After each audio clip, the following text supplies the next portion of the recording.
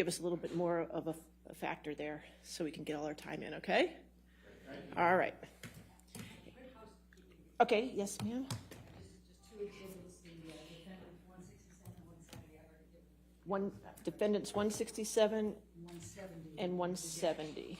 Okay, perfect. We're still working with counsel on redactions on things.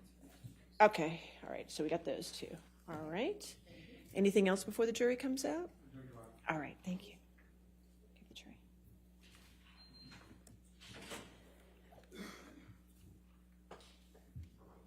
All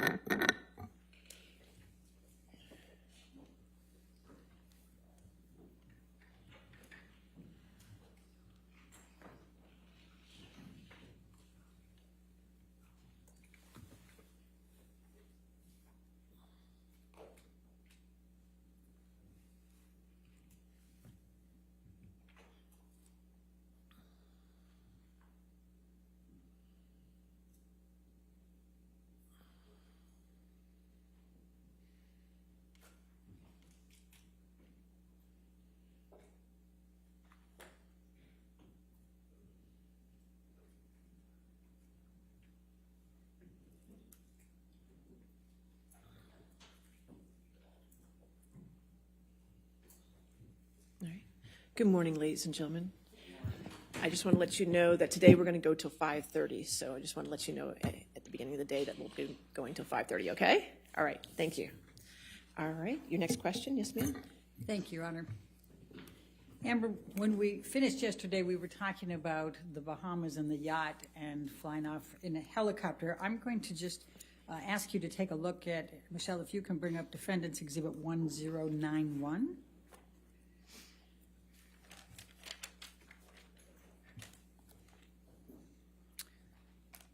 I think that's 1090.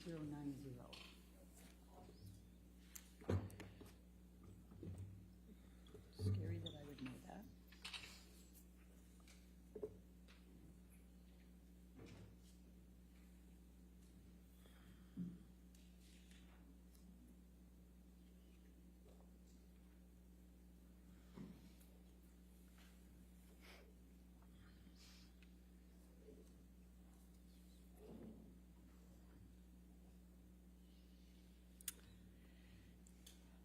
Do you recognize this picture? Yes, that looks like the picture I took of Johnny in July, around July 2013. Okay, and why did you take this picture?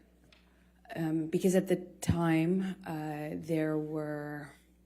was already sensitive. I'd been in a relationship with Johnny for over a year, coming up on 2 years, and I had already noticed that there was this pattern of behavior changes with him that would make my life significantly more complicated or peaceful, difficult, or wonderful, depending on what he was using. And I only could tell what he was using because I would have to look for clues, and he would pass out and get sick and lose control of himself, and then people would pick him up and clean him up and fix it, and he wouldn't either remember, or he would deny it, or he would accuse me of saying that this had happened when it didn't, and there was no one to back me up. There was just his employees and everyone who had been taking care of him, versus my word. And so I started to take pictures to say, look, this is happening. This is, I understood enough about addiction to know that you have to hit rock bottom. Like, you have to have some consequence for your action or for your behavior if you ever change to get better. And it seemed to me like that was not happening. So I noticed a behavior pattern change, and he started to, instead of, fits of rage, he started to pass out a lot and fall asleep, and kind of fall asleep mid-conversation. And it was just a pattern change. So I started to pick up on the clues so I could figure out what I was dealing with. Your Honor, I'd like to move the admission of Exhibit 1091. Any objection? No objection, Your All right, Honor. 1091 in evidence, you can publish. Thank you, Your Honor. And Ms. Heard, and what is depicted in this picture? Please tell the jury. Johnny passed out on the island where we were vacationing. He had had a bit of a stint of sobriety right before this, and it started to change with his friend Paul Betany. And yeah. Okay. Now I'm going to ask you, Michelle, can you bring up Defendants Exhibit 1095? We talked about March 2013 yesterday, and I just wanted to bring this up quickly.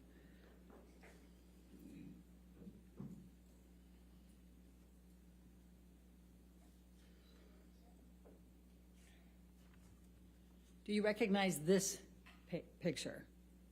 Yes, that was taken. Before you go further, did you take this picture?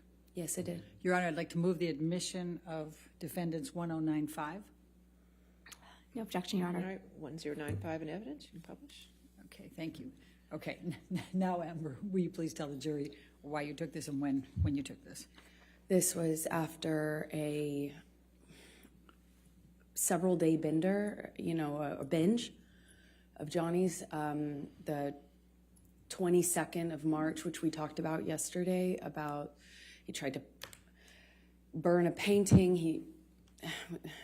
It was accusing me of having affairs with a musician, my ex-partner, and he was on these, a drug binge where I saw him no eating, little to no sleep, and he would just use cocaine and drink all day long. Okay. And that would go for a period of time, and then a major blowout, and then he'd get sick and pass out, and then feel really awful, and often, including this time, would start a period of sobriety after that. Okay. Now I'm going to take you to mid-July 2013, the Tokyo press tour for Lone Ranger. Can you please tell the jury about that particular trip and the events relating to Mr. Depp? Sure. He was promoting a Lone Ranger, and I had just met his kids at the premiere in Los Angeles shortly before this tour started. They found out about me. Amber, I'm going to just ask you not to go through that. Sure. Just take us to Tokyo, please. Okay. So I believe we went from that stop to Tokyo with the kids, and he had difficulty with drinking in front of them. He was trying to hide it, and yet he was dealing with some stress around his career. I didn't have a lot of details, but he was drinking at the restaurant, and the kids were kind of, noticing, but not really sure what to make of it. Objection calls for speculation and hearsay. She didn't say what they said. I'll sustain us to the last part of the answer. Okay, please continue, but don't say what they said. Okay, the kids said. Anyway, Johnny became upset with me for judging him. He was, I couldn't, it was like I couldn't win if I didn't do anything, if I didn't say anything to him about the drinking, if I didn't acknowledge it, it got worse. If I did acknowledge it, it was my fault and I was nagging. And I get it, I wouldn't like to be told what to do either, so. But it made him really angry, and the kids were on this press tour, and I was just concerned about them. I was concerned about them hearing us. Johnny screamed at me in the hotel room, and all I could think were the kids were in an adjoining room. What if they could hear us? I had just met them, and I didn't want them to think poorly of me and hate me, not knowing what was going on, in our behind closed doors. I remember him. It was name calling, and he eventually passed out. Do you recall what names he called you? Do you recall what he said? I heard at this time nagging bitch all the time. Called me a cunt. He even said that he made a mistake with me, and that he didn't want to, that when we touched back down, he'd get rid of me and I'd go back to, he said some disgusting things to me. I don't know if I need to repeat it. Okay, let's go. Michelle, can you bring up Defendants Exhibit 1090? You indicated, I think, that he passed out at the end of that. Did you take this picture? I did. Okay. Your Honor, I'd like to move the admission of Defendants Exhibit 1090. No objection, Your Honor. Thank you. 1090 in evidence. You can publish. Thank you.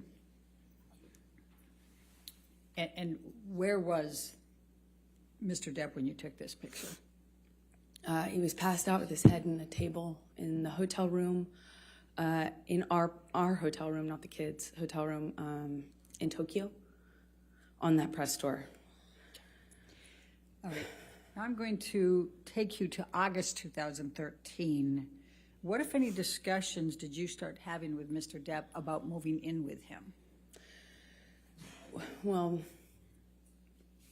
after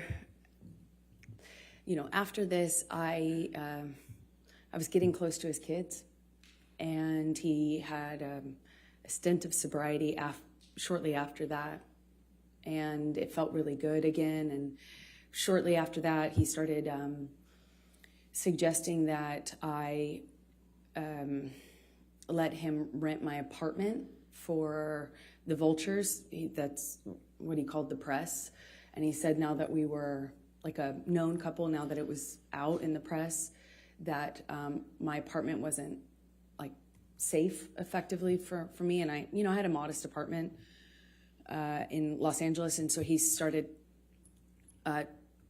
saying I needed to have security on me, or we'd rent out the neighboring houses because of the vultures. And it was a conversation, and then that conversation evolved into I should move in with him. Always wanted me to go with his security guards, wanted me to have his credit card. Obviously, I wouldn't accept that, but the conversation about moving in became, hard to resist, because I was increasingly becoming a part of his life, and also loving his family, and feeling like, more stability would mean more stability with him and his struggles with drug and alcohol use. And I thought I would minimize some of the jealousy and insecurity that he had. It was hard for me to justify working. Every audition, every meeting, every script I got was a negotiation or a fight. I had to justify it like as if I was saying, hey, let's have an open relationship. It was, and I thought that would be minimized if I could make him feel more secure. But, if we live together, certainly there would be more security, right? And that was my reasoning. So you talked about still reading scripts and things. What, if anything, did you do differently in terms of pursuing your acting career? Well, I've always been really independent, and I've never imagined not working. I've worked from the earliest time I can imagine. I come from, parents who worked until they literally couldn't anymore. I never imagined myself having to explain my job or justify my job, but I did, and I am independent, and I see myself as independent and strong-willed, and I had to bargain. Every time I'd get a script, it would be,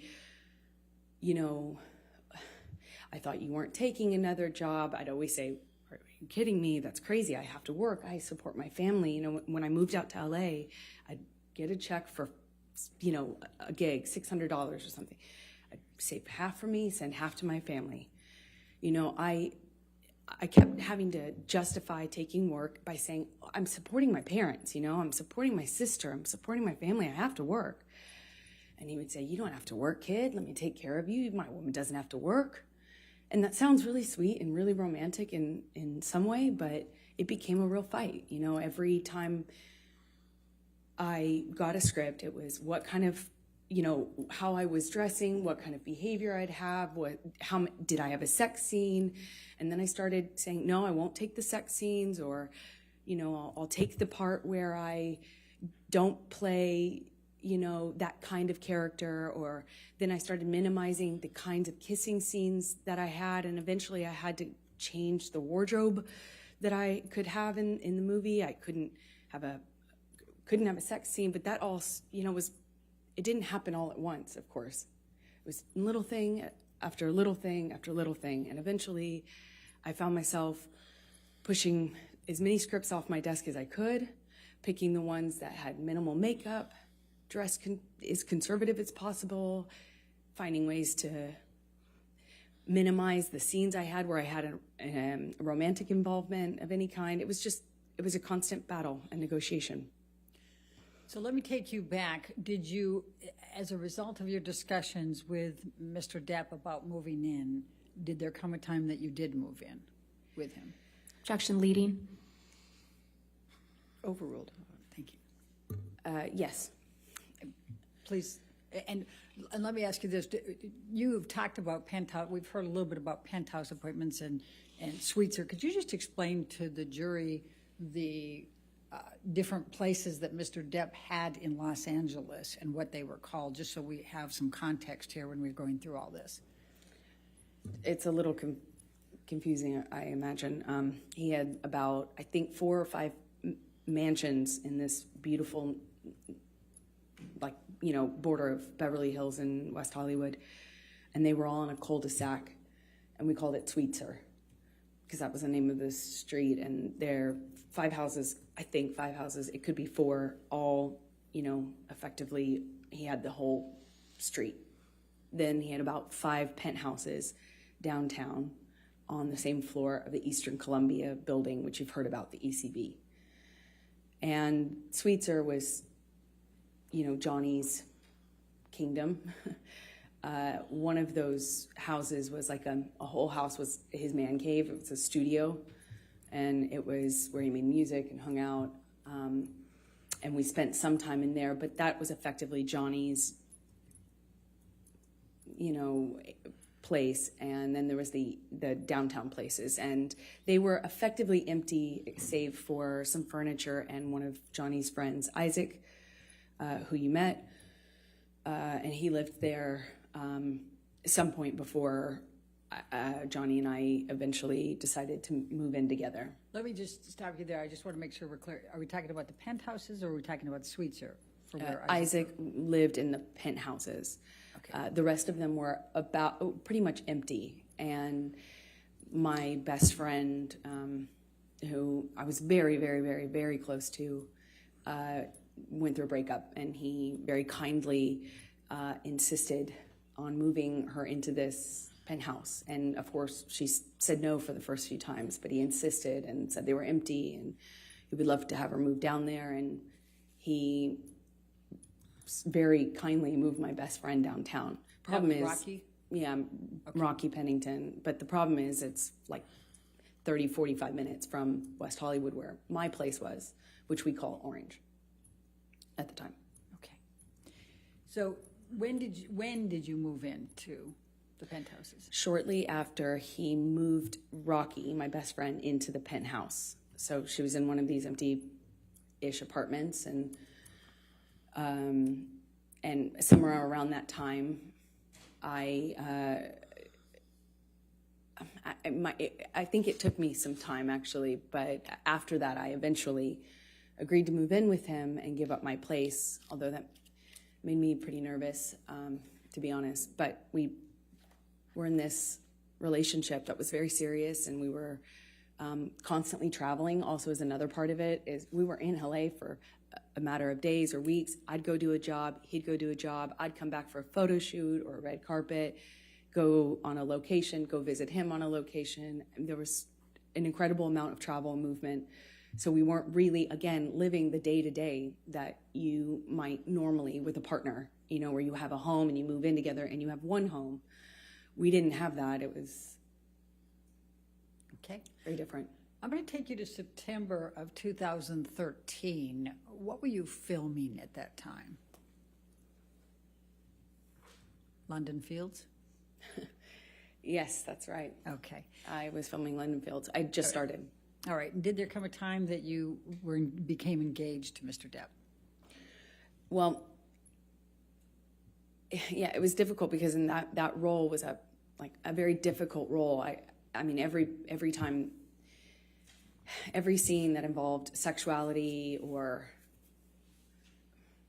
romance was like, I'd look at that on the page and it felt like I'd feel my gut tighten because I knew it was going to be an issue. But Johnny dropped me off.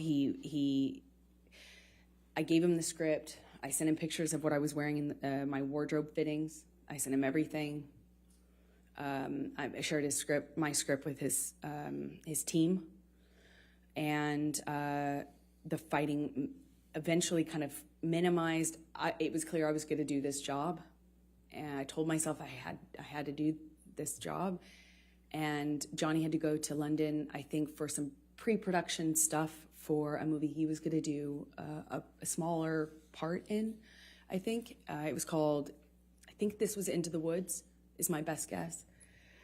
So he dropped me off in London, and when he dropped me off in London, we had a few days at this hotel that we first, consummated our relationship in. As when we were on the London press tour, and our relationship developed.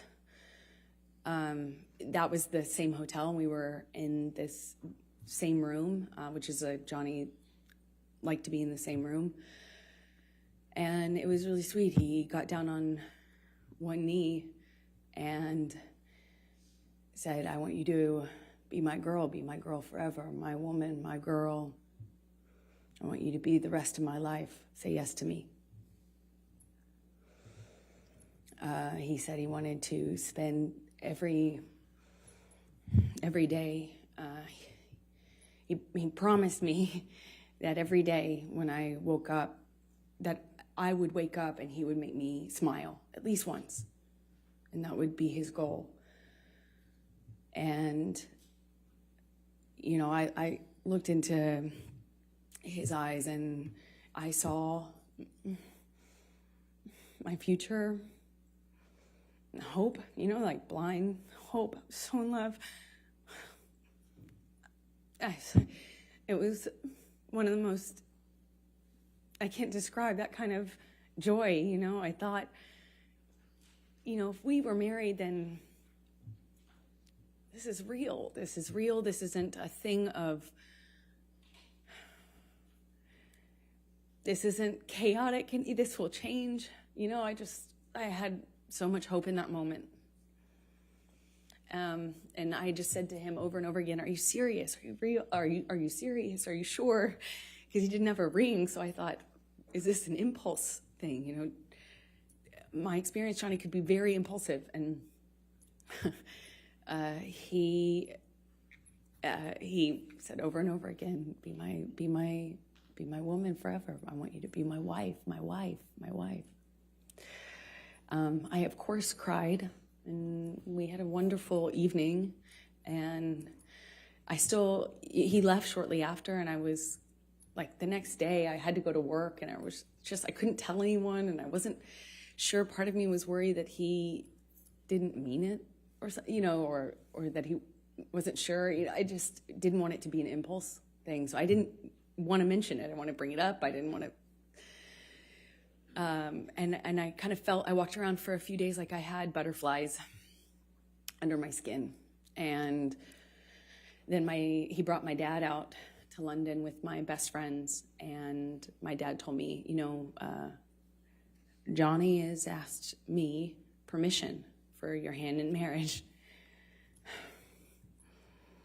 And I felt like the luckiest woman in the world. So while you were filming London Fields and Johnny had gone back to L.A., What, if any, issues did you have with him on fraternizing with the cast? I'm going to ask, Michelle, can you pull up Defendants Exhibit 188, please?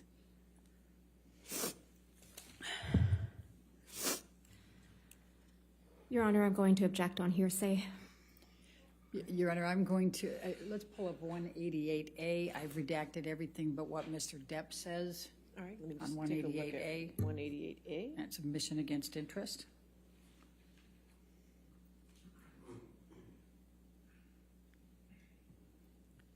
Do you have that? You don't have it?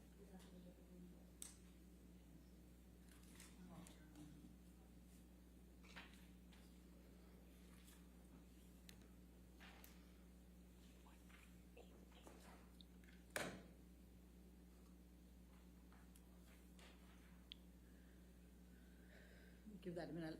While they're working on that, can you tell us what transpired between you and Mr. Depp when you wanted to do something with a cast member? So, as I said, he came to London for his own work and also dropped me off in London, where I had to be for a few months to film this movie. And he asked me to marry him. He brought my best friends and my dad out. They left. And shortly after they left, my co-star, one of my co-stars, invited me to go to a concert with him and some of the cast to kind of break the ice, and I'd be working with them for the next few months. And I had already, I already knew I couldn't be photographed, even if it was platonic. I couldn't be photographed with men or women that other people could possibly spin as romantic. I had learned that but in January, the hard way. So I asked him permission if I could go to this concert with the cast. And I said, Johnny, that he's my co-star. Objection, Your Honor, hearsay.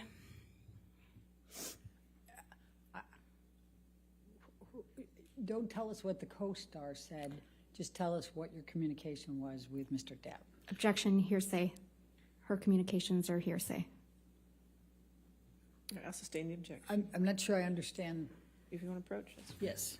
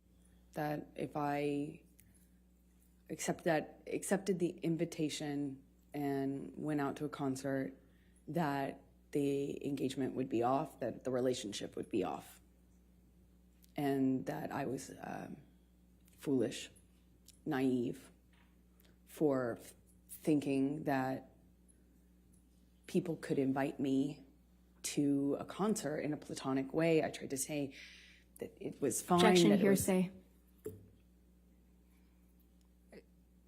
Isn't she's testifying about what Mr. Depp said? I don't understand. All right, I'll overrule that objection. Please continue. Yeah, he said I was foolish and naive, that no one could invite me to. How could I be so dumb to think that somebody could just invite me to a concert? Why would they want to hang out with me? Obviously, it was because they wanted more from me, and that I probably wanted more too. You know, I was basically asking for it. You're going to go backstage. What are you going to say to the band? And then I know how this plays out, and who's the other girl going to be there? And how could you be so stupid? How could you be so foolish? You're more naive. You should be smarter than this. And I apologized. I stayed, that whole evening, I think for a few hours I spent on the phone with him, texting, calling, or talking, hanging up. He'd hang up on me, be upset, and then send me cryptic messages about my foolishness. And, you know, I'm already doing a movie where I play this, you know, character where I was empowered. Like, I read the script and I thought this character was empowered sexually. And by the time I got Johnny's feedback on it, I had been convinced that actually I was just being used, I was just being used. It was clear that that was all I had to offer, and I was too foolish to see it. And I had Amber, I'm just going to stop you right there because I'd like you to take a look at Defendants Exhibit 188A. Mm-hmm. Is that in front of you? Do you recognize this portion of the text chain between you and Mr. Depp? Yes, I do. Okay, and this is on September 9, 2013? Yes, it is. Okay, and are these statements Mr. Depp made to you during that evening that you just described to the jury? Yes. Your Honor, I'm going to move the admission of Defendants 188A. Any objection? No objection. All right, 188A in evidence as redacted. Do I have that redaction, or is that something you need to give me? I think we're going to need to give it to you hard copy. All right, thank you. Thank you, Your Honor. And if I can draw your attention to it, he first says, I don't want to make anything an issue, baby, but I literally have been on the ground just 14 fucking hours from leaving your side. Do you see that? Yes. And then he says, you know what I want, who I am, and where I want to go with us. You know very well what type of fucking man I am, and yet you lay a gauntlet before me that you know is the very species of danger that will always attract me into a very tempting test. What's behind that door? Almost impossible to, I think he meant not take you on. You want me to roll the dice? This sounds more like an aggravated ultimatum than soft words that could help us make both feel better. Don't test me, please. Did he tell you that? Yes, he did. And what did you understand that to mean? It was clear. It was a threat that if I wanted to be... Objection, speculation. I think she can say what she understood it to mean. I'll sustain the objection. Okay. All right. Let's move on then to the filming of Mordecai with Mr. Betany in October, November 2013. Where did that take place? In London. Okay. And what, if any, involvement did you have? Were you there for any part of that filming? For part of it, I happened to be in London already for the film I was just telling you about. And Johnny came to London shortly after to film his own movies. He did the smaller, I think it was a smaller role in Into the Woods, and then he was filming Mordecai after that. So after I finished my movie, I moved in with him into his house in London, a rented house in London. Okay. And describe your experiences during that time period with Mr. Depp. It was really touch and go. He was filming with Paul Betany, and there were days when he wouldn't come home, or they couldn't get him up out of on set. He'd be asleep in his trailer, sleeping whatever he'd done the night before off. I remember he missed a few days of work that way. It struck me because in my experience in our job, you don't miss work. It doesn't matter how sick you are, you go. It's millions of dollars every single day they're filming, and I had not experienced someone who could effectively just control the set like that, to that extent. And one day he didn't come home, and I was worried sick. I found out that he was in a hotel room with Paul Betany. Objection, hearsay. Okay. Move forward, because. When he came home, they had to carry him home. Objection, hearsay. Did you see them I carry watched him? it. Okay. Go ahead. Okay, please continue. I watched. Actually, I was shocked that he could do it. One of the security guards carried Johnny like a baby into the house, and I looked at that, and I mean his boots were hanging over the security guard's arm, who had to negotiate getting through the doorway, carrying Johnny like this. And I watched this, his assistants and the other security guards shaking their head, just shaking their head, acknowledging this is how bad it is. And I remember thinking, this has got to be it. Like, this has got to change. This is it.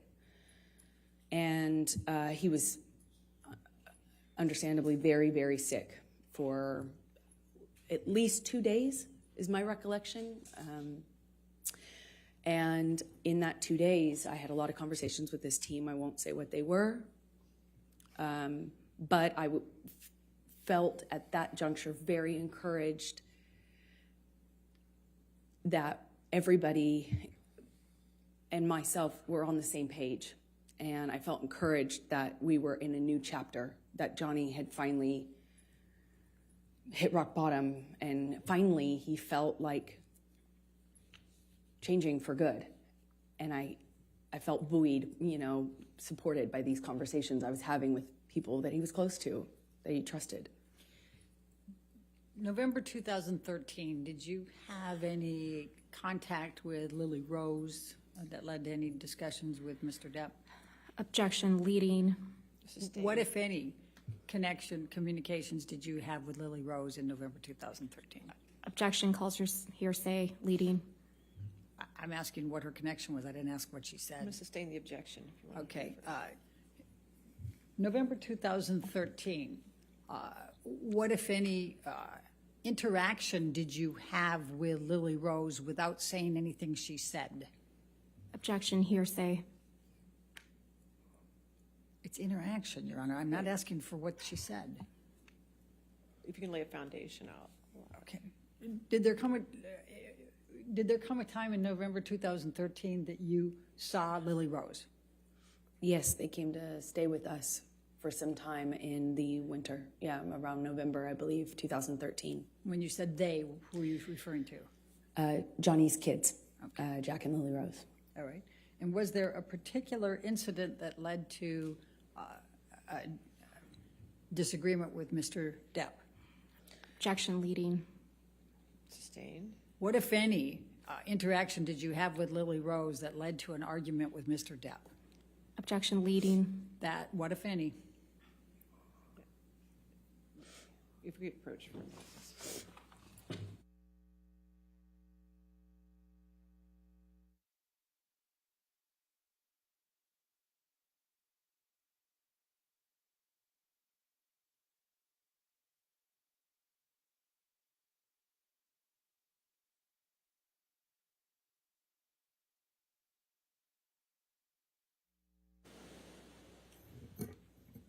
Did you have an argument with Mr. Depp relating to Lily Rose in November 2013?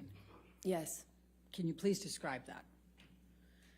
Well, I was, these kids were, I found them to be these beautiful, wildly intelligent little weirdos in the best way. They were, I was falling in love with them. And, were in my life at that time, a short amount of time, but I loved it, and I started to feel very protective, and Johnny's sobriety meant that he was there and then he wasn't. And the nature of our lives with the travel and work meant he was there and then he wasn't. And Lily Rose, at some point, had a crush on a. Objection, hearsay, and lack of foundation. I'll overrule for them. Thank you. Please continue. This argument happened because Johnny was. I didn't agree that this gentleman, it was a famous musician, over the age of 18, spent the night at the house, and I felt protective over Lily Rose and concerned. And naturally, they were not my children. It's not my place, and I understand that. I know it's a sensitive subject, so I understand why Johnny got so upset with me. But that and the introduction of the weed with his daughter, she was so young, I just felt protective. Again, it's not my place, I understand that. And I made him really angry by weighing in on that. Okay. Did there come a time that there was a family engagement gathering? Well, we celebrated Thanksgiving out in London. The kids were there. There was a stint of sobriety following how sick he got on set with Paul Betany after one of his drug binges, and he kind of just came alive again. He even played a prank on me about having relapsed when he hadn't relapsed. It was. I started to kind of feel that with the kids being around. I did think that maybe this was it. We were on a good path, meaning to sobriety, that this was it, and our life was peaceful for a minute. It went back to being wonderful. There were these moments that just felt so wonderful. Objection, Your Honor, non-responsive. All right. I'll just sustain the objection. Okay. Take us to the engagement. There was this engagement party, correct? Then, yes, come Christmas of 2013, Johnny had rented this beautiful mansion in Malibu on the beach. It was gorgeous. And he brought my family out, and his family was out, obviously, in LA. And we stayed in this rented mansion, and we're all together for the holidays. And one evening, we were going to his mother's house. His mother, who you've heard about, was older and sick, but at home being cared for. And one evening we're going to have dinner, Christmas dinner there with her around the time of her birthday as well. And my best friend said, "You should." Objection, hearsay. Sorry. It wasn't offered to prove the truth of the matter, but go ahead. Go past that. What did you do? We went to Betty Sue's house, his mother's house, and Johnny proposed in front of our families in this big, surprise. He surprised me, got down on one knee, and I cried and hugged my mother and hugged his mother, and he gave me this enormous diamond ring, and it was a nice time. I'm going to take you into January, February 2014. You employed a woman named Kate James, is that correct? Objection, leading. What, if any, relationship did you have with Kate James? She was my assistant at the time. I hired her sometime in 2012 and had as minimal contact with her as I possibly could. So. And why is that? she was difficult, troubled, and inconsistent. She drank on the job and stuff like that, and her behavior was pretty Objection relevance. horrible. She's already testified. Kate James has testified, and I think the bias, we can, All right, I'll allow that, go ahead. thank you. Okay. Please describe for the jury what job responsibilities Kate had and how you communicated with her and kind of how that worked. Objection compound. Overruled. Thank you. We had minimal person-to-person interaction because I was hardly ever in LA. If I was there for a few days at a time. And Johnny and I kind of lived in this insular bubble anyway when we were together. But we would send emails, texts, and a lot of voice memos, voice notes. And, you know, if I found that if I said, Kate, you know, you left the car running with your doors open and your kids in the car on the street, you need to Objection move hearsay. She's not testifying, she's testifying about context. Sustain the objection. Next question. All right. I'm going to ask you to take a look at Defendants Exhibit 209.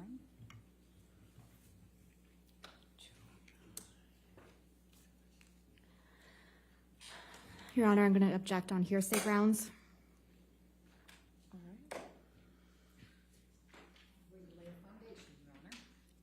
It's still hearsay. May we Ms. Hurd, approach? did you, may I lay the foundation first? Ms. Hurd, did you communicate with Kate James by email in the ordinary course of your business? Yes, I did. Okay. And I'm going to ask you to take a look at Defendants 209. Is this a communication that was between you and Kate James that was in the ordinary course of business with her as an employee? Yes, it is. So, Your Honor, I'm going to move the admission of Defendants Exhibit 209. Business records exception. Still hearsay, Your Honor. Business record exception gets the business record, but it's hearsay. If there's hearsay involved inside the business record, there's still objection to hearsay. Your Honor, the business records exception, I mean, I don't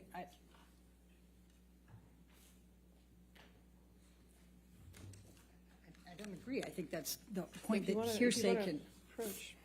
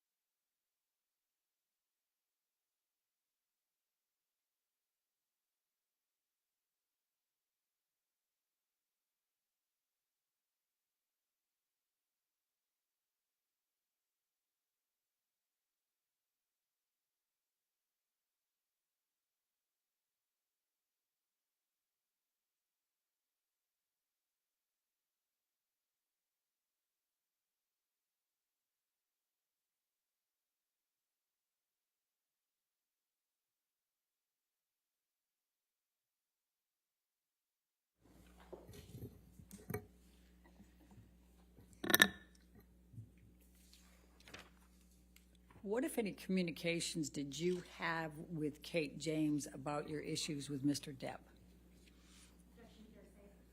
Objection hearsay. Your Honor, Ms. James has testified. I'll sustain the objection. All right, well, we can take that down, Michelle.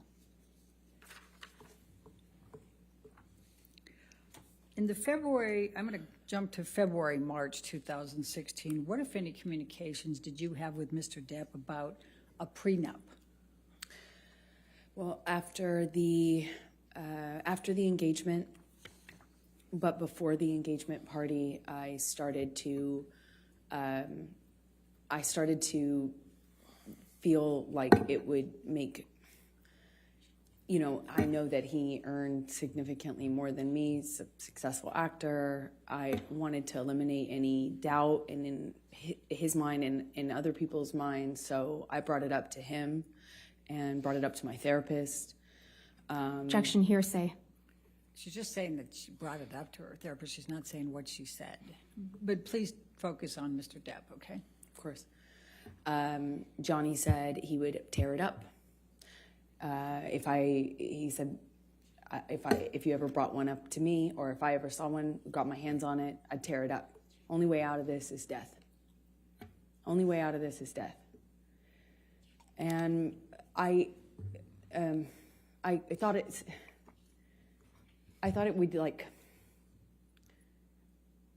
I didn't care either way, but I did feel that it would eliminate suspicion or doubt, and it would make things easier. And I told him over and over again, you know, are you sure? Are you sure? Maybe we should do this. And one time he said to me, he's like, kid, are you already thinking of how you're getting out of this? Are you already planning to get out of this, kid? You already planning on leaving? It was around the same time as the moving in together conversation. He accused me of having 1 foot out. And they kind of were happening around the same time. You know, I still had my apartment and we're engaged now. He was asking me to redecorate Sweetser, his main house, and kind of move into the ECB building downtown where my best friend was living at this time. While the decorations and the remodeling had been done on Sweetser. And so these conversations were kind of happening about how to build our future together and how we were going to move forward together. And I would have forgotten about the extent that we had those conversations early on in the engagement if it hadn't been for my therapist's notes. I'm sorry, if it hadn't been for your what? If it hadn't been for my therapist's notes, which were taken at the time when I was talking to her about this and my conversations with Objection, Johnny. hearsay. Okay. I'll sustain the objection. We'll move on. Okay. Let's take it to March 2014. Did there come a time there was an engagement party? Yes, so it was March 2014. Please describe for the jury.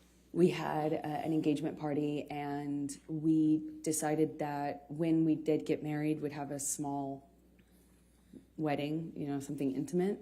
But, you know, our lives were kind of big. His life was extremely big. And we needed to we wanted to have a bigger engagement party than a wedding, you know, and kind of get our guests in, our family, our friends, and have a big event of it, as opposed to making the wedding something that was big. And, you know, so we kind of put it on the engagement party and had a bunch of people, a lot of friends, business acquaintances, a lot of family. I had all of my family friends and my childhood friends come out for it, and I even invited my therapist. It was, you know, a big event. Okay. And describe what took place at the engagement party. Well, we walk in together and we took some pictures and said a few hellos, and then Johnny disappeared upstairs in, I guess it's like a coat room or something. It was in a big abandoned building that was rented out for events. And he disappeared upstairs almost the entire party, I would say. It was kind of came down at the end when we were leaving, and came down once because he was at the time sharing drugs with my dad. Objection. Speculation. Lack of foundation. How do you know that he was sharing drugs with your dad? I was there. I watched it. Please continue. My dad at the time was was addicted to the same thing Johnny was. And so my dad had, either my dad ran out or Johnny ran out. I can't recall which of the two ran out, but there was they needed more, of course, and had to leave the party. My dad actually left with Johnny's security to go get more drugs from Objection West calls for Hollywood. speculation. How do you know that? They told me. Hearsay. Sustain the objection. Okay. And they left to go whatever, and then they came back with drugs, and everything was okay in terms of the withdrawal symptom, or I don't know what you call it at that point. But he still stayed upstairs. And Are you referring to Mr. Depp? Yes, I am. Okay. Please So continue. shortly after that, I tried to get Johnny to come downstairs, and he just snapped at me, just verbally told me to shut the fuck up. And I remember talking to my mom about the irony of it. Okay. We were in an engagement party, but that was pretty much it for the engagement party. And I went downstairs and entertained guests and smiled and took pictures and put on a face and, went about my evening. All right. I'll take you to May 2014, the Met Gala. Could you please tell the jury what a Met Gala is and what's involved in that? Objection compound. Overruled. Met Gala is a big event, annual event, celebrity event in New York. It's a fashion event, but it's just a major red carpet event. And you have to be invited, and it's kind of a thing, and we were invited that year. And I had already gone for the previous year or two, and this year we were going to go together. And at some point in the evening, we're sitting across the table, and Johnny starts asking me about this woman. He thought I was looking at this woman in a sexual way, and I kind of turned it around on him and said that exact same Objection hearsay. All right. It's context, Your Honor. This is context. Sustain the objection. Okay. Just say what Mr. Depp said then. I guess you can't tell us what you said to him. Okay. He was accusing me of flirting, and that's how the argument started. I don't recall what other accusations I was fielding at that moment, but typically in my experience with him, it wasn't just one. So you'd make a point, and then he would go on to a different accusation. But I remember that what started it is this accusation that I had been flirting at this event. We get back to the hotel room, and Johnny shoves me and kind of grabs me by the collarbone area, like not really my neck, but top of my neck, above my collarbone, below my neck. I think at that point when we were still in the living room, I shoved him back, but I don't really recall too many specifics. I remember he threw a bottle at me. It missed me, but it broke the chandelier. And at some point, I remember maybe this was the shove that I was talking about, but at some point, Johnny and I are in a struggle in the living room, and he kind of like shoves me down on the sofa, and I get up, and I'm trying to get him off of me, and it's just stronger than me. I don't know how else to describe it. And at some point, he just whacks me in the face.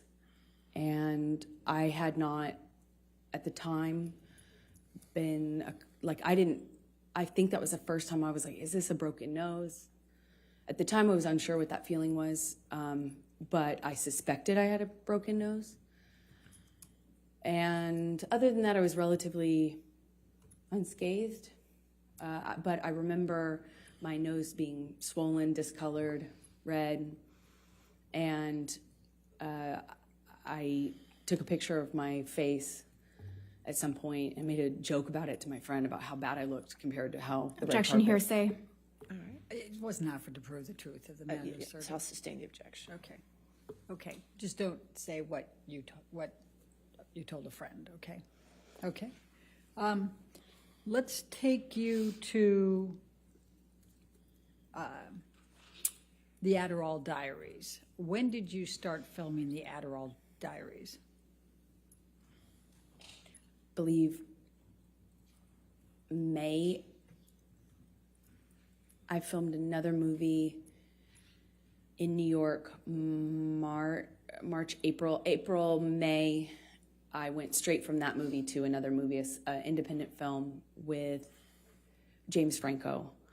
The one I had previously shot was with Christopher Walken. That's right. Okay, so I went from one to the other and saw Johnny in these, in between. Like if I got a long weekend or, I'd fly home to be with him and then fly back. It was kind of like that. Fly back from where? Where were you filming those? In New York. Okay, and where was Mr. Depp at that time? Johnny was in LA at the time and then eventually went on location for his movie, Black Mass, in Boston. So you were in New York and Mr. Depp was in Boston at some point? Eventually, by May 2014. That's it. All right. And what, if any, discussions or arguments did you have with Mr. Depp relating to James Franco in that time frame of May 2014?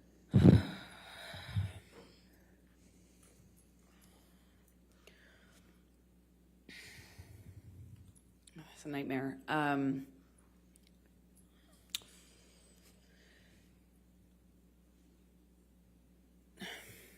I wanted to do this independent film. I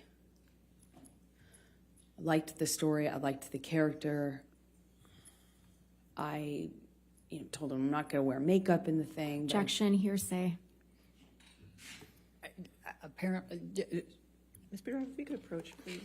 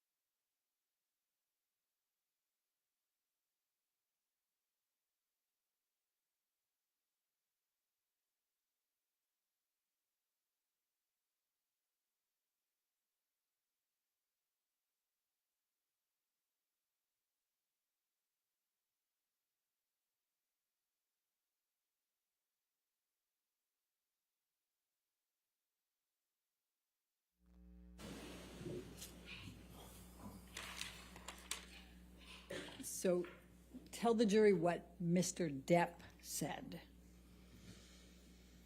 He was mad at me for taking the job with James Franco. He hated James Franco and was already accusing me of kind of secretly having a thing with him in my past since we had done Pineapple Express together. Okay. So I'm going to take you to the Boston plane incident. We've heard about that earlier, May 24. Can you please describe for the jury what took place on May 24 relating to the plane incident? Well, I had spoken to Johnny, he's in Boston, I'm in New York, and I spoke to him. He had already been upset with me and accused me in many arguments about not telling him about scenes that I had, if I had a kissing scene, any sort of romantic scene, and I wasn't explicit about what I was going to do.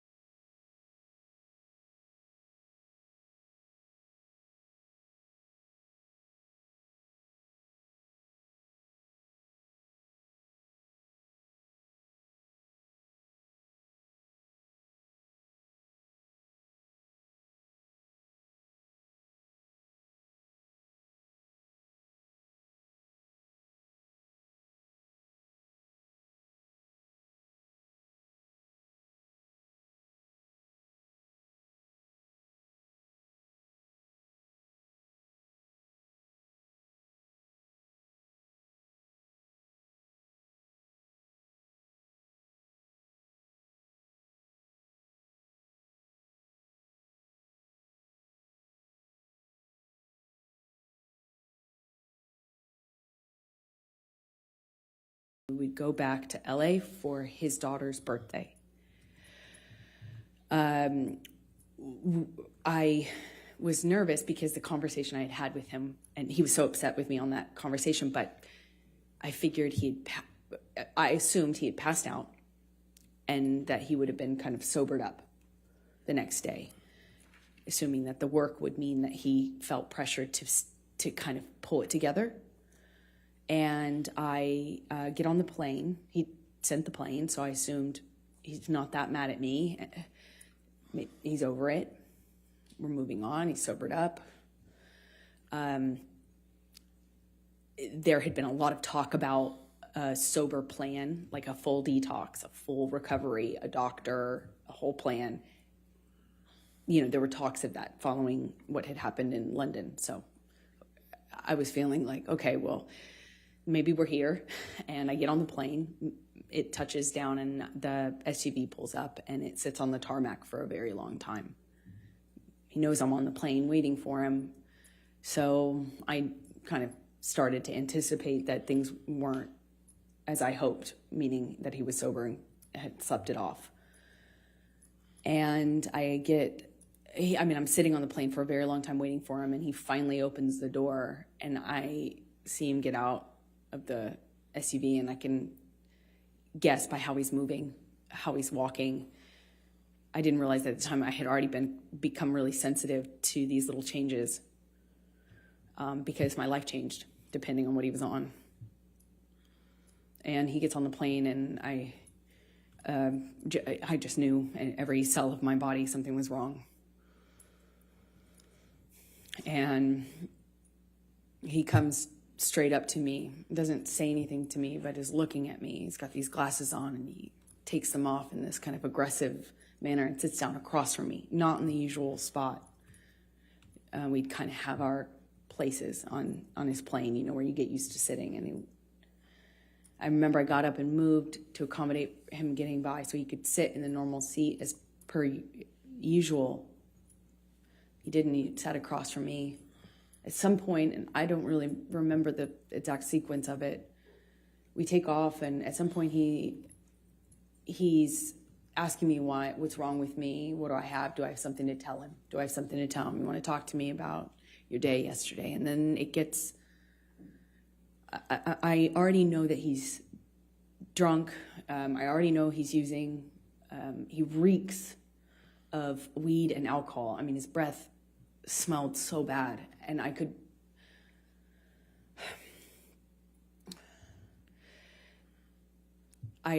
anticipate that there was a no-win situation here. There was no me talking myself out of this or talking him down or any, you know, a lot of my arguments and my involvement in them are me trying to diffuse by explaining or Objection, non-responsive. She's telling the story, Your Honor. I'll sustain the objection as part. Good. Okay. So he is asking me questions, and I know to not engage. I was polite. I made sure to answer minimal amount of, you know, the minimal amount that I could. I moved slowly. I was trying to be polite, but not engage because there was no win. And he kept going, kept asking me. Eventually he went from, do you have something to tell me, to, you want to tell me how much you liked it? Tell me, did he slip a tongue? It got worse and worse, just more. It went from asking me about how my kissing scene went or how the sex scene went to asking me what James Franco had done in the scene, to being really explicit about my body. You know, he was talking about he was saying really disgusting things about my body, about how I liked it, how I responded, and then he started just straight up taunting me. I know you liked it. He called me a go-getter. He called me a slut in front, and also this is happening with security and his assistants on the plane. And I remember I felt I struggle to to be able to tell you how embarrassed I was because he was speaking to me in front of people in this way, asking me if I liked it and if I was wet, and why I wasn't looking at him, and that was proof I wasn't looking at him. That was proof that I was asking for it. Did I ask James to do this and this to me? And how about if he does those things to me? Insert sexually explicit descriptions of what he accused me of wanting or deserving. And I, at some point in this, get up and move to the front of the plane. And I remember getting up so slowly. I didn't want to aggravate him. I didn't want to give him any excuse to pounce on. I didn't want to upset him. I didn't want him to flip a switch and get worse. I just remember very slow movements. And I slowly get up and move to the front of the plane, and he starts throwing things at me. Ice cubes, utensils. He's calling me a go-getter, and then an embarrassment, talking about what an embarrassment I am. I don't know how many times I moved seats. I wish I did. I remember moving more than once, and Johnny came to me each time, not the other way around. He sits down in front of me at one point, and because I'm not answering him, I was looking out of the window, and he slaps my face. And his friend is in our proximity. And it didn't hurt my face. It just felt embarrassed. Did he do that to me in front of people? It was the first time that anything like that had happened in front of somebody. I got up to move again, and he's just taunting me, having a laugh, screaming, and then just straight up mean, calling me names. And it was oscillating between those things. And I get up slowly again, and I just resolve to just sit the rest of the time up at the front of the plane. And as I get up, he kind of kicks the swivel chair into my hip, or kind of just hits me. And I look at him, and he asks me, what? What are you going to do about it? I just stared at him. I just stared at him and wanted him to see me. I wanted to get through to him. Didn't feel there was it felt like there was a blackness in his eyes. I wanted to look at him. I wanted him to see me. It didn't even feel like him. And as I'm walking away, slowly, trying not to be, I was being very deliberate about my movements, wasn't saying anything, I wasn't engaging. I am walking away from him slowly, and he tells me to hurry the fuck up. Hurry up. And I just look at him one more time, wanting to penetrate the monster to see the man that I love underneath that. The man I loved. And he tells me to hurry up again. And I pull my gaze away from him. I walk away from him. My back is turned to him, and I feel this boot in my back. He just kicked me in the back. I fell to the floor. I caught myself on the floor, and I just felt like I was looking at the floor of the plane felt like a long time. And I thought to myself, I don't know what to do. I can't believe he just kicked me. No one said anything. No one did anything. It was like you could hear a pin drop on that plane.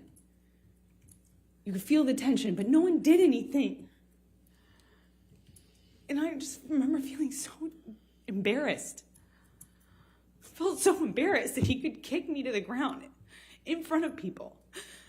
And more embarrassing, I didn't know what to do about it. I got up and I walked to the front of the plane. I sat down. And I just looked out of the window. And Jerry Judge's security and my friend both kind of under their breath asked me, "Are you okay?" Objection, hearsay. I spent the rest of the time looking out of the Sustain window. the objection. And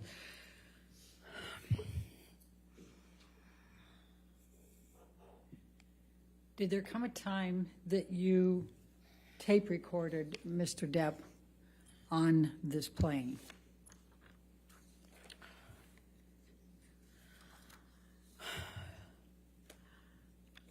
I want to sit here and say that I was telling myself I needed to leave him.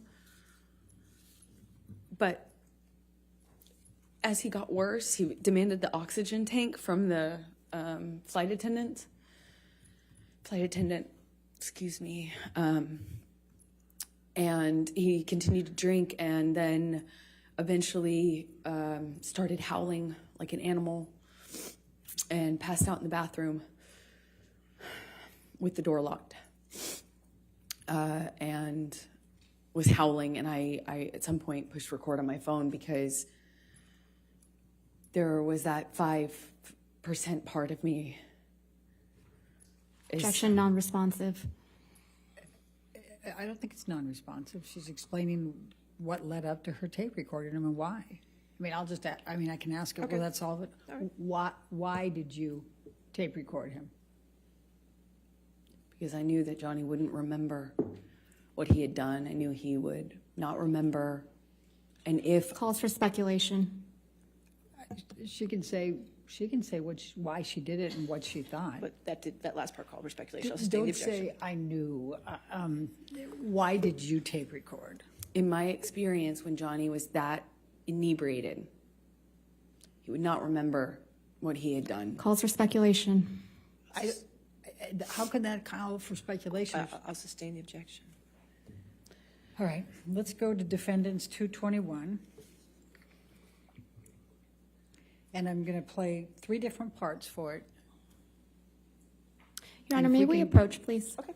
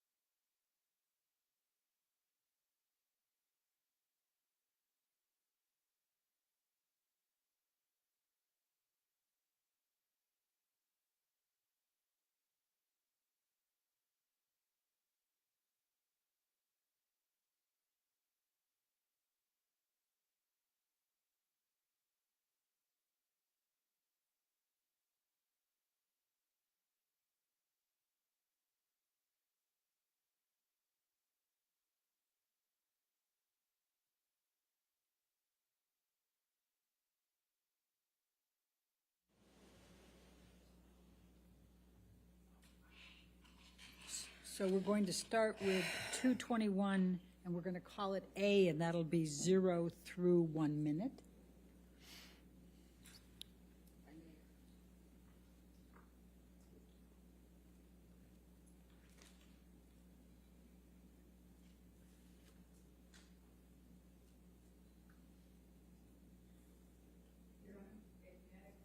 Okay, sure.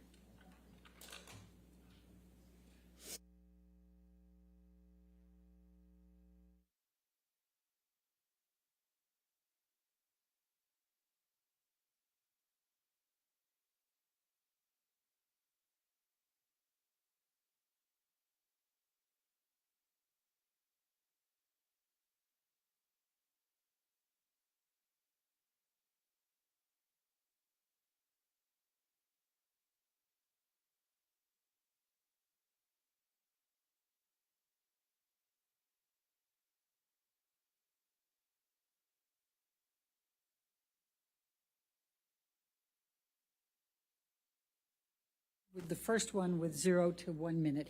And can we turn up the volume just, I mean, there's part of it that the noise of the airplane is a little bit loud, but to be able to pick up the noise. Keep an eye on it.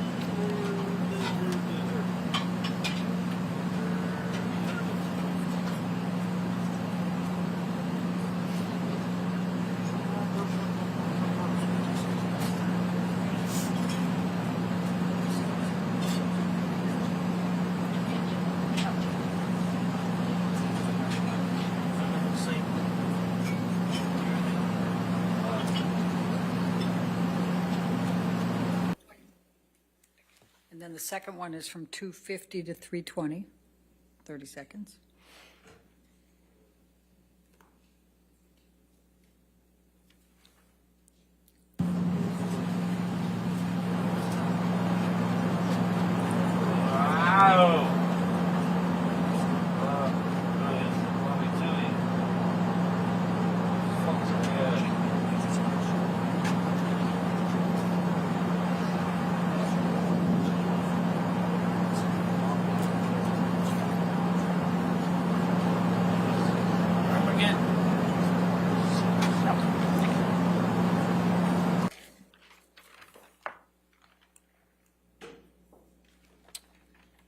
You, 221 is in evidence.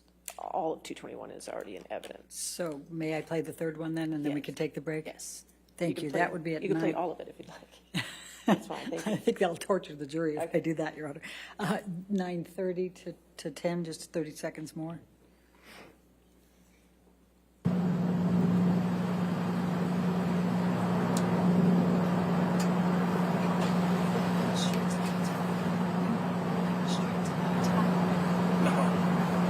Must have this fucking idiot in case he gets sick.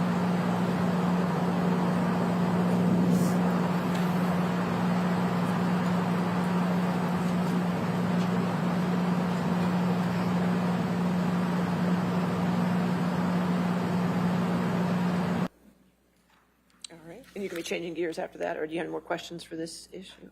No, I think this would be fine Okay, for a break. all right, ladies and gentlemen, let's go ahead and take our morning break then. Just do not do any outside research and don't discuss the case with anybody.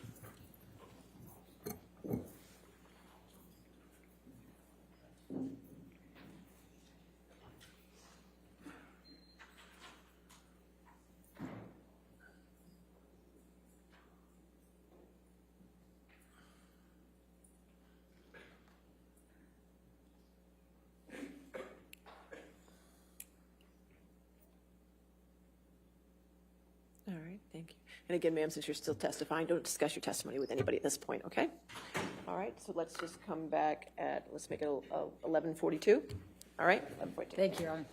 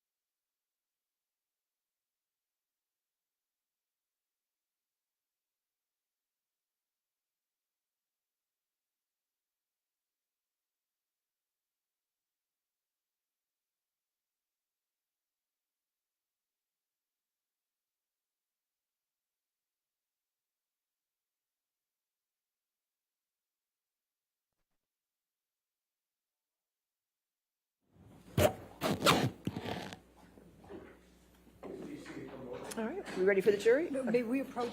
Okay, sure.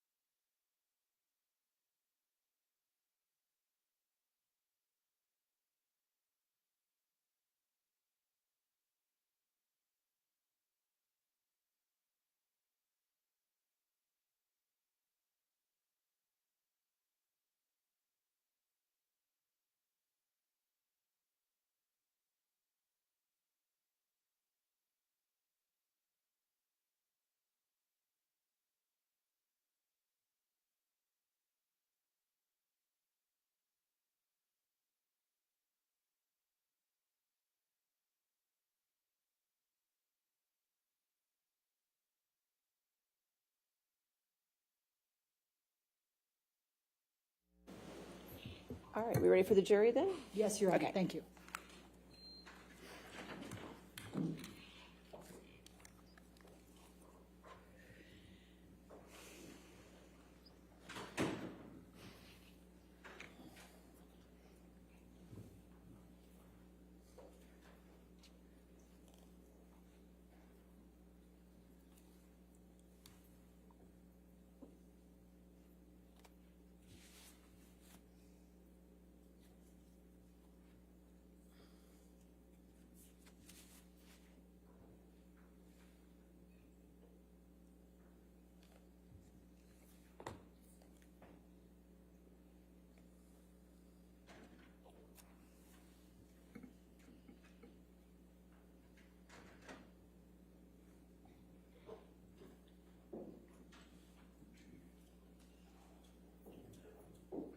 All right, thank you. All right, see your next question. Thank you, Your Honor.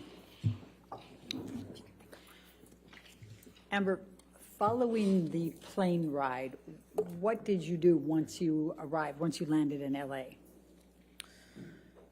I called for a cab, a car to pick me up, met me at the private airport, and I left. I got straight off the plane as soon as we touched down. Johnny had been saying what he would do to me once we got on the ground, and I didn't know how long this cycle would last, so I wanted to just get out of there. I went to a hotel and called my friends to join me, which was my coping strategy at the time. Okay. I'm going to ask you to take a look at Defendants 204.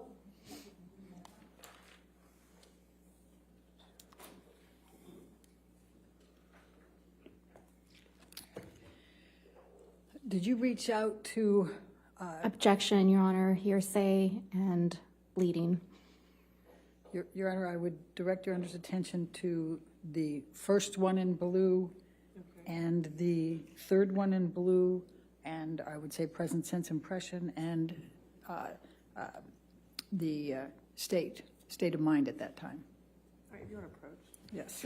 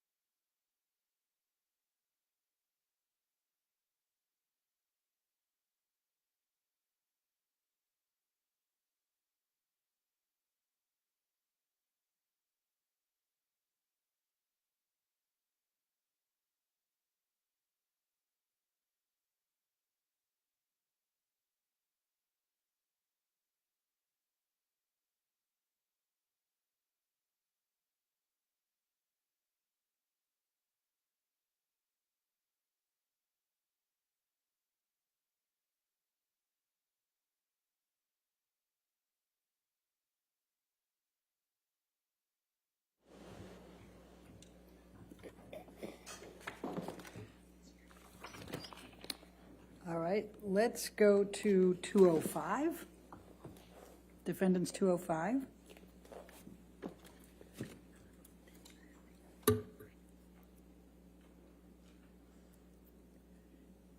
And this is a communication between you and Rocky Pennington, your best friend, is that correct? That's correct. Objection, hearsay.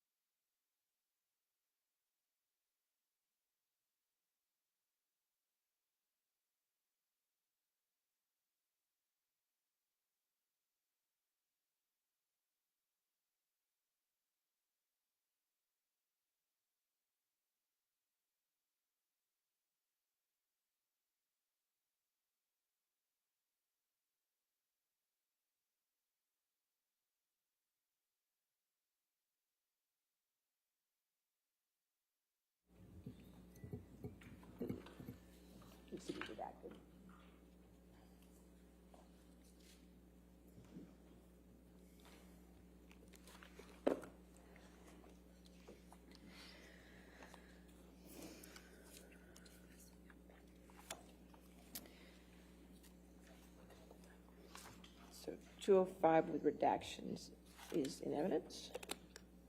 Thank you, Your Honor. May we publish to the jury? Thank you. It is. So, Rocky on this is Rocky Pennington, your best friend, is that correct? Yes, it is. Okay. And when did you send this communication to Rocky? Once I had touched down in LA, Okay. And you said, I'm not good. What did you mean by that? that I needed help, that I was scared. I was scared of what had just happened to me. I was scared of what was going to happen to me. I was scared if I left him. I was scared if I didn't. And I needed help. I just needed support. I didn't feel safe going home. I still had my place in Orange. He had keys. I was scared. Did you text your mother and your father about this incident? Objection, hearsay. If you want to, What, if any, communication did you have with your mother or your father following this incident? Objection, hearsay. sustain that objection. Let's go to Defendants 222, and Your Honor, I suspect we're going to be back up at the All right, you bench want on this to one. approach? That's fine. Thank you.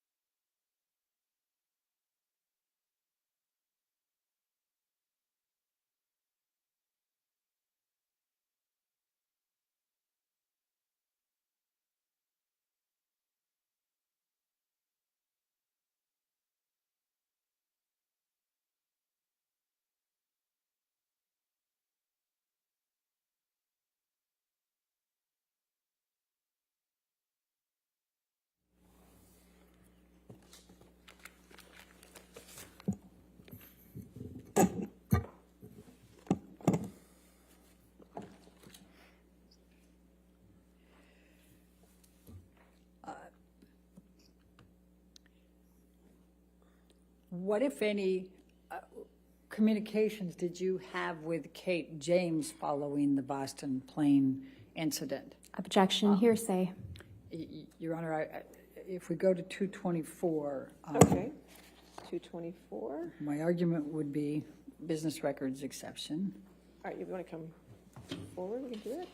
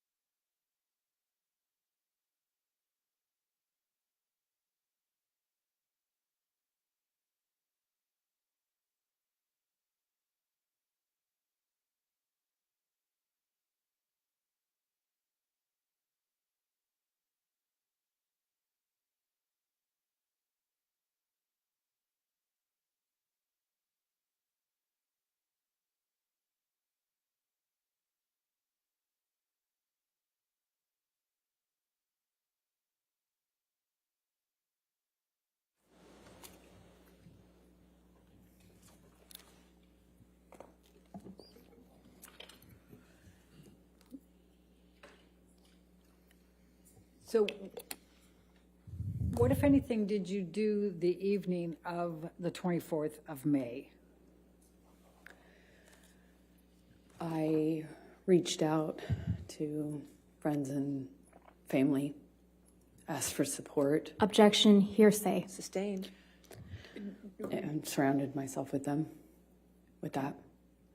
What, if anything, did you do for Lily Rose's birthday? That's why we had gone back to LA. Johnny was sick after having passed out on the plane. So I took her to dinner. We went to Benihana's.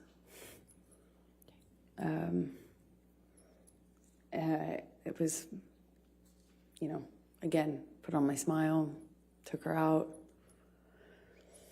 tried to make her feel loved, and celebrated for her birthday. And then I booked a flight out to New York to go back to New York, obviously without Johnny. I'm going to ask you to now turn to 225.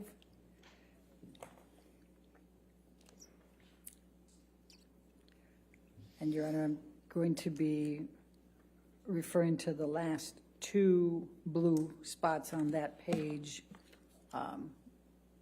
with the state of mind.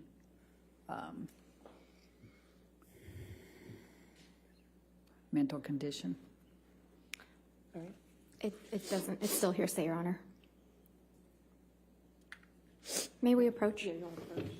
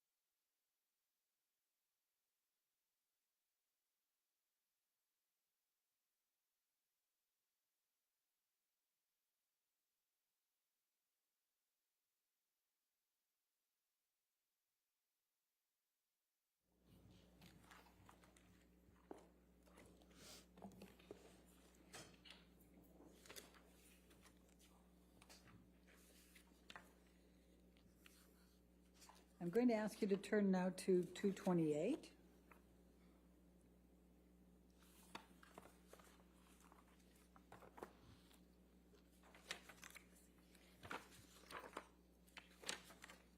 Your Honor, we're going to object on hearsay. First line, Your Honor, Okay. is all I understand in Your Honor's ruling, but I think.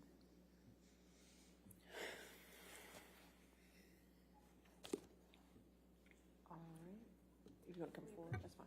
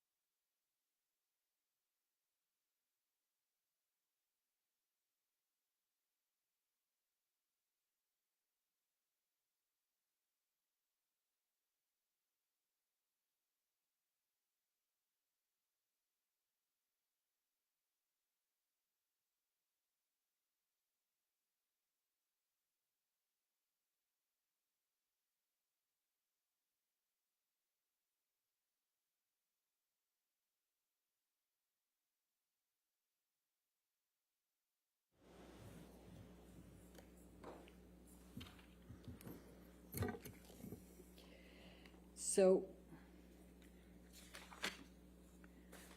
tell us please tell the jury what you did then over that night, the next day, and at the hotel.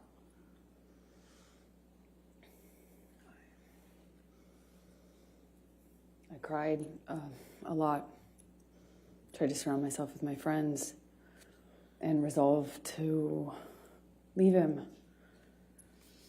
I felt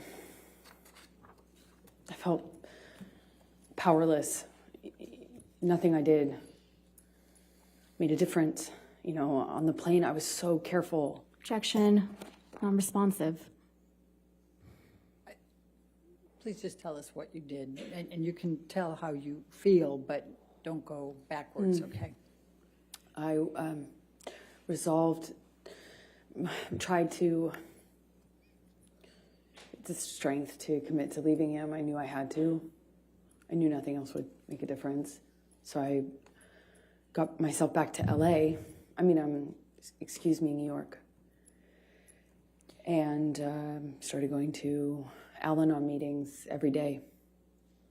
It's a support group for people who love addicts and alcoholics. What, if any, communications did you have with Stephen Deuters? Objection, hearsay. Your Honor, let me ask it this way. What, if any, communications did you have with Mr. Deuters communicating on behalf of Mr. Depp? Objection, hearsay. I would say agency on that, Your Honor. You have to lay a foundation for that. Okay. All right, let's go to 229A.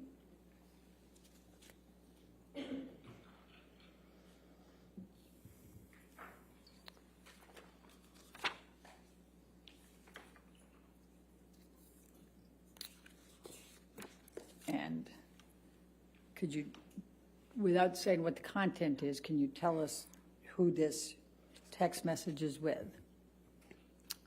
Johnny's assistant. What's his name? His name is Stephen Deuters.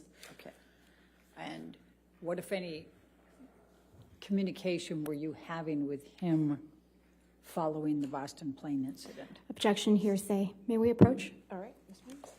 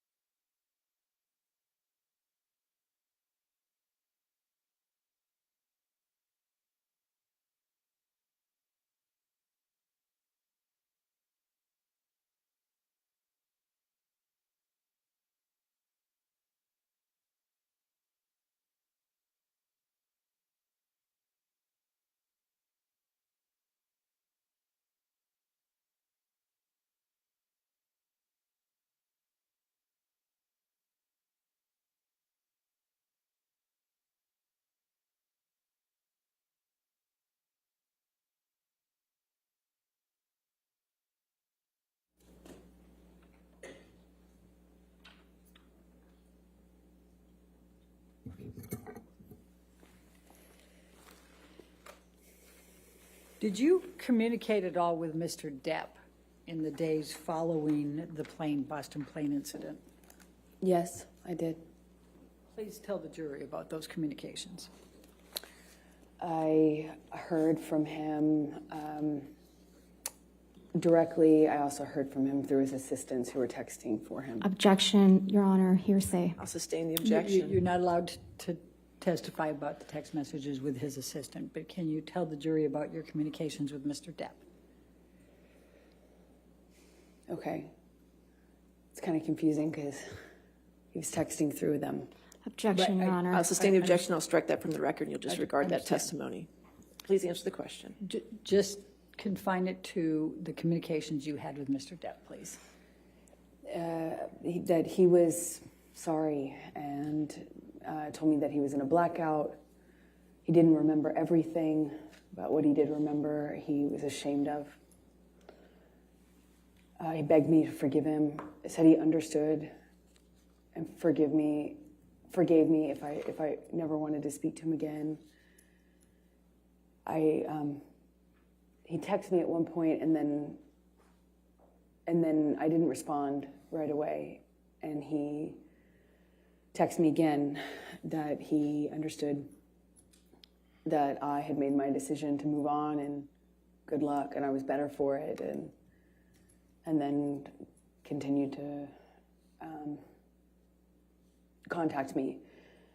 I spoke to him when I was in New York on the phone, and he said that he was he had a chip, or that he was going to meetings, that he I think at the time mentioned another celebrity that was kind of advising him on sobriety, or not advising him, but, encouraging him. And he was saying, well, look, me and this person, we even went to a meeting. I've got 3 days sober, 4 days sober. And that was the last time. The monster will never come back.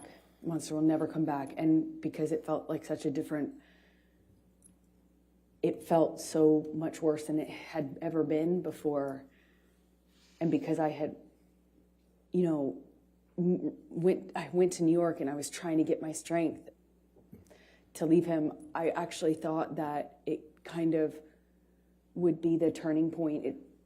I thought I had effectively... Objection, Your Honor, non-responsive. Overruled. Oh, go Thank you. Go ahead. Please continue.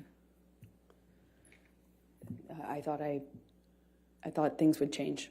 Okay. Did you draft any kind of email to Mr. Depp to express your emotions and how you felt about all this? Objection, hearsay. Well, let's go, I'll lay the foundation, Your Honor. Let's go to Defendants 239. 239.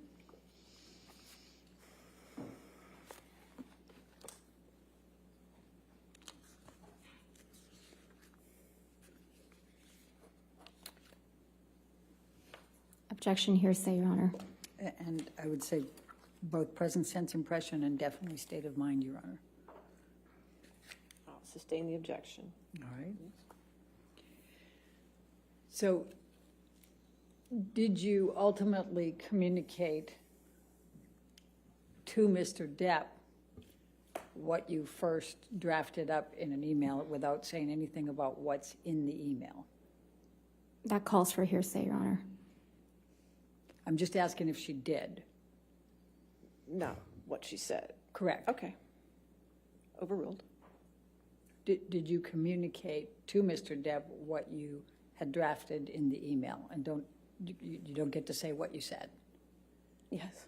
Okay.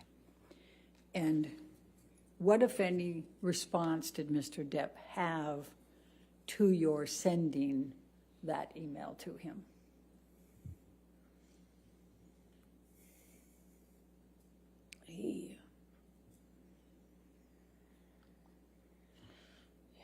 He came to New York to fight for the relationship, for me, to prove that he was sober and he was committed to changing.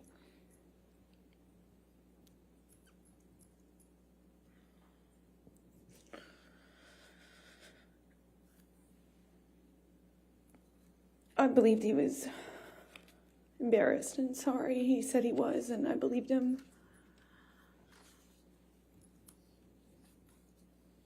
So I took him back, or I got back with him on the condition that he would uphold his promise to do the treatment, to do the full detox, clean up, and never go back.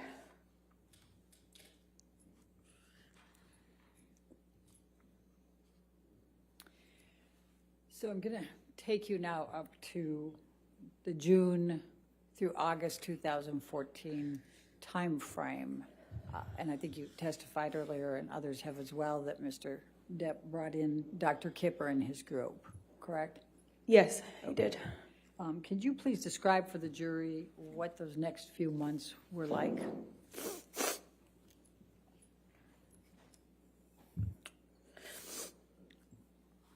All of a sudden, this doctor gets brought on that we had been talking about. I'd heard this name before.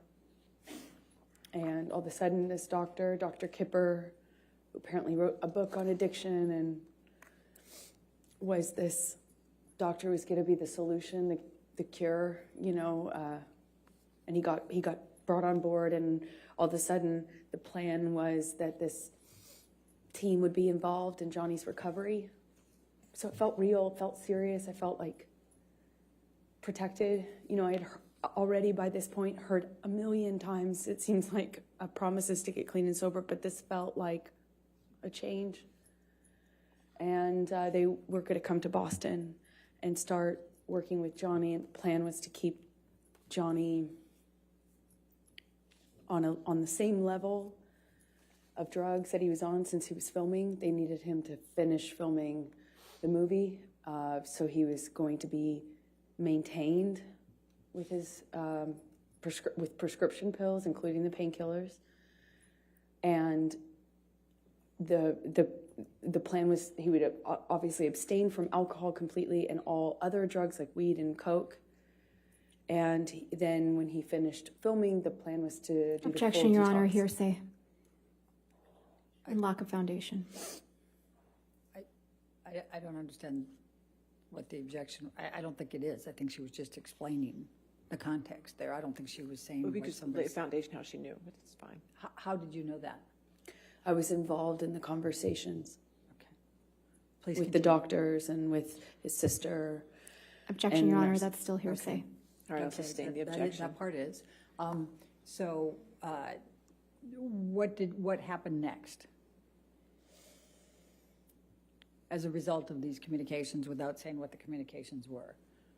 A nurse came to Boston where Johnny was. I just would come for short periods of time in between, on weekends from filming until I wrapped my movie, which I did, I think in May, if I am not mistaken. And then I went to Boston and I was there and saw a nurse was flown out to Boston, Debbie Lloyd, and I believe Kipper came out too. And they put Johnny on a bunch of new medications, which they shared with me, told me about. Objection, Your Honor, hearsay. But we have to be careful about what other people told you, okay? But you can testify to what you know, okay? So what happened then? I saw his medications change. I know the amount that Johnny told them he was on was so that they could maintain him for the filming, meaning not make a drastic change in the amount of painkillers he was taking. But his behavior, his whole personality changed drastically. He would be speaking to me, and at the time I was staying in Boston with him, having wrapped my movie, and he would, in mid-sentence, mid-word, fall asleep. One time I was sitting across from him, and he would come in and out of sleep, being awake, or completely what appeared to be asleep while talking to me, and he had a cigarette in his hand, and, Johnny constantly smoked, and he just sat the cigarette, as he fell asleep, while speaking, down on his leg. They're hand-rolled cigarettes. They don't stay lit very long, thankfully, but, it was things like that, and I didn't understand it. Even though I had experience with drug use in my family, I hadn't seen anything like this, and it was so dramatic, the change, that I was trying to figure out with the nurses and doctors what happened, what changed, how we could explain the change and what medications were causing it. I knew there were new medications involved, so, I was constantly worried and in communication, and Johnny's behavior got worse and worse, more of this passing out, nodding off, waking up in the middle of the night, screaming, waking up in the middle of the night, sometimes crying, and the emotions would change from one to the next, like by the second. I remember we were on a long weekend when he was filming in Boston, and we went to this like a resort retreat hotel, and you know, he was just bawling. You know, it broke my heart. There was just a lot of changes, and I really didn't know. I felt so bad for him, and I thought maybe it was just what Kipper had introduced into the regime, the medications. But what I found out in that time is that he was taking about double the amount. Objection, Your Honor, hearsay. Was this No, your observation? I saw it. Okay, overruled. Thank you. Please continue. It was taking about double the amount that he told them was his normal when he started the process with the doctors. So after a few, you know, it's, I think, months of going, what is wrong? And, you know, turning him over when he vomited at night or checking his pulse. There were, all of a sudden, when I realized the amount was about double, I realized then he had been lying to them and me about the amount so that he could get extra high before he had a detox. But that I can't that I was so, it was such an agonizing weeks, months. It was so agonizing. I don't know how long it lasted, but I was so concerned for this person, and he had just been doubling up his meds because he didn't. So, Michelle, can you pull up 1092, Defendants Exhibit 1092?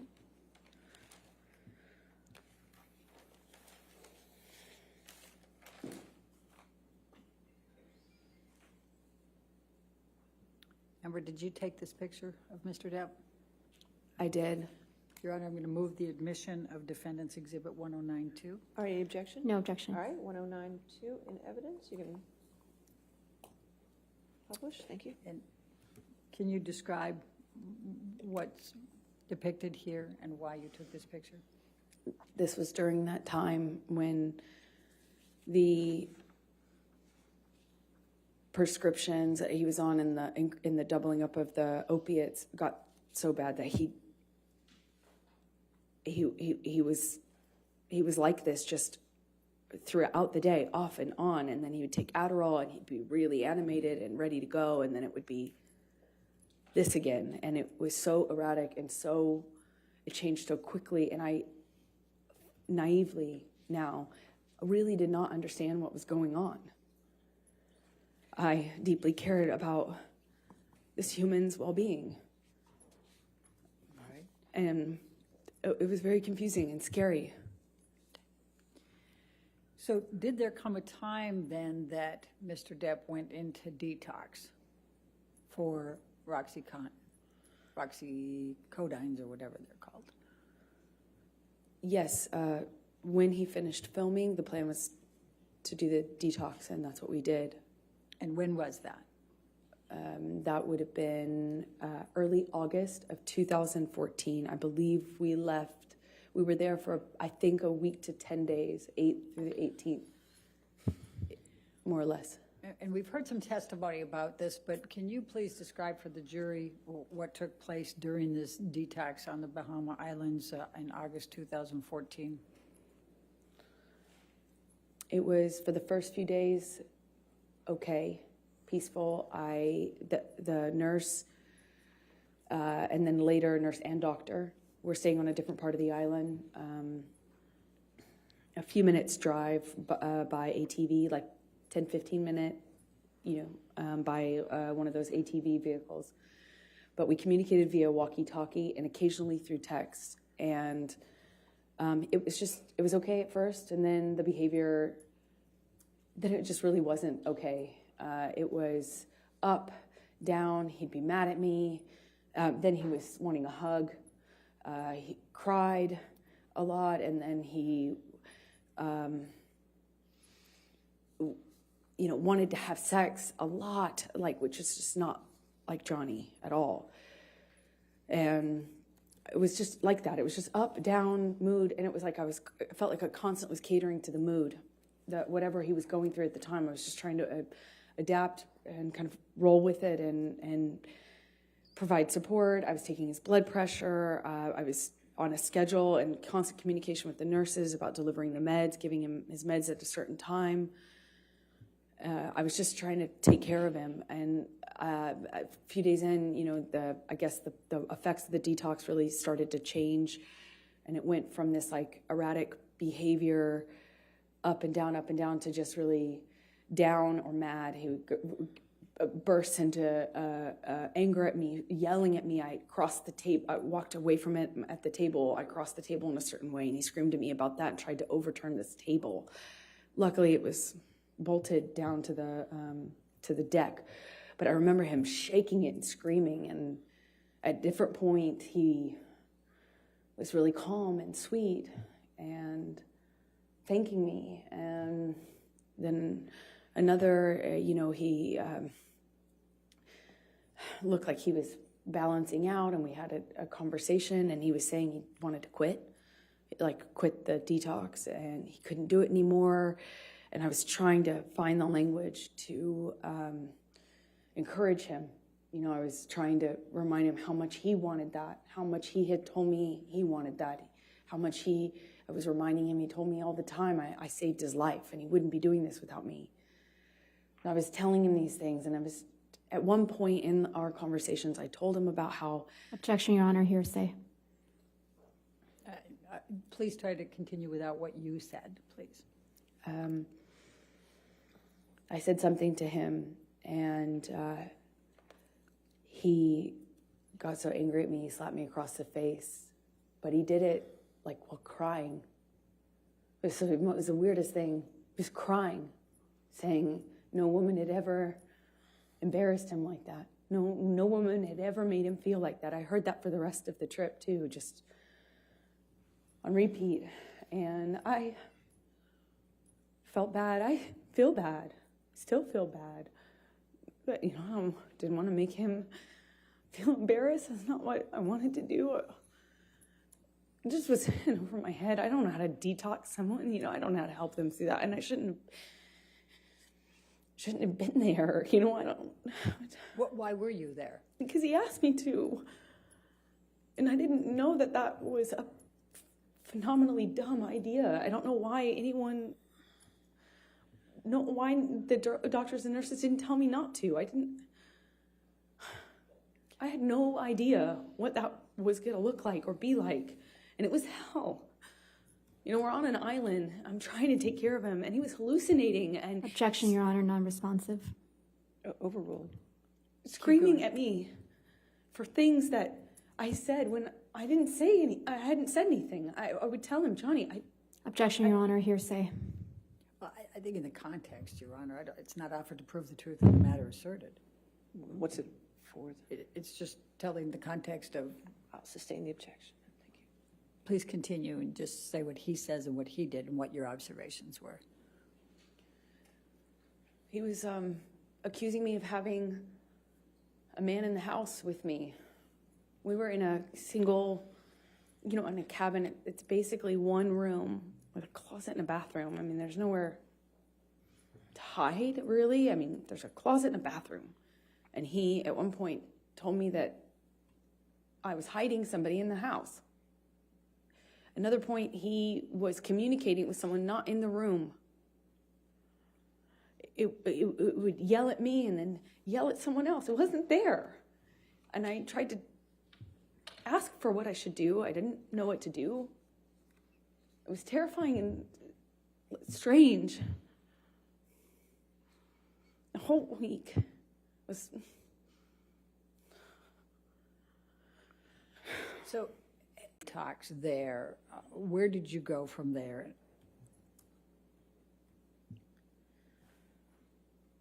We, meaning Debbie Lloyd,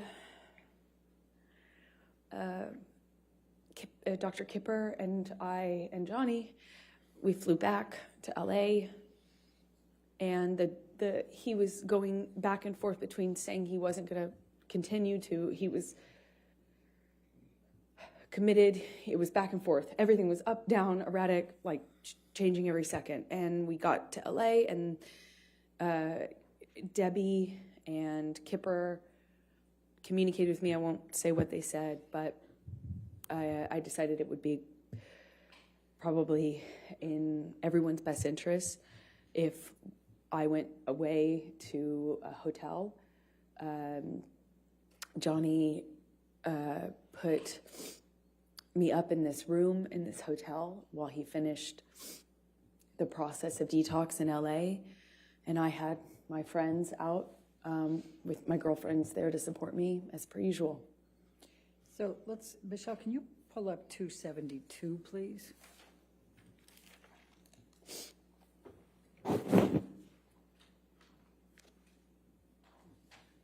And after you both returned to LA, did Mr. Depp communicate with you by text while you were apart, while he was finishing the detox?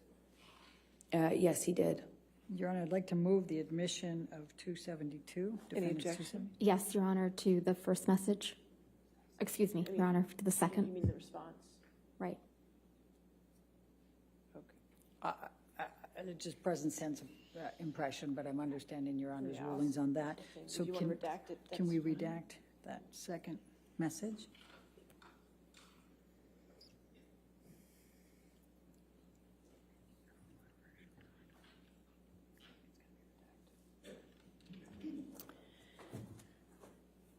All right, Your Honor, All right. Any objection to 272 redacted?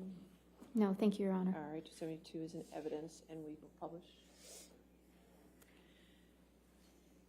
and Amber, I'm going to show you now what is Defendants Exhibit 272, and this is on August 20, 2014. It's a text message from Mr. Depp to you. Do you see that? Yes, I do. Okay, and just so that we can highlight here, he's calling you, he says, just to let you know that I'm fine, my angel, I miss you, of course, but this was the right thing to do to speed up the process. I love you more than life. Yours, Steve. Do you see that? I do. So what, if any, expressions was Mr. Depp giving you at this point that he was angry with you, ever having to help participate with the detox or to be on the island or anything along that line? Objection, form, compound. I'll allow it, but just for trying to keep the record clear, 272 has already been entered into evidence without that redactions, and there wasn't any objection. So I would wish if I could have both sides to keep track of their evidence. It's not my job to keep this. Thank you, Your Honor. I just got a note to that effect. So Okay, so 272 is in evidence without, you can clear the redaction and publish it. It's really the party's responsibility to take care of the record, not mine. my apologies on that one, Your Honor. All right. All right, and I overruled the objection, so she can answer the question. Thank you, Your Honor. I'm sorry, can you remind me what the question was? Yes, That's fair. that's fair. I said, what, if anything, did Mr. Depp say about that you were torturing him on the island and he didn't want you there? Very confusing for me to hear that because even though he was hallucinating and angry at me at various moments when he would have these kind of episodes, I did nothing but try to take care of him. I'm not a nurse. I did my best to support him. And he thanked me. He thanked my mom. He thanked my dad. And told me, of course, I saved his life. That he wouldn't be able to make this change without me. And that this process was horrible and hard on him and us and me. But that he was so thankful that I was there for him.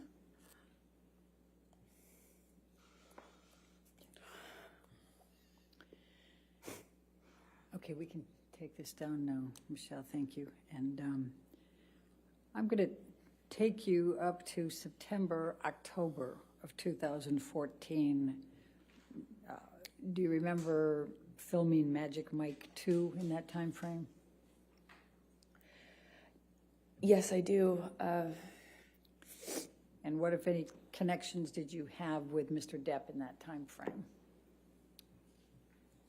Well, I bargained with him about me doing the role.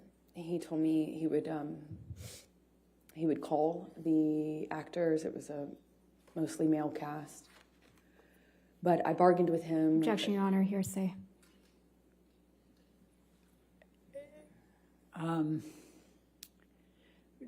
Don't say what you said, just say what he said, okay? He reluctantly kind of agreed to me working on this movie or taking a job. He was filming a different movie in London at the time. I wasn't going to play a sexualized character. I wore no makeup or minimal makeup in the movie. No sexy clothing. No kissing scenes. No sex scenes. So I went and did that film in October of 2014 in Georgia while he finished his movie in London. And then at some point he came out to pick me up in Georgia and was there for my last day or two of filming.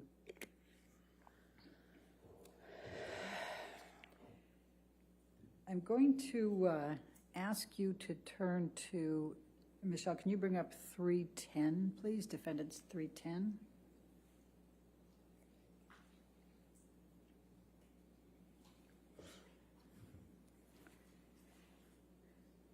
Did you have communications with Mr. Depp about auditioning for another role in this time frame? Objection, Your Honor. I'm going to object to the exhibit as hearsay.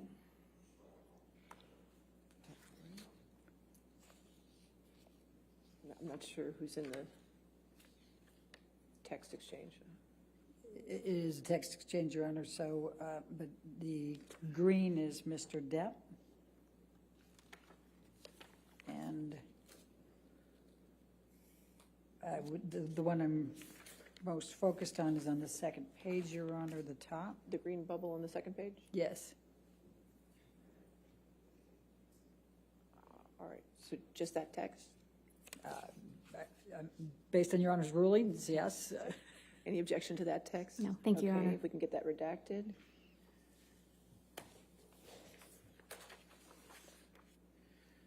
And while that's being redacted, Amber, let me ask you, what, if any, anything was Mr. Depp saying to you in this time frame, we're talking November 2014, about you not working anymore or not taking on any more work or auditioning? Objection, Your Honor, compound. They're all the And same leading. subset. Overruled, I'll allow it. Thank you. Johnny was angry with me for working. I had finished my job and I needed to eventually find another job, meaning a movie, to work on, and he was furious at me for, he found, we call them sides, they're just pieces of an audition, pages, and he found something that had been sent to me to consider auditioning for, and he blew up at me for, I think what he said to me is that I didn't tell him, that I didn't ask him, and that because he didn't know about that audition that I hadn't done yet, that I had been hiding it, and was furious at me. I ended up not doing that audition, I believe. Well, there was a few, one or two in that time that I did audition for, and one or two that I didn't. I'm going to ask you now to take a look at what is Defendants Exhibit 310. Do you recognize this email from Mr. Depp? Yes. It's a text. Your Honor, I'm going to move for the admission of... It's in evidence, 310. Oh, okay. It's evidence with Thank you. redactions, so I published it. Please tell the jury about this text and the context. This was Johnny's response to me apologizing for having an audition. Okay. Thank you. All right, now I'm going to stay in November of 2014. And did there come a time that Mr. Depp told you that he understood that you were not going to accept any more jobs, that you were going to stop working? Well, Johnny said this to me in an argument, in a fit of rage is the best way I can describe it, and kind of alluded to me having agreed to not work anymore, which if you don't know me, is preposterous. There's no way I would agree to that. Although I did make concessions and gave up a lot of Objection, these Your Honor, fights. hearsay. That wasn't... Overruled. Thank you. Please continue. So he reached out to other people and to me to that effect, furious at me for taking meetings. There was one in particular I wanted, one meeting I wanted to take because it was a project in development with a sci-fi writer. And I remember I wanted to take that. These things were just, they were just constant fights. But in between them, when things were good between Johnny and I, he would be, he would word it to me like, I'm trying to look out for you. You say that you don't want to be objectified. You're doing it to yourself, but at first it was because I dressed a certain way or had sex scenes, and then it just got more narrow and more narrow and more narrow what I could do without being the blame for why the industry, Hollywood, the entertainment industry was putting me in a box and objectifying me. So it became my fault. I mean, I believed it. I believed it. I adopted a lot of these changes myself, not because Johnny, said you have to do it this way, but because of all the other things that he said and did, I eventually found myself making decisions about my own career, about how I dressed, about how I wore my hair, how I presented, where my eyes were cast when I walked into a room. And I believe those were my own decisions. Amber, did there come a time in November of 2014 that you engaged in some couples counseling with Dr. Cowan and you and Mr. Depp? We attempted to. I had stopped seeing my therapist at in 2014. I couldn't sustain seeing her and be in the relationship with Johnny, and I chose Johnny. Eventually, Dr. Kipper introduced me to his close friend, Dr. Cowan. And I met with Dr. Cowan and agreed to let them share communication about my care, my treatment, both what I said to Cowan and what I said to Dr. Kipper, who had become my physician as well. He also put a nurse on me that would be my travel companion, and that travel companion would keep tabs on me and report to Dr. Kipper, who reported everything to Johnny. Objection, hearsay. Calls for speculation. I'll sustain the objection. Okay. So tell us about the couples therapy in November 2014. So Dr. Cowan, this man who is friends with Kipper, who's treating me, agreed to see Johnny and I together. And I don't know how many minutes of that went on before Johnny stormed out, knocked something off the table on his way out, and rolled a joint in the bathroom before storming out of the office, slamming the door. All right. So I'm going to take you up to December of 2014, and specifically December 17, 2014. And I'm going to ask you to take what, if anything, do you recall of an incident with Mr. Depp relating to Clive Barker? He was the sci-fi writer that I liked. Well, fantasy sci-fi writer. I kind of had a dream project based on a book that I loved of this author. He's just a weirdo genius, artist, writer. And I had a meeting with him through another director about a piece of property he wanted to make into a movie. And I just remember I believe we were at the ECB. It was in December of 2014 when Johnny found out that I had this meeting scheduled, and was furious at me. Accused me of having this plan to sleep with this. He was mad that I was taking the meeting at this man's house, but the man was very ill, like terminally ill, and not able to leave his bed or his home. He was under home care and very ill. And the person who was introducing us explained to me how we had to meet, and I did. And that was a big problem for Johnny. At first, it was that he was concerned about my safety, and I thought that was sweet. And there is something that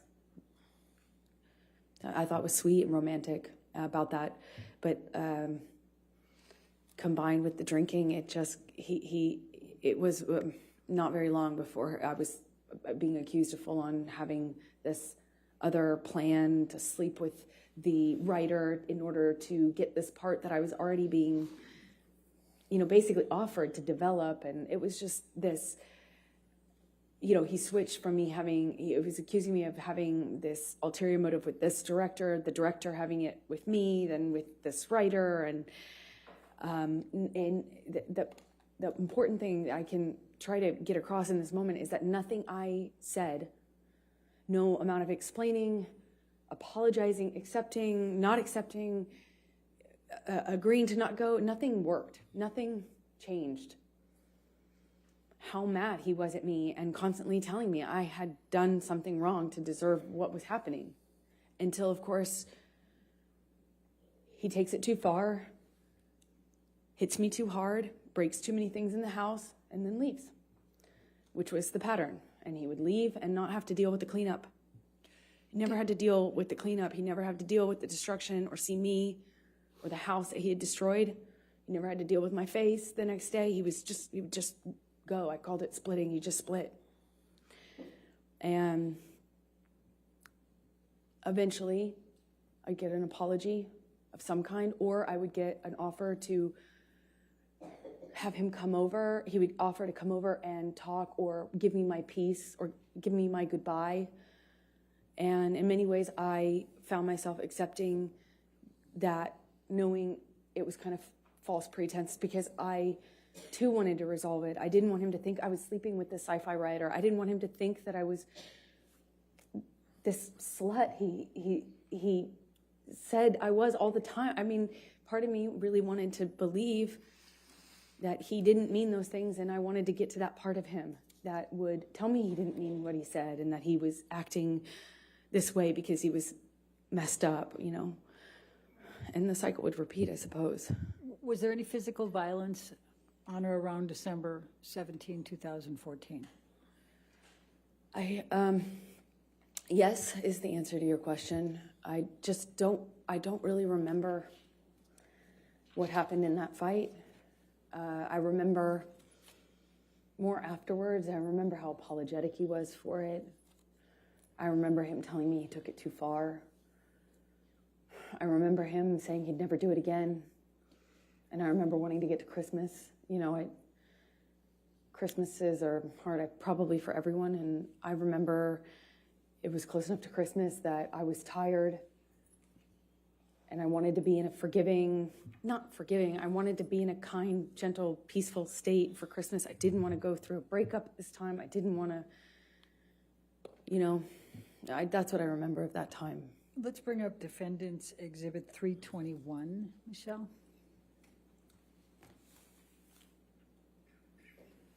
And this is on 12/17/2014.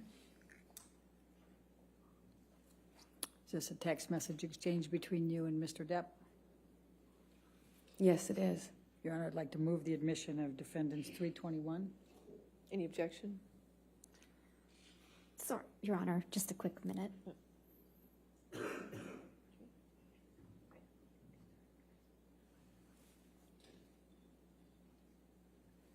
Your Honor, no objection. All right, 321 in evidence. You can publish it, please.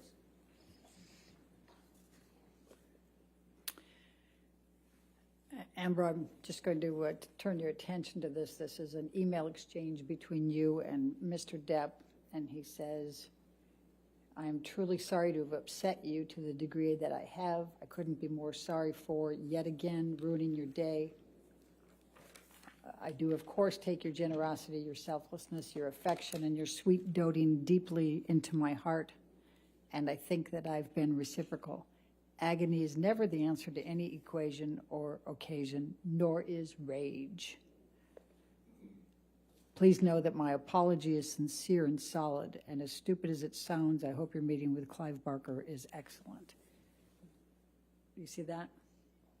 Yes. Okay, and then you respond, thank you for your words, and you indicate you just left Betty Sue's, that's his mother? Yes, and I then had a glass of wine with my former agent, Megan. Okay. That afterwards, she encouraged. Objection, hearsay. Yeah. Okay, thank you. Sure. All right, and we can take that down. Let's bring up 325, Defendants 325, please.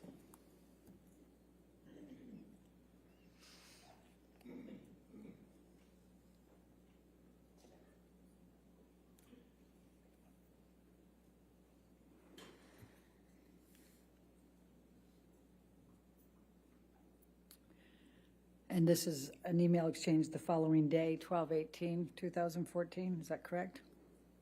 Yes. Okay, Your Honor, I'd move the admission of Defendants 325. It's already in. Oh, it's already in, Your Honor. My apologies. We'll get that figured out at lunch. With what redaction? It's already in, It's so. been in evidence. Does anybody over there have the list of evidence that's already in evidence? Yes. Okay, we're making sure. Ours indicates it is. It's in. It's in evidence. Without redactions, Your Honor? It was redacted. I don't know what Well, it was redacted to. The redactions don't. That's how it is in evidence, Mr. Murphy? We can check. We'll check our copy. Thank you.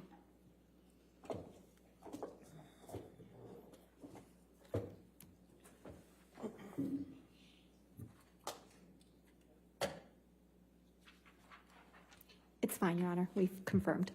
Yes. Thank you.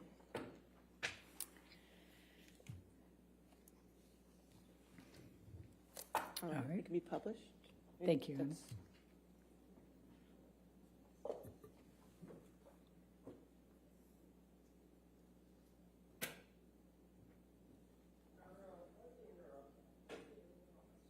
You can't see it on your screen? All right, we'll take care of that during the break. If you could just share it there. Oh, get it? Okay, thank you. All right, go ahead. Okay, thank you. So this is from Mr. Depp, right? Says, it's a way, I've let it go too far, went too far. Do you see that? Yes, I do. I always regret it when I jump, or worse, when you jump. I don't want to be conditioned to continue that behavior. Therefore, I'll put in heavy work with shrink. What is your understanding of what he's referring to as shrink? Psychologist. Objection calls for speculation. Did you have an understanding of what he meant? Yes, I knew exactly what he meant. And what did he mean? Shrank is shrink. What did he call shrink? Johnny called shrinks, meaning of psychologists, therapists, shrank. Okay. I'm sorry for being less for your disappointment in me. For my behavior, I'm a fucking savage. You see that? Yes. All right. Gonna lose that, gonna lose that. The devil is all around, right? Now, you respond to this. And of course, before you go there, and he says, I am well aware I should have been bigger at the moment and that it will never again manifest in negative experiences. It can be done. What a killer concept to visualize. Do you see that? Yes, I do. And you respond, I love you, I miss you already, correct? That's right. Right. And what, if anything, is that consistent with the cycle that you have described? Well, the language he used after particularly violent episodes was savage, monster, devil. And so we ended up both calling his other side, the side of Johnny that would do and say unbelievably horrible things. It was very different from the other Johnny. That was, in my opinion, exact opposite. And this is typical of the apologies that I would get when he took it too far physically. I was encouraged because I thought it meant he understood that he could really hurt me. Sometimes I didn't think he understood how much he could hurt me. Physically, I mean. So after this,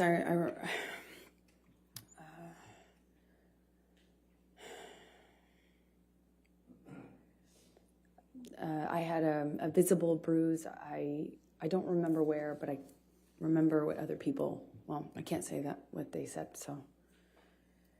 Anyway, and I, in these fights, would try to stand up for myself by December 2014. I was pushing back. I'd push him off of me. I'd try to hit his hands away. I tried to always get back up, which sometimes, not sometimes, almost always made it worse. Always seemed to provoke him. But I tried. And worse, I would yell at him. I'd scream at him.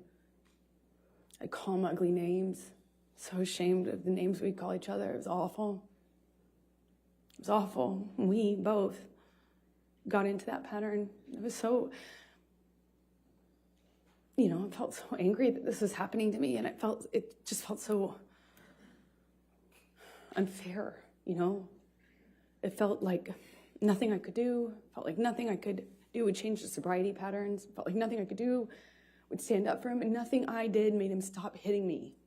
Nothing.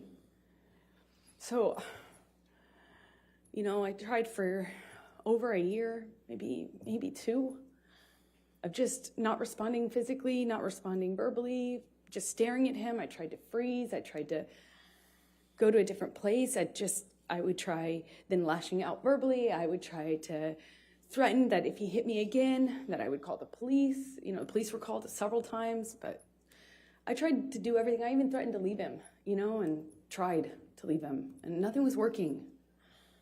And I think by this point in our relationship,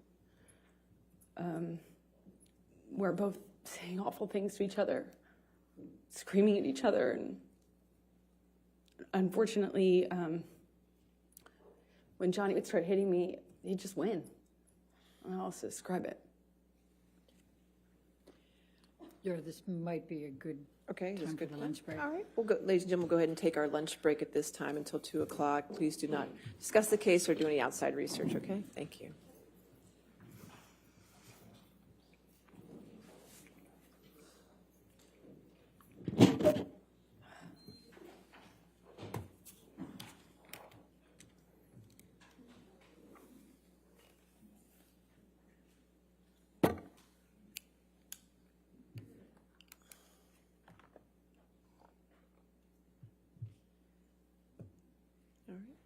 And again, ma'am, just don't discuss your testimony with anybody this time, okay? All right, thank you. So 2 o'clock? All right, Thank you, Your Honor.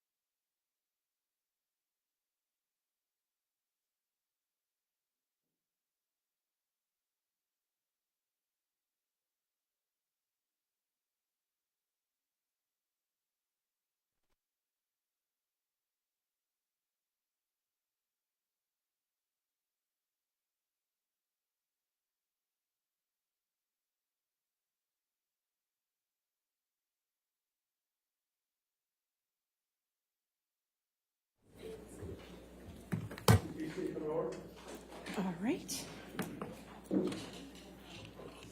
Okay, are we ready for the jury? Yes. Okay.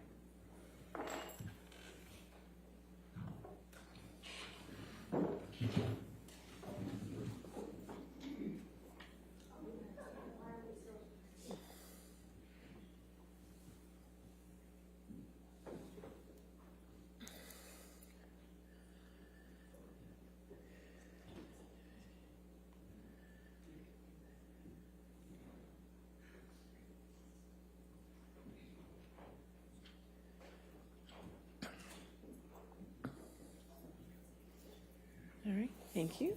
All right, maybe seated. Your next question? Thank you, Your Honor. Michelle, can you bring up Defendants Exhibit 236, which has already been admitted? Thank you.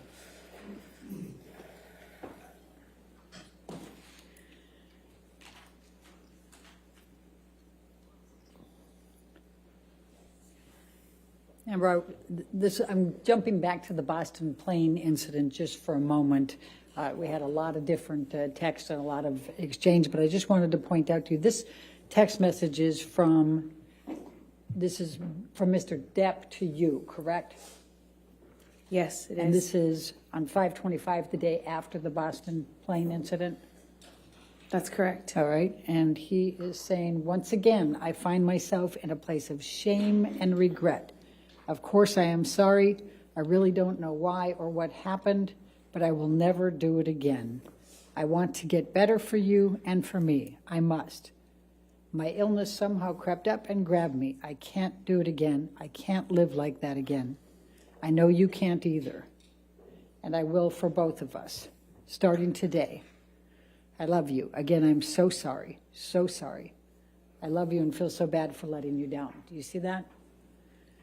I do. And was that the message that you testified to, that he gave you? Yes. Okay.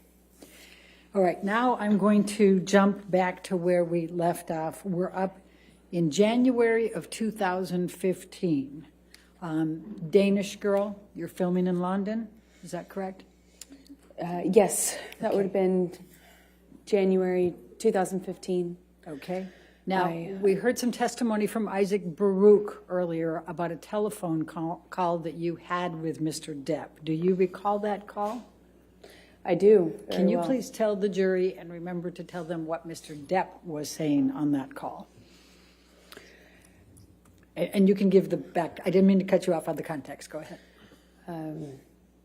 Is it okay to... The nature of the conversation was pleasant?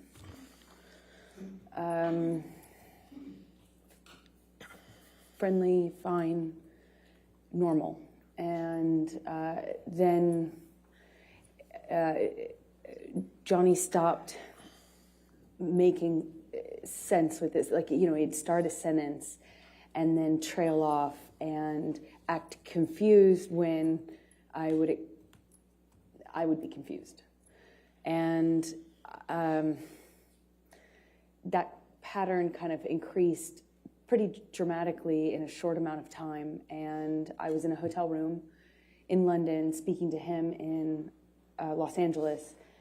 And the phone, what I assumed, cut off. I thought it was a connection issue.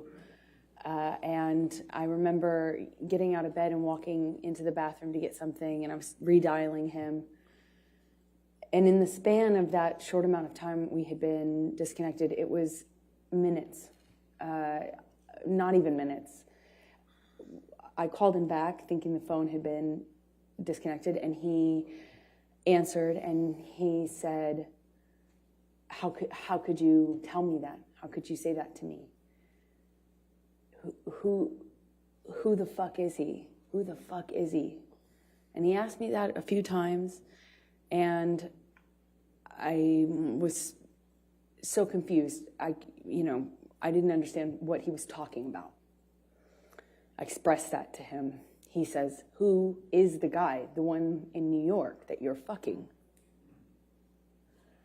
And it was such a bizarre conversation because it had already started to feel like he was not making. It was almost as if he was confused by what sentence he had started by the time he got to the end of it. And then all of a sudden he tells me that I have just told him that I had a boyfriend or a lover in New York, and he's accusing me of having just told him about it, which was crazy. To me, not only was that not accurate, I would never have communicated with him like that. More or less called him on the phone to do it and then call him back and wonder what the connection issue was. It was just the most bizarre thing. But he was so worked up, incoherent, and accusing me of having had this conversation with him. Eventually the line drops out, and I spoke to the person who picked up the phone. Okay. And how did that end? I no longer spoke to Johnny. I probably can't say what the person told me. Are we talking about Isaac Baruch? Yes. Okay. So without saying what he said, you had a brief conversation with Mr. Baruch, and that was the end of the call? I did. It was my understanding Johnny was passed Objection, out. hearsay. Okay. Sustain. All right. January 25, 2015, Tokyo. Please tell, it's the premiere of Mordecai, correct? Did you accompany Mr. Depp to Tokyo for the premiere of Mordecai? I did. When I was... Please tell the jury about that trip. Well, I had just started to pick out the wedding dress right before that trip, and plans were moving for us to get married shortly after this trip. So we took this trip to promote his movie. I went with him. We got in an argument in the hotel room, and I said, I don't remember what I said to him, but I said something snotty to him that provoked him. It provoked him, and when I walked into the hallway, he grabbed me by the arm and slammed me up against the hallway wall, and I kind of struggled with him, tried to push him off of me, and I managed to get out of his grasp enough to take a few steps, and I kind of curved around and went into the closet. And by the time I made it into the closet, he had me by the hair, and what felt like he was just wailing on me, but in a really sloppy way, like hitting the back of my head, and kind of wrestled me down to the floor. I mean, it felt to me like I didn't even have a fair shot, because I wasn't facing him or looking at him. I was walking away from him. Or else, I would have at this point even I would have tried to defend myself more, but I didn't. I kind of felt like it didn't see it coming, and he just wrestled me down to the ground. And I remember he was screaming at me. I mean, like really screaming loud. And what I remember of that is trying to get up and him kind of wrestling me back down, and at one point put his knee on my back. It was kind of like kneeling on my back. And I just had this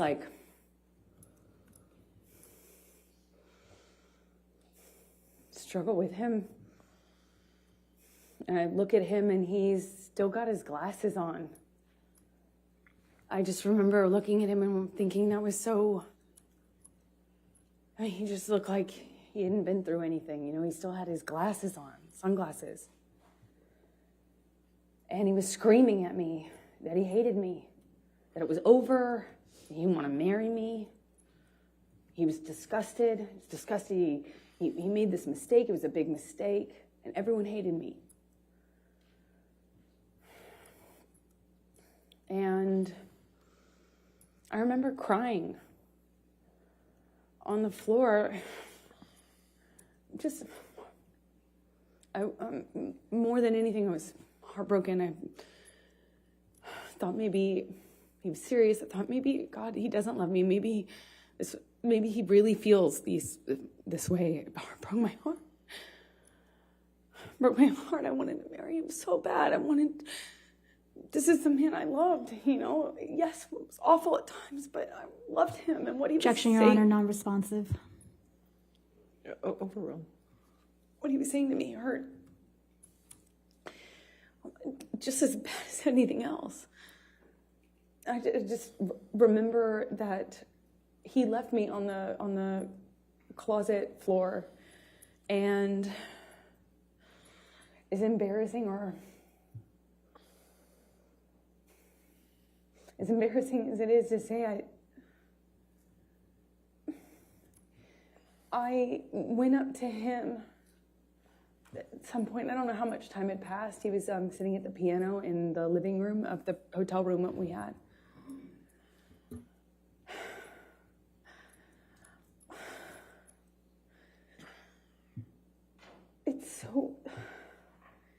I know it may be hard to understand. It's hard for me to hear myself say, but I just wanted it to stop. I wanted things to just be okay. And I just sat next to him on the piano, and I just leaned my head on his shoulder, and of course I was mad, and felt it was horrible what he'd done. But on the other hand, I wanted us to be okay. I could just put I could put the physical stuff in a box, and I just kept going back on how much I love this person. So just put my makeup on and went to the premiere with him and walked a red carpet with him. And I remember in the car checking my phone obsessively for pictures because my dress was backless. Of all times to have a backless dress. And I was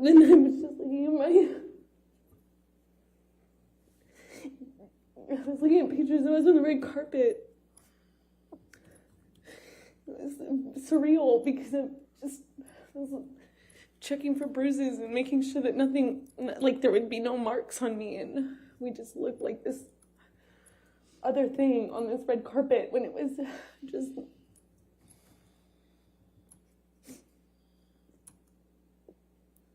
It was not like that. It's embarrassing. It's hard to... I'm sure it's hard to... Objection, Your Honor, non-responsive. I'll sustain the objection. Next question. I'm going to take you to February, the next month, 2015, to your wedding. Can you please tell the jury about your wedding?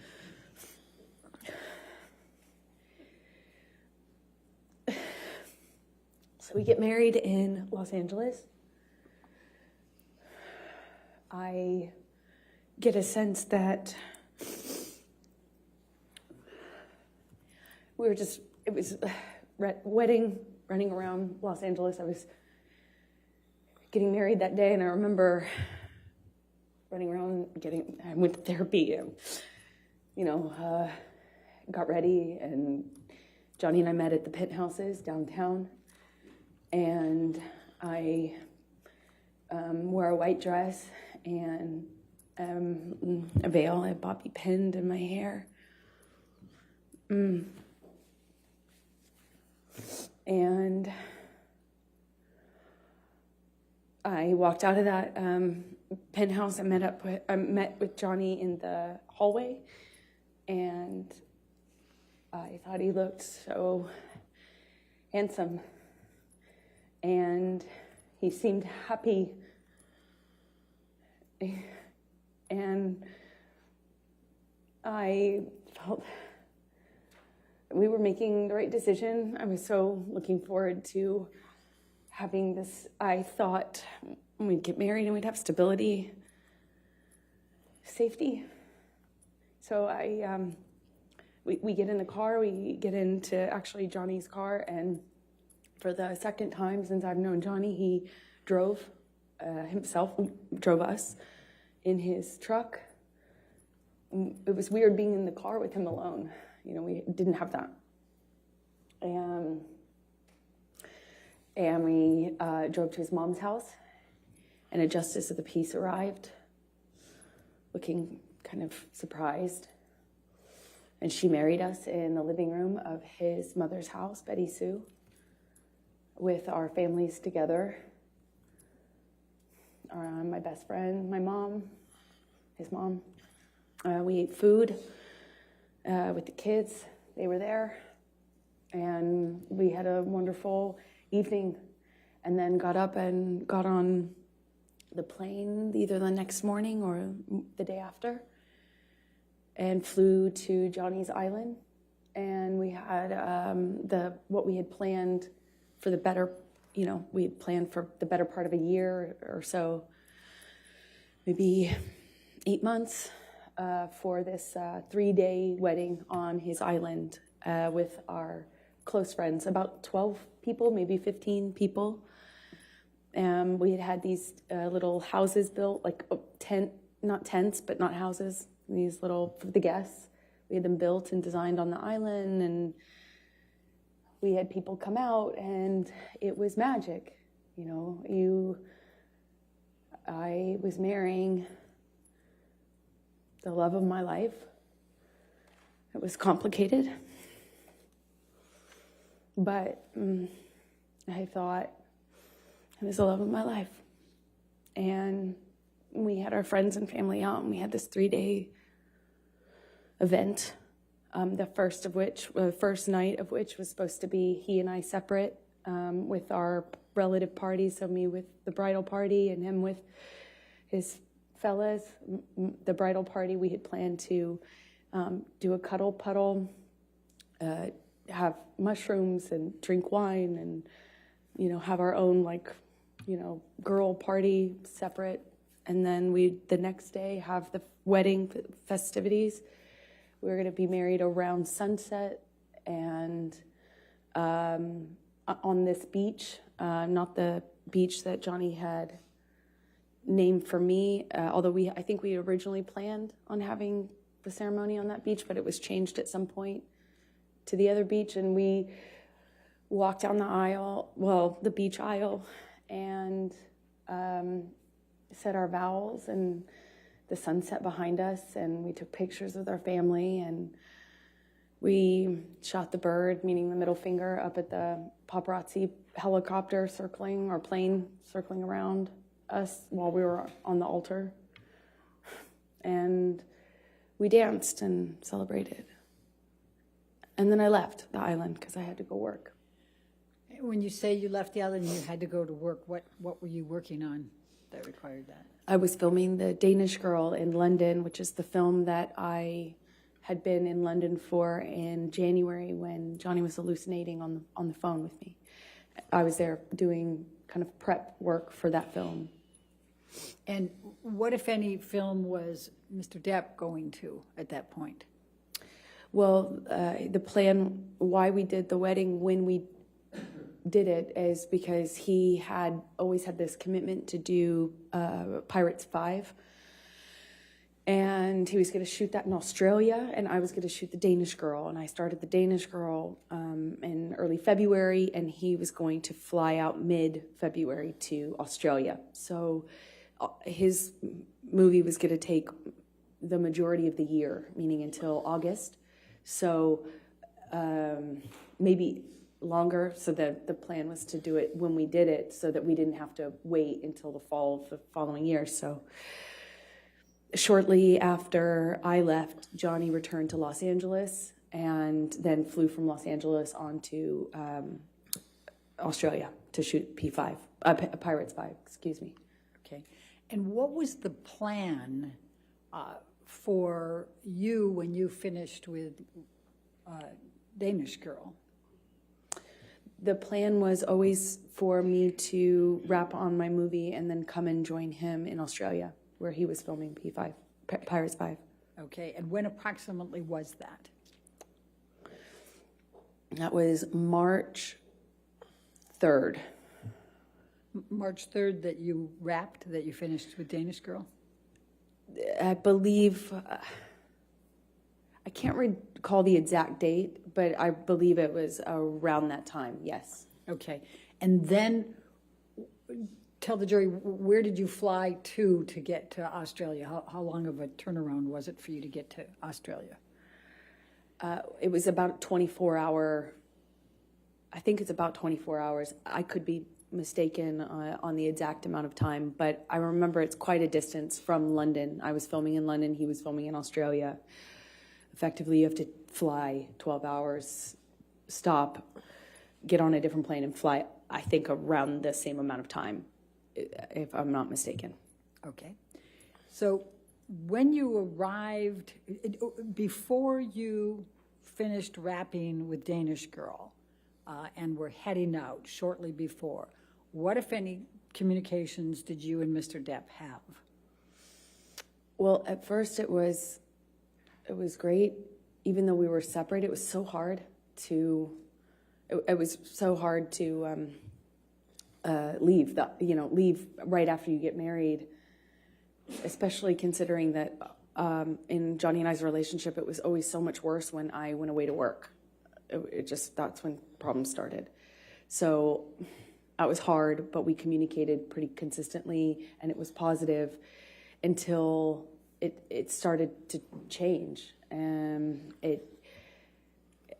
I got the sense that he thought I was sleeping with the director, and then it was with the actor I was filming with. Who was the actor you were filming with? Eddie Redmayne. Okay. I was not that it mattered, but I could do my best to field the accusations, and then they would kind of subside, and I thought things were okay.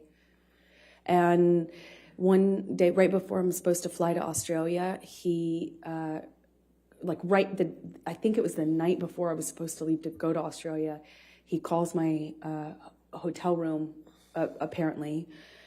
I had a sense that the phone was ringing. I think I was in the shower at the time, but not much time had passed, and I get a knock on the door, and it was someone from the hotel that I was staying at. The hotel staff had been sent up to the room because Johnny... Objection calls for hearsay and speculation. I'll sustain the objection. So don't tell what the staff said. What happened next? Then I start communicating with Johnny. And when you say started, I mean, was he on the phone? Did you call him? What happened here? He called the room and then my cell phone, and then once I was on the cell phone, he was accusing me of not being in my room, so he called the room, and I had to prove that I was in the room because by answering the phone. And we had a lengthy kind of circular conversation about where I was and why I didn't answer the phone, why I didn't answer the phone immediately. He didn't sound like he was connected to reality. It just didn't seem like, to me, it seemed like a previous pattern. I was unsure what to make of it because he wasn't right in front of me, but he was accusing me of what it seemed like is having, I guess, an affair or a reason to not be in the room that I got a sense from him was, cheating or, that I was hiding something and why I wasn't answering the phone, and hence why I got the knock on the door. That was right before I left. So before you headed to Australia, what, if any, requests did you make of Mr. Depp for him to get you MDMA? That's ridiculous. Why is that ridiculous? Because I would never, since that time I learned my lesson the hard way on the plane to Russia. I would never do MDMA with him. I'm asking for a problem in that case. Like that, I would never do that. Okay. So you flew to Australia and met with Mr. Depp, right? And I'm going to, can we pull up Defendants 1809? And Your Honor, these are some of the pictures that Mr. King, you may recall, was testifying earlier, said he had on his phone. Okay. And then those were given, so. So I don't have these, is what you're saying. Okay, that's fine. 1809. Correct. I'm just going to show you a few pictures, Amber. Do you recognize, and I realize you didn't take this photo. I'm going to move the admission of it, though, Your Honor. Any objection to 1809? No, thank you, Your Honor. All right, 1809 in evidence, you can publish. And let me pass one up and give one to the other side. We tried to, given the strangeness of this. May I approach, Your Honor? Yes. Thank you. I appreciate it. Amber, do you recognize this photo? I do. And could you tell the jury what this is? That is the driveway leading up to the house that Johnny was renting while shooting Pirates 5. Okay. And then I'm going to make this, try to make this a little faster, and I'm going to go 1810. I'm going to, Ms. Bretterhoff, if you have a series of photos, if you want to Yes. show council what they are, maybe we can get them entered all together, and then you could just yes, go on with your questions. yes, in fact. And these are all, I will represent, ones that we got from Mr. King. All right, if you want to take a look at them. And, Your Honor, if I may just approach, I'll give you the whole stack. Okay, that's That might fine. look like-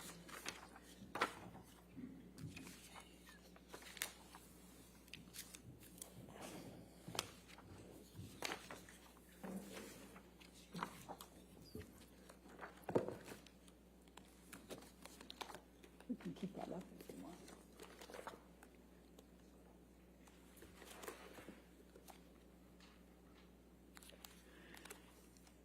By the way, Amber, do you see those kangaroos in there?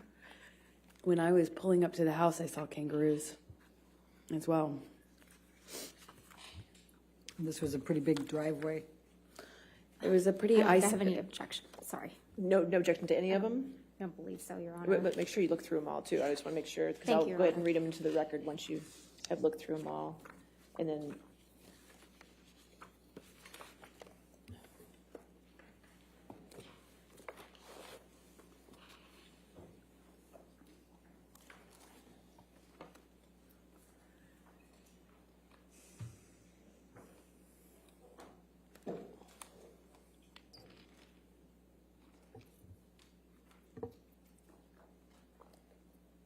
Thank you, Your Honor. I've reviewed them. I have no objection to All any right. of these photographs. So we'll enter into evidence defendants 1804, 1805, 1806, 1807, 1808, 1810, 1811, 1812, 1814, 1815, 1816, 1817, 1819, 1820, 1821, 1825, 1827, 1828, 1829, 1830, 1831, 1834, 1835, 1837, 1838, 1839, 1840, 1841, and 1842. Did I get them all? I believe so. I want to make sure more than believe, so we agree that's all in evidence? Okay. They're all in evidence. So as long as you're just going to be referencing those photos, we'll keep it on We're for going you to to keep it publish moving. them. Thank you, Your Honor. Appreciate it. Okay. Whose home was this in Australia? It was I think like a well-known sportsmen, racing cars or something of that nature. Okay. Let's, Michelle, if you can pull up 1810.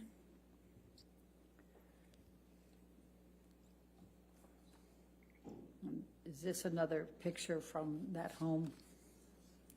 Yes, that looks like it's the view from the bathroom.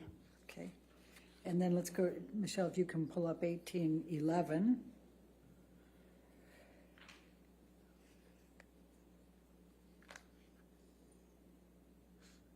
Is that a picture of the home? That's the house, yes. Okay. And let's go to 1812.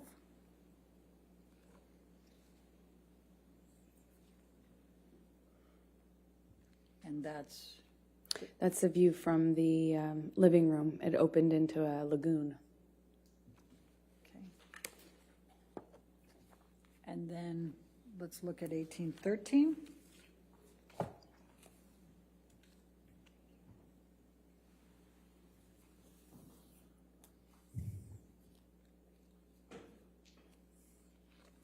I guess that's just another view, little over of the swimming pool, correct?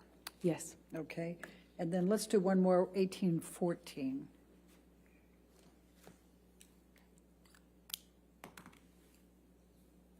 This is inside the house? Yes. Okay. And if you can look to the back here where I've got I'm making some, what if anything is that back there?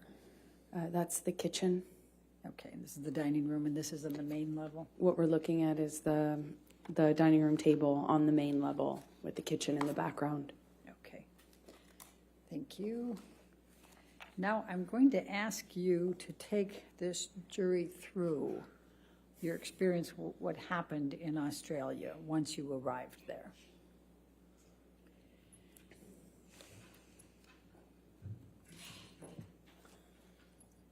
Well, I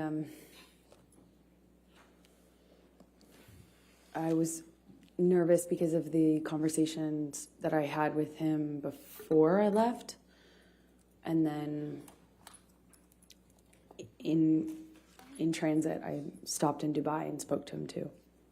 So I was a little nervous, but he indicated me that he wanted me to come. He said, I miss my wife at the end of the phone call that we had in the airport. I called him from Dubai. And he said, I miss my wife. I felt, okay, safe to, it's good. And I missed him so much, that's all I wanted to do is see my new husband. I flew in, I arrived early. I walked into the bedroom. I was so excited to see him. And he was so, like, he had lost a ton of weight. So I just knew something was up. And he kind of quickly, kissed me and kind of, we had some interaction. It was brief. He was leaving to go work. He had to work that day. But then after the plan was he would come back, which he did in the evening, and then he was supposed to have a 3-day weekend, a long weekend. So he comes back that evening, and the chef had kind of prepared some things for the fridge, mashed potatoes, I think spinach as well. There's some steaks in the fridge, but he had kind of prepped some of the sides. And I was looking forward to having this kind of, our style at-home date. We'd just been, we're a new married couple. We hadn't seen each other for basically a month after getting married. And I start dinner and am happy to see him. And at some point early in that evening, he pulls out a bag of MDMA. I asked him what it was, and he told me it was MDMA. And I was surprised because at the time, that was, there was no question mark as to how I would respond to that, or so I thought. It's like, why would you even think that that's okay? He had already gotten clean and sober. I was, touch and go, but for the wedding, he was drinking Beck's. I think at some point he did have wine on the island, but it wasn't an issue, right? Just moved ahead. So I was surprised that he would even pull out this bag and, well, frankly, not hide it from me. And he kind of seemed to suggest that we should do it together. And I was like, absolutely not. Like, I just got here. I want to see you. I want to spend time with you.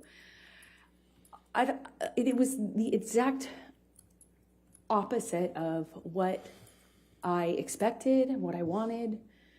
And it just seemed delusional at the time to me that he would even suggest this to be something that I could participate in with him. If you had been through what I had been through at that point, it's crazy. And at some point, he drinks in front of me. At first, I think it was like a Malbec or a wine or something. And I remember we hadn't, it kind of started an argument. And that was upstairs in that room that we just looked at a picture of, by the sunflowers. That's more or less where we were standing, just closer to the kitchen. And we get in an argument, and I shove past him, just stomp off. And he grabs me, and we have an argument about me walking away, and am I walking out of this? And in my head, I was like, I actually wasn't thinking of leaving yet, but that would later be going through my mind. We had a brief interaction, and I don't remember the exact sequence of things. I wish I did. I have a lot of flashes. It gets a little bit more confusing from my ability to recall everything in a linear way a little later on as things got crazier. But for this part, the first night, what I distinctly remember is at one point, I don't think I had gotten very far, or maybe I came back into the room, but when he shoved me, I went flying across these parakeet floors. I mean, just skidding across these floors. And I remember thinking it just looked so easy for him to throw me around like that, I just slid, screeching my skin against this beautiful wooden floor. And we had another argument that was a spin-off from that. It was just kind of this on-off sort of thing that I remember eventually in this interaction, he shoves me up against the fridge. He has me by the throat, and he just was holding me there by my throat. And I wondered if it was the drugs. I wondered if it was him. It hadn't, in my recollection, hadn't been that long. He has me up against the throat. He's kind of bashing me against the wall next to the fridge. We're kind of moving in that area. And at some point, I'm in his face. And I don't know if he had let go of my neck or loosened my grip, but I remember slapping him across the face, screaming at him. He's screaming at me. I got my hand free when he tried to grab me when I walked off. I stormed off. I slammed the door upstairs. I don't know if it was in that instance or if it was in a later one that I eventually barricaded the door.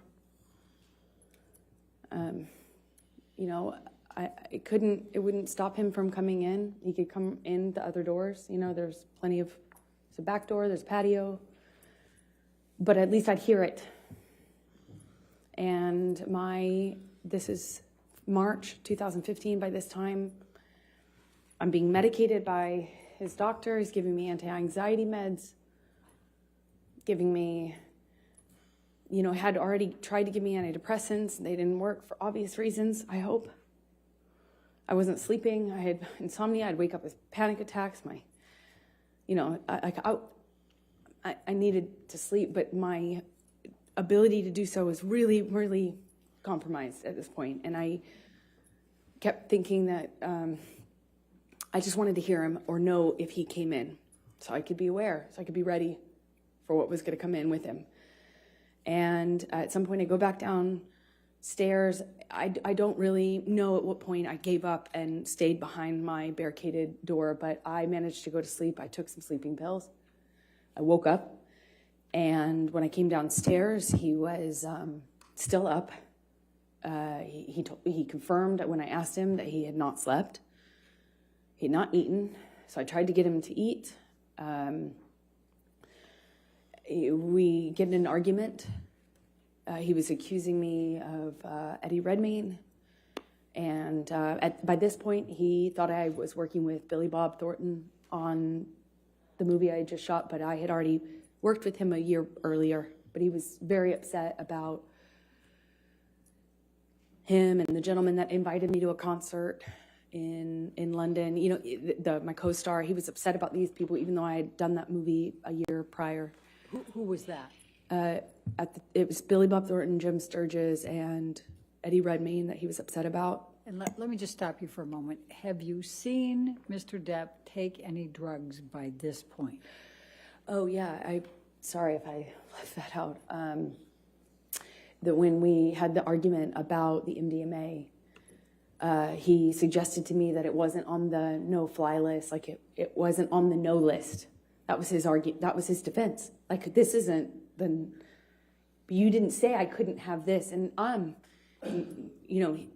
over and over again, Johnny told me I wasn't the reason he was getting sober, but I was the reason he was staying sober. I had saved his life and all this stuff. It wasn't like it wasn't my job to police him, but I kind of ended up being in that situation, it seemed like, in his mind, when he would express that to me. So he took a handful of pills, and I didn't count how many, but when I came back downstairs, I did the math on the amount that was left, and I think it was either 8 or 10, I can't recall as I sit here now, either 8 or 10 pills of MDMA.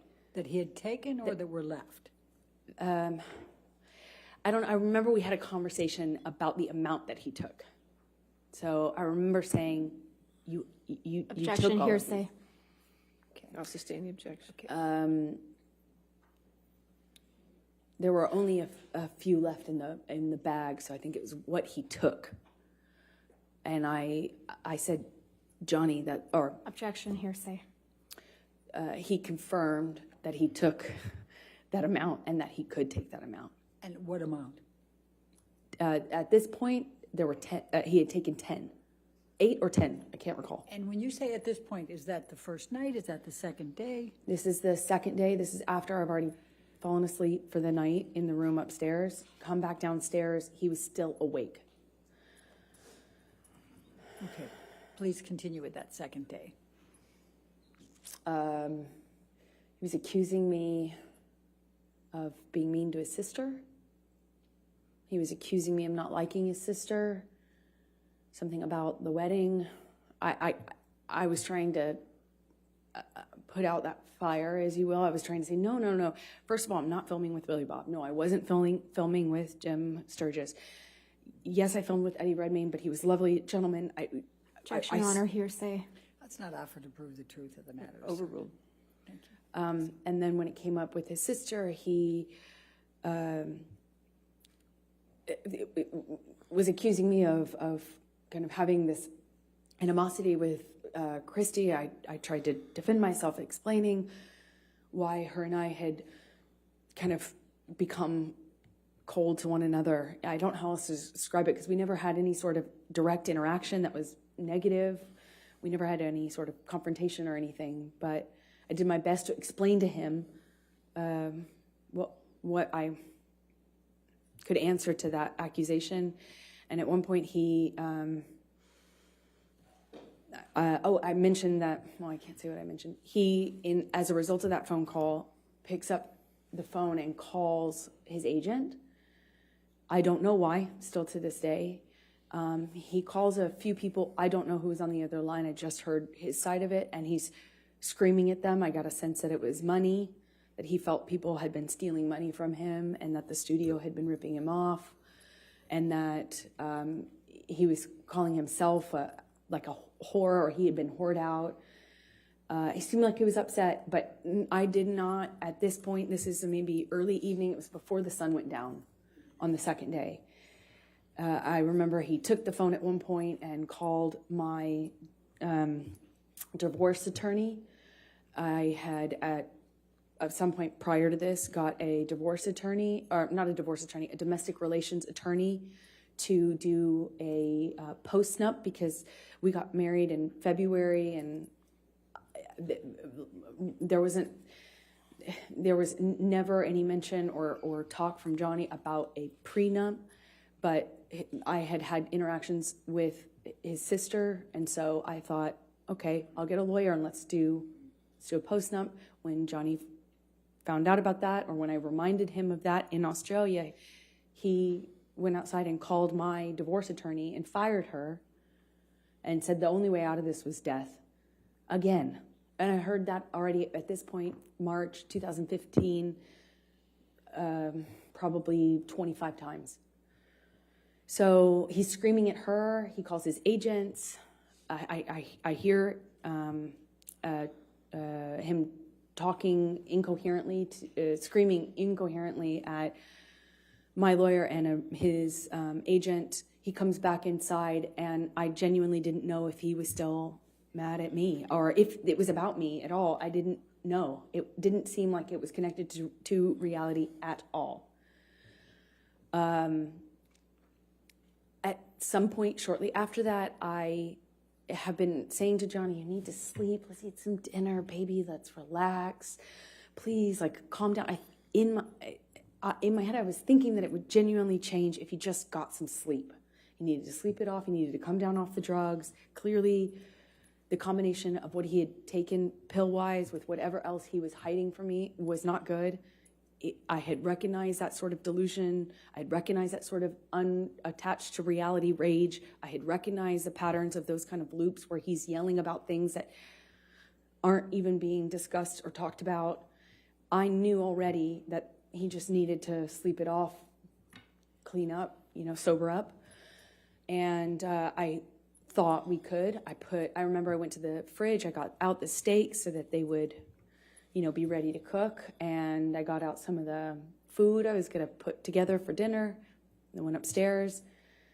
I don't know if I came back down in my nightgown at that point or if that was shortly after, but the next thing I remember is coming downstairs and looking for him. We had an interaction that I can't really describe. It didn't make a lot of sense to me. He was just belligerent, throwing things, screaming at me. And I realized I was back on the chopping block. I realized it was back. I realized that the arrows were pointed at me again.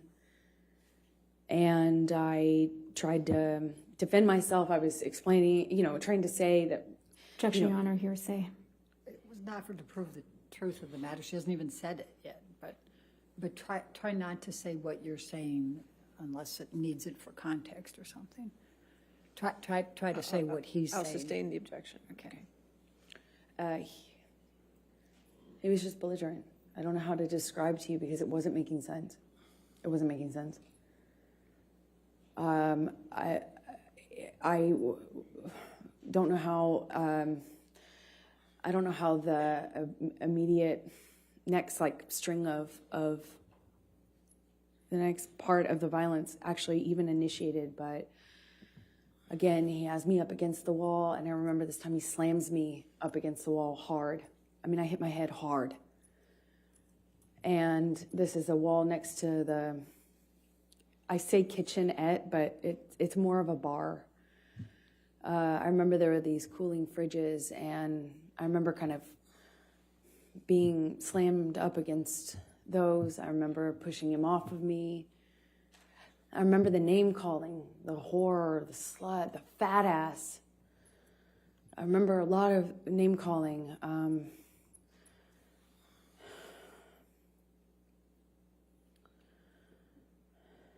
I said, Had he been drinking by this time? he was drinking. Calls for speculation and leading. I'll sustain as to leading. What, if any, drinks had you observed Mr. Depp have by this time? Well, I had already seen him drink right in front of me. He took a big swig out of a wine bottle upstairs right in front of me in a gesture of, like, looked right at me and took a big swig out of it as a, like a show for, like, did it right in my face to make a point. And then when I came downstairs, he was drinking from the bottle. I don't know what kind of liquor. I remember there was another bottle open, and I was wondering why he was drinking both. But at some point, he had me up against the wall next to the cooling fridges, and I remember slamming my head up against the thing. He had me by the neck, squeezing my neck, and it got really nasty. It went from like, oh, no one likes you, no one likes me, everyone warned me about you. That's what it was. He started to tell me that everyone had warned him about me, and that he wished he had never married me, wish he had never met me. No one liked me. It sounds childish, but I remember feeling really hurt. And then at some point, I shoved him hard to get him off me. And he shoved me back, and he said, "You want to go, little girl?"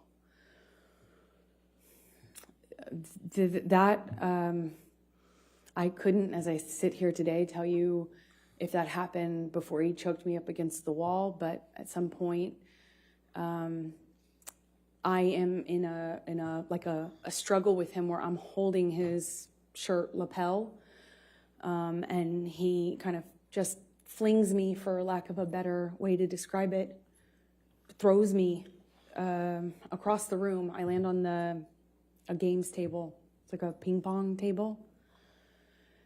And I don't know if I was holding on to him or if he pursued me separate, but he gets on top of me on the games table and is just whacking me in the face, like repetitive. We struggle on the games table. I don't know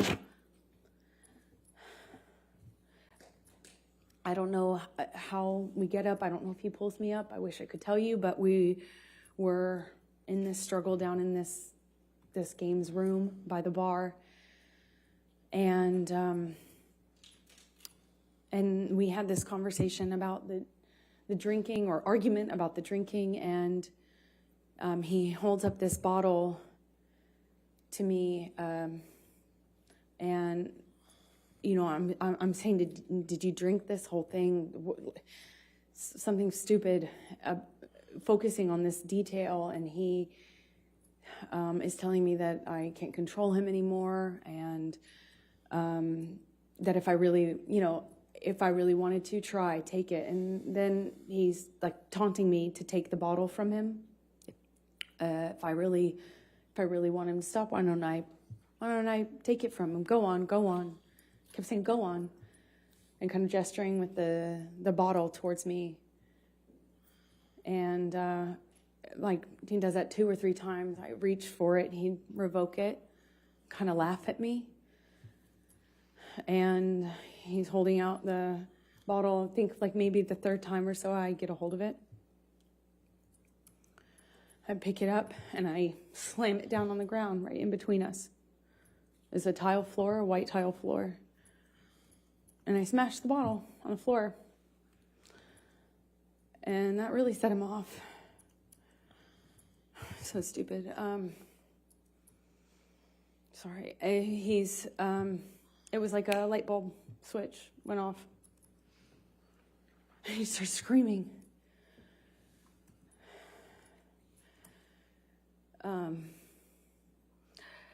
I don't know if he backhanded me or hit me normally. I don't really recall, but I remember it sent me down to the ground. I remember by the time I picked myself off the floor, I stand up. He's got a bottle in his hand, and he threw it at me. It missed, thankfully, but I kind of pulled myself back into the bar area. I don't know how much time passed, but at some point he had a broken bottle up against my face, neck area by my jawline, and he told me he'd carve up my face. I don't know at what point in the evening. I couldn't tell you what sequence-wise when that happened, but it was terrifying. It wasn't the first time he said that to me. He said that to me on the plane as well. But this time he was holding a broken bottle to me. I honestly don't remember if I threw anything in his direction. I don't think I did. I just remember him having me by the nightgown. I remember him flailing me, throwing me around. I'm flailing. This is after there were some bottles broken on the floor. I think this is actually after, again, forgive me, I wish I could remember the sequence, but it's flashes. He's throwing these bottles at me. I remember retreating. There were also cans, like soda cans, beer or soda cans, and they're coming at me one after the other, and I keep pulling myself into the bar area. There's a bar behind me in like a, I don't know, like an L shape. He's standing in the only way you can exit, so I'm kind of trapped in front of this sink, surrounded by bar on three sides with him in front of me-ish, kind of front off to the left, and he's throwing these bottles one after the other, and I can feel glass breaking behind me. I remember feeling one of them go by my head really fast. I mean, a real velocity. I remember being terrified.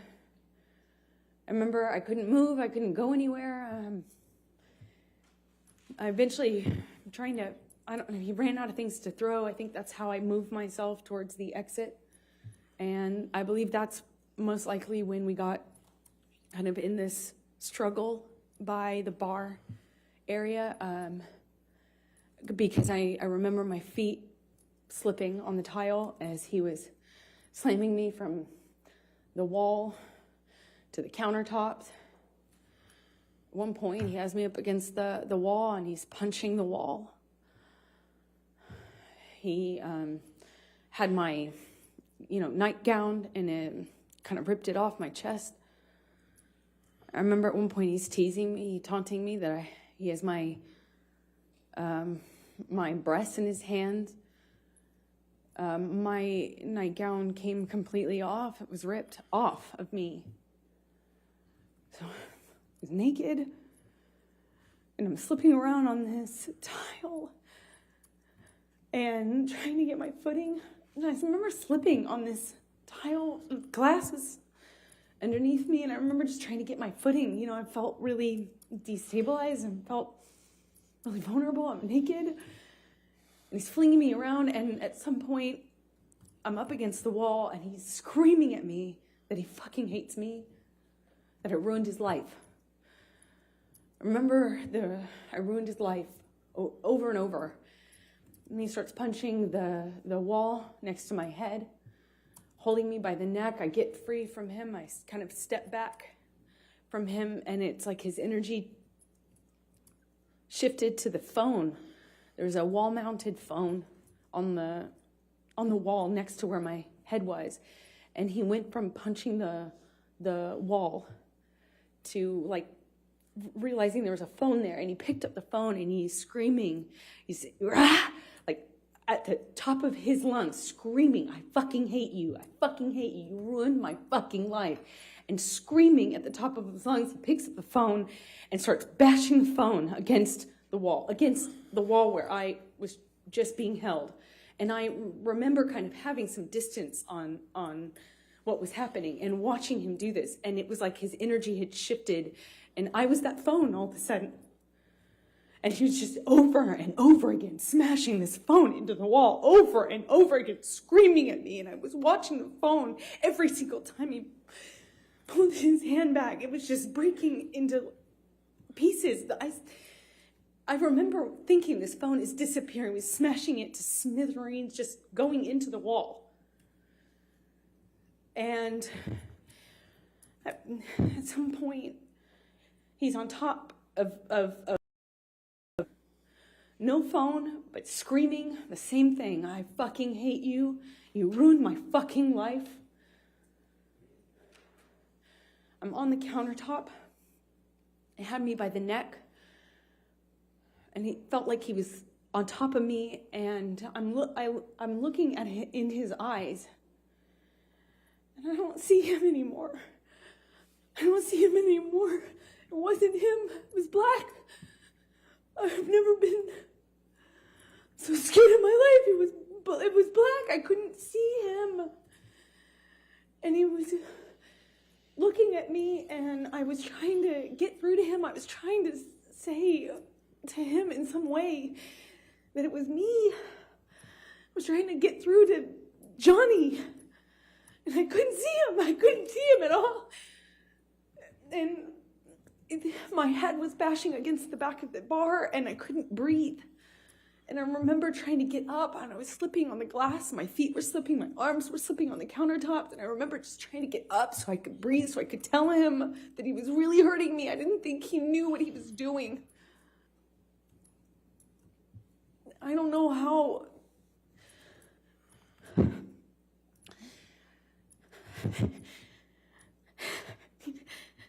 Sorry.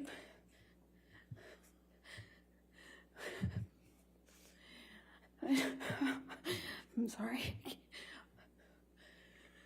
I couldn't breathe. Please.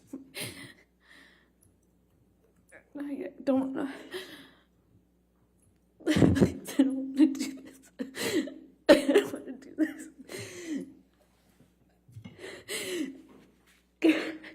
I couldn't breathe. I couldn't get through to him. I couldn't get up. I couldn't get up. And I don't know how that ended. I don't know how. I don't know what happened next. I don't understand this.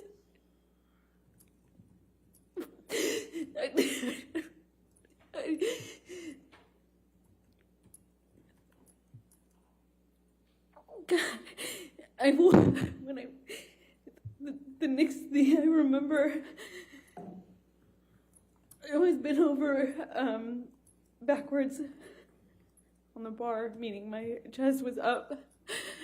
I was staring at the blue lights, and my chest was on this, my back was on the countertops, and I thought he was punching me. I thought he was I'm sorry.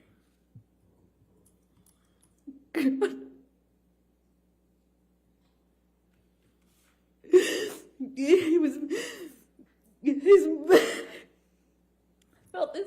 I felt this pressure. On my pubic bone. I thought he was punching me. I just saw his arm. I could feel his arm moving, and it looked like he was punching me. But I could just feel this pressure. It was like it kept hitting him. It didn't feel pain. It was just a pressure on my pubic bone, and I don't know.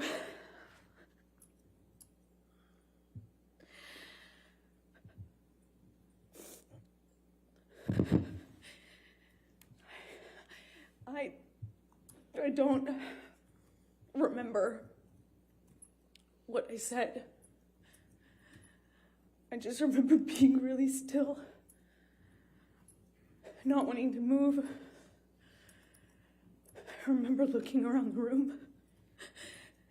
I remember looking at all the broken bottles,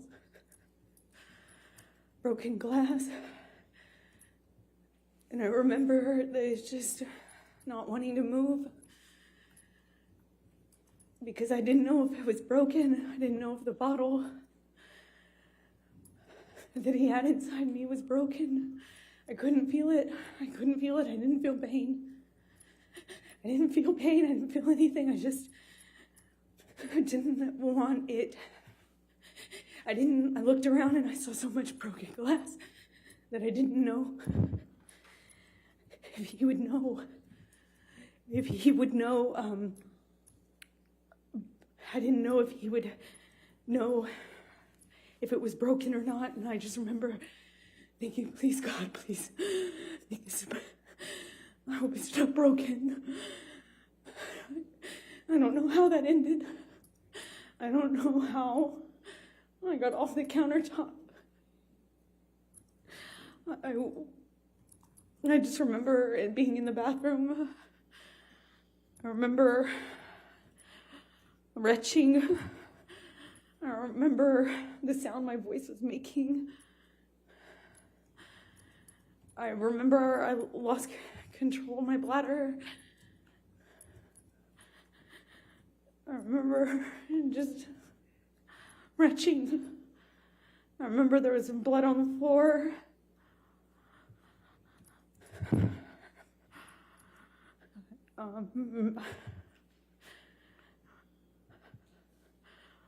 I got up at some point.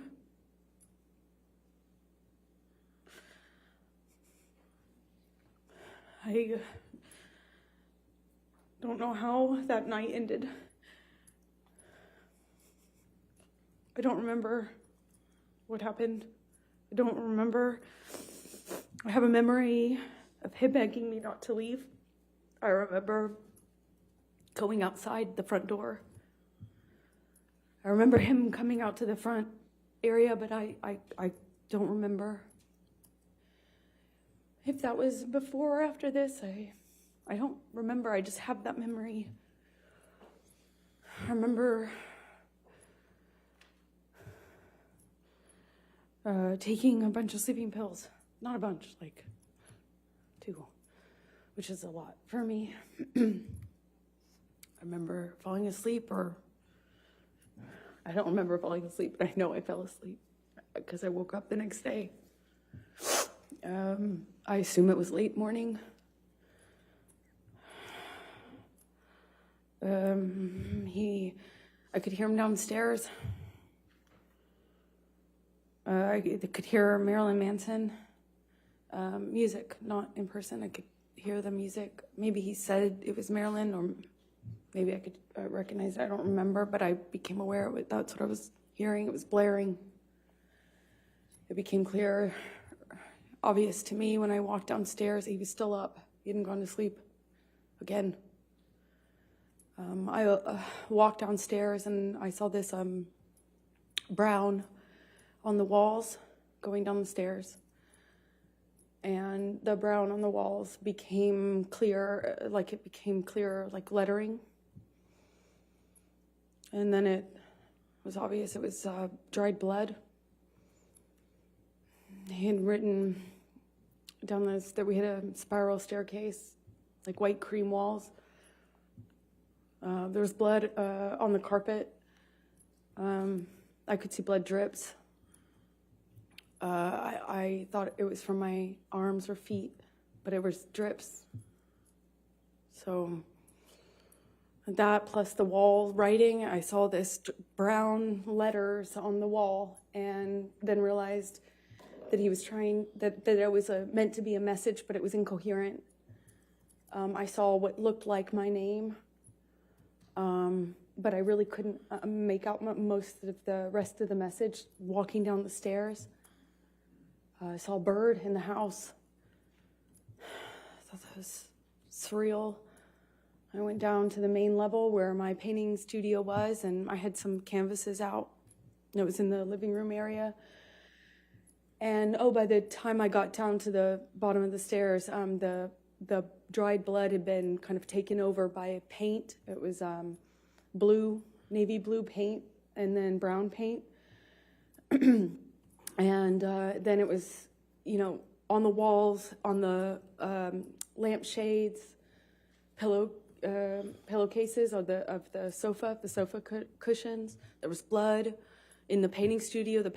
My canvases had been covered with what looked like just brown, blue, green, red mess. It was just a mess. There was a painting that had, a painting that the owners had that had, like giant penis on it, and some other things. There was a table overturned, a bunch of broken glass on that floor. I walked downstairs where I heard the music coming from, and that's where I found him, blaring this music. He was in the study, which is by the bar games table area off to the side, and it was just glass and blood and a broken window and just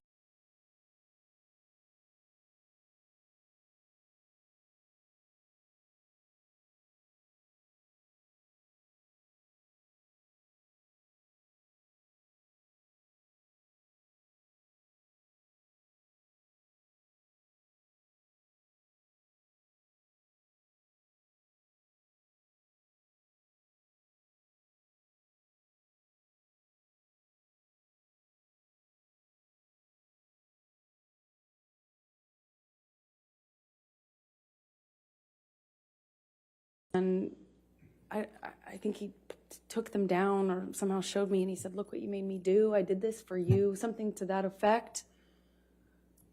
And I kind of put together, it was covered in paint, and I put together that's like he was using his finger. I quickly became aware that that's what he was using as a paintbrush, even though there was lots of paintbrushes around. And we didn't have any sort of like coherent conversation, as you can imagine. I figured out he was missing a finger. He kind of held it up, and I said, "What did you do? When? Like, what did you do? When?" And I realized in my head that there had been many hours since this probably happened, assuming that was happened with the phone.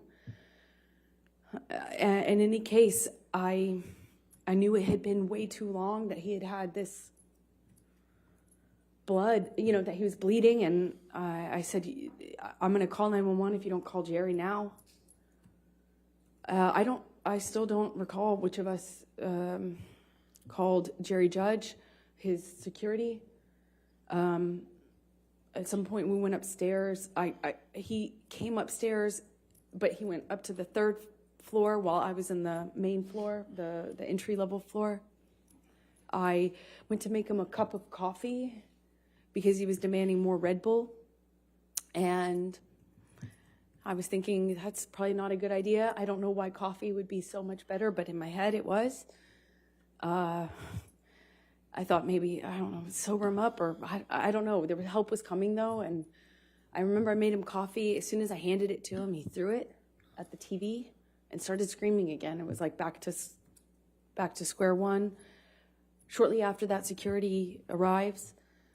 I don't know how long, maybe a few seconds or minutes went by, not long, but they kind of find Johnny, or Johnny finds them walking out of the front door, and they were trying to figure out what was going on. And as they were kind of looking at him and trying to figure out what the heck was going on, Johnny took his penis out of his pants and started trying to pee or peeing outside of the house, saying that he had more messages for me.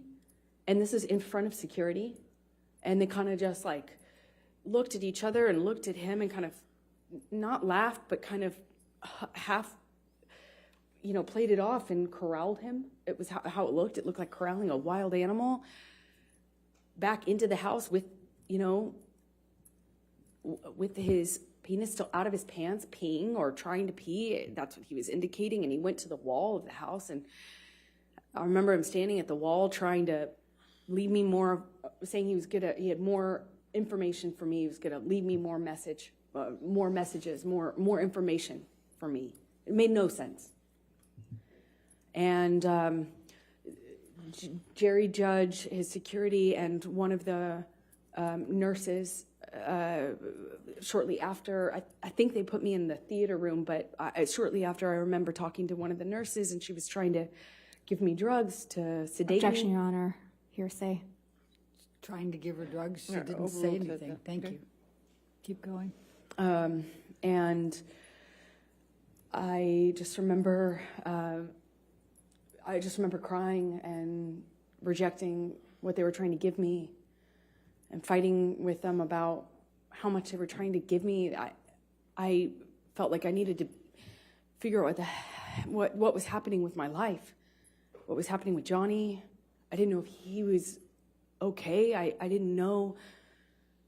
I actually had no idea, like, could this be something he could die from? If anything, just the drugs and the alcohol. I mean, that alone, I didn't, I just remember being scared and being in this theater room, this dark theater room, and not knowing what the heck was going on. And I eventually was taken up to my room by one of the nurses, and I'm sorry, Debbie, and or suggesting I go up to my room. I went up to my room, and I took a quarter of what she was trying to get me to take, and I eventually fell asleep. I came back downstairs to look for my phone, which Johnny had picked up before security came in. He picked up my phone and said, "We're going to get to the bottom of this." He wasn't making any sense at the time. Understandably, just different. Nothing made sense. But he picked up my phone and was saying, I'm going to prove this. We're going to get to this. We're going to get to the proof of this. Something to that effect. I don't remember his exact words. And he pushed record on my phone. I didn't actually at the time think that he had done that. I had no idea, but I did know that I didn't have my phone when I woke up and went downstairs to get it. It was dead. It was sitting out on the dining room table by where Jerry Judge was sitting. Jerry Judge was on the phone and talked to me, and I went back up to bed, took more of this sedative, and fell asleep. And then I think the next day went to the closet and took out the clothes that he hadn't painted on. I guess when he went back upstairs, he had it looked like what he had done is dip his hand in a bucket of paint and just wiped it on my clothes. And he had picked up another portion of my clothes and put them in the bathtub. And I don't know if he added paint or if he just had touched them with paint, but it was this ugly navy blue brown paint. I packed what was packable, hadn't been destroyed, and eventually left Australia with Ben King, who you met on the way there. Let me stop you there because I want to ask you some more questions about those 3 days, and then we can talk about Ben King and going home. So, do you recall what bottle Mr. Depp was drinking from and then had that back and forth with you and you threw on the ground? Objection, Your Honor. Compound leading. Sustained. Do you recall what the bottle was? No, I don't. Okay. Do you recall whether it was wine or liquor? It was liquor. The wine was upstairs.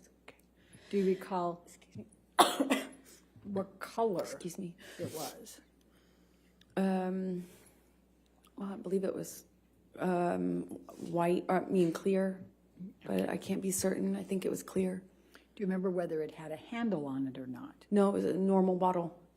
Okay. I remember because he was holding it like this and gestured to me to take it. And I did try to reach for the bottle. It was a normal size, but for the life of me, I can't remember like what brand. Okay. When you woke up that third morning and came out of your room, what, if any, food did you see? Oh yeah, I forgot about that. Objection, Your Honor, leading. Overruled.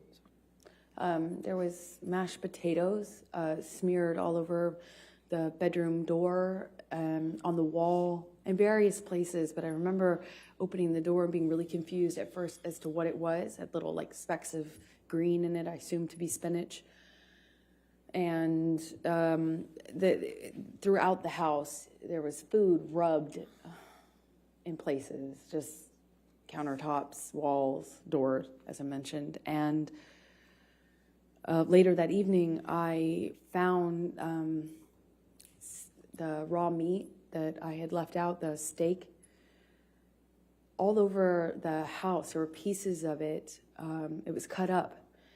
And he had ripped my nightgown into pieces, into shreds, and wrapped the meat up, like wrapped the steak pieces up with my nightgown. It was this really beautiful burgundy silk nightgown that had this black lace trim. I ironically got it from Dr. Kipper for a wedding gift. And it was wrapped, I continued to find it throughout the rest of the time that I was in the house in Australia. There was pieces of it in the microwave, pieces of it in the produce drawer, in the closet drawer. Just raw meat wrapped up in my nightgown, as well as the smeared food on the walls. It was bizarre.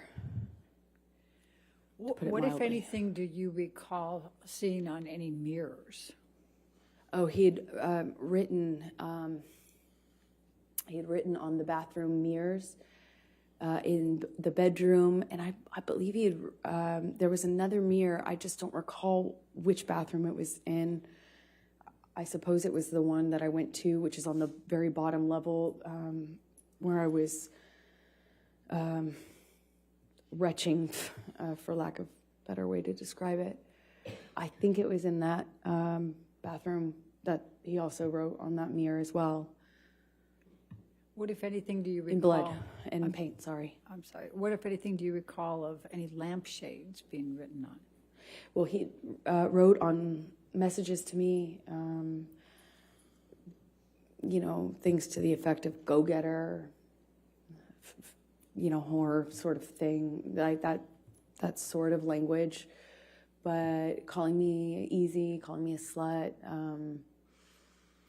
calling me, just things about ego and what a whore I was. But it was hard to make sense of it because it was clear he was just out of his mind. It was, he wrote on a back of a pillow in blood. And you can tell because it dries like in this ugly brown color. He wrote on the walls going downstairs. Like it took in fact, you could see where it looked like he had run out of blood because the messages became, the markings became clearly letters. And the letters kind of became, like I could see where he had clearly run out of blood or it wasn't bleeding enough and went and got paint. And then it became paint and blood. You could see both. You could see where he went back with it. Same with the mirrors. I could see where all the dried blood was. And then I could see a different set of markings with paint and some other material. So I'm going to go back to the time in the bar, and I know this is very painful. Do you recall what Mr. Depp was saying to you when he had the bottle and was pushing it against your pubic bone? He said that he would fucking kill me. He said, I'll fucking kill you. He said it to me over and over again. He said, I'll fucking kill you. Did you bleed from the vagina as well? I did. And did you experience any pain later? I wasn't thinking about that. I was heartbroken. Eventually, I realized that I could be hurt because I was bleeding. But I convinced myself it wasn't broken and that the bottle wasn't broken, or else it would be a lot worse. And the discomfort I was feeling afterwards just paled in comparison to how scared, shocked I was. I'm scared. I just married this man. I just married him.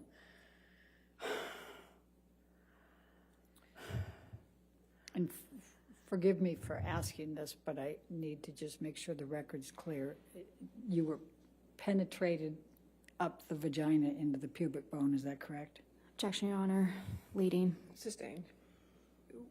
What, if any, penetration was there in your vagina with the bottle? I'm so sorry. Do this. I am so sorry.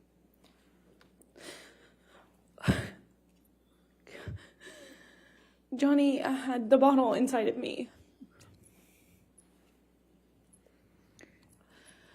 and was shoving it inside of me over and over again.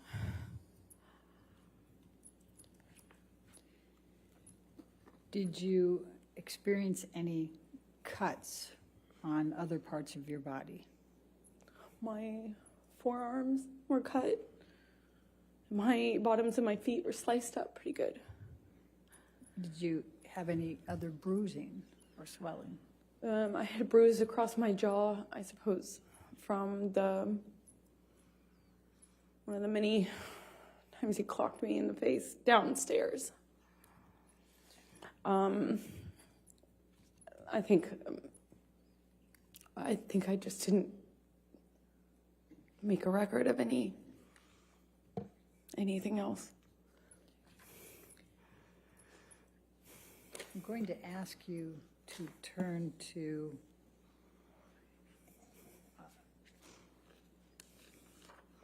let's go to 1810. Well, actually, let's go to 1815. Michelle, if you can bring that up, Defendants 1815. And I think these are all in, Your Honor, so if we could publish. Yes, they can all be published.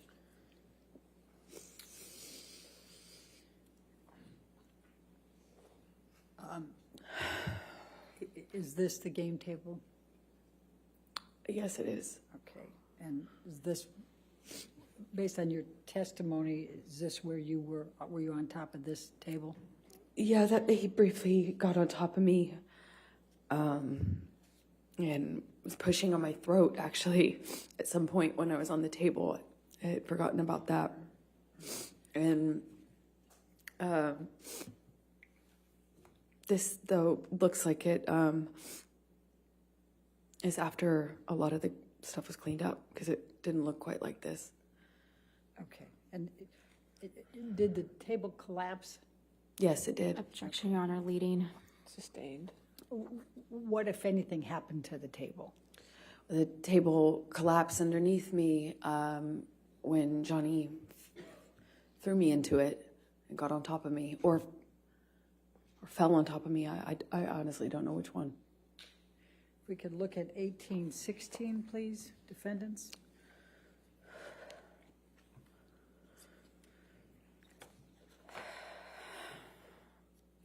Do you recognize this, what's depicted in this picture?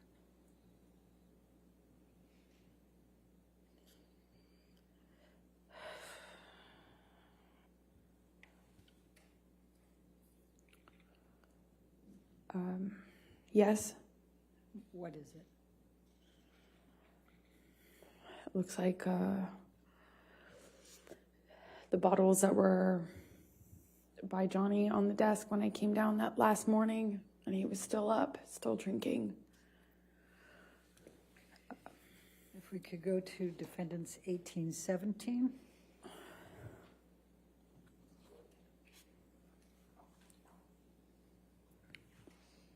The bottle shape. The bottle shape. Oh, I'm sorry, go ahead. I don't, I have not, Go back to 1816, please. Your Honor, I had, confused. Is there a question? I was You want to ask a question? What more do you recall? you had, sorry, it took me a minute to respond because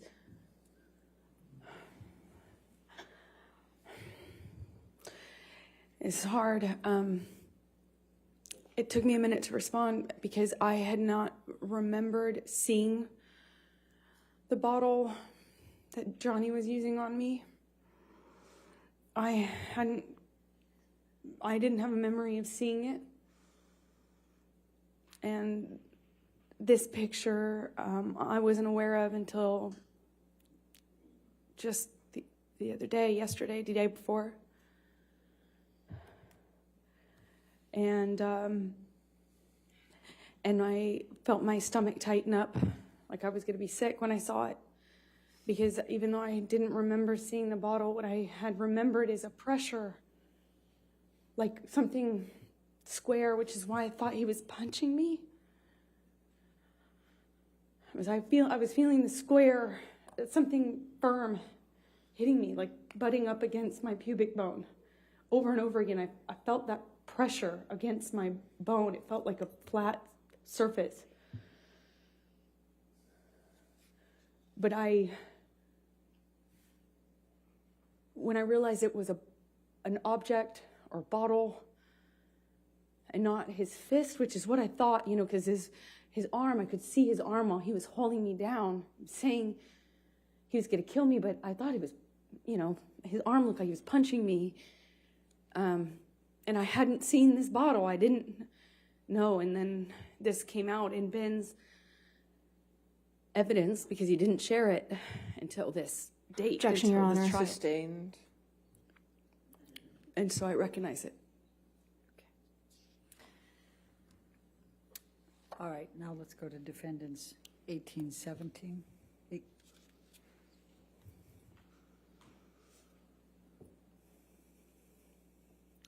Do you recognize this area or this picture? Yes, it looks like one area of the bar. Obviously, this is sometime later because all the liquid is dried up. It was quite slippery. I was slipping all over that tile. That's how I know. Okay. Looks like a lot of the glass has been cleaned up almost. Okay. And then let's go to 1818. Actually, I think I'm that's... sorry, Yeah, I don't have that That's number. not in evidence. Yeah, that's a duplicate. Let's go to 1819. My apologies. Okay.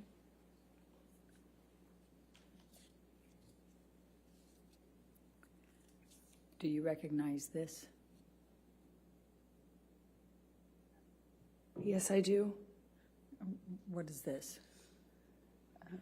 This is close to where my feet were when I was dangling off the counter. When he had me on the countertop by my neck, my feet were slipping on the tile, and I just remember my feet. I remember feeling glass underneath my feet and slipping. I couldn't get up. I couldn't alleviate the pressure on my neck as he was crushing me. That's around that, not around, that's next to that. All the way at the end of the picture is the bar where I was standing when he was throwing bottles at me.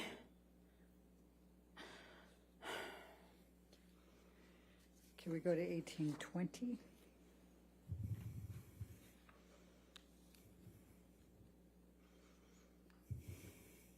Do you recognize what's depicted here? The area. Yes, that's to the left would be where the wall-mounted phone was. right to the left of that. To the right of that is the little L-shaped bar that I was telling you about, where I was trapped. And when you say to the left of the wall, I'm what do you sorry. mean? Is it off the picture or on the picture? so if you're looking at this picture, imagine up and to the left at person height, at site height, was and I don't know if it was antique, but it kind of looked old-fashioned, like an old-fashioned heavy. It looked heavy. I didn't pick up the receiver, but it looked heavy when I was watching it break. You know, it looked like these like really heavy excuse me, it's really thick, heavy, not plastic, but like a Bakelite or something heavy material on it. That's my best guess. So that would have been to the left, and then to the right would have been the very end of the bar that you just saw a picture of. All right, let's go to 1821, defendants.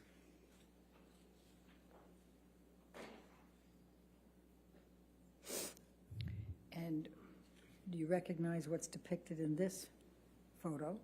Yes, that's the bar that I was just talking about. Okay. Now, I see a phone on the right side. Is that the phone you were talking about? No, that's not. This is a wall-mounted phone. That's just a landline. And you see straight ahead at the very, if you look straight ahead at the picture, on the top part of that, it appears to be some broken glass. Do you recall, what do you recall of that? I recall more than just this window being broken. This is one of the windows that he broke when he was throwing things at me. My body was standing in front of that little kitchen sink you see at the end of the picture. I suppose that's some of the glass I felt, though, on the backs of my arms. Like when the window shattered. Okay. Let's go to 1822. 1822, I don't have in evidence. 1822 is not in evidence. That's exactly why I just went over here. Let's go to 1825, I think. Is that the next one, Your Honor? 1825 is in evidence. I'm not sure. Okay.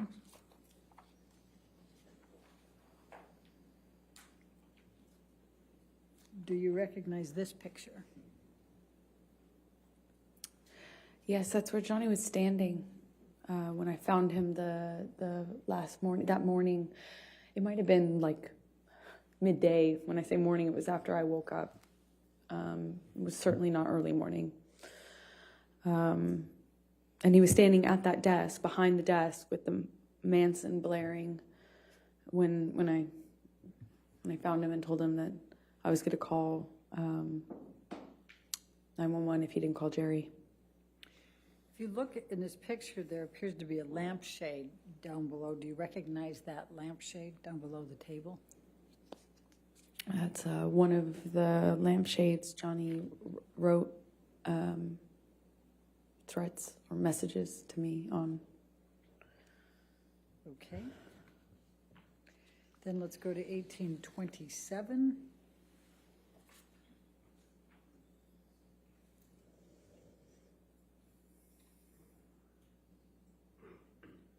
Do you recognize this?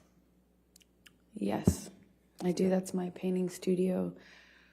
So when I walked downstairs and saw all the blood on the walls, I walked into this room first. That's where the stairs empty into this room, kind of my painting area.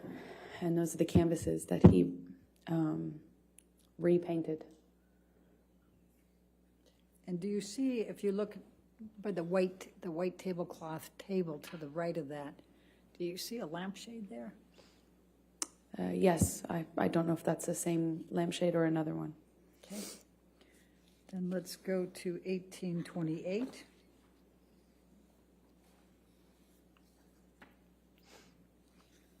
And do you recognize what's in that one? I do. Those are were my paintings that I don't know when he did that, if it was before or after the writing on the walls, but he just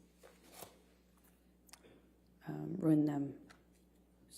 So I just want to make sure, so the painting canvas that's dark colored, there's two of them there.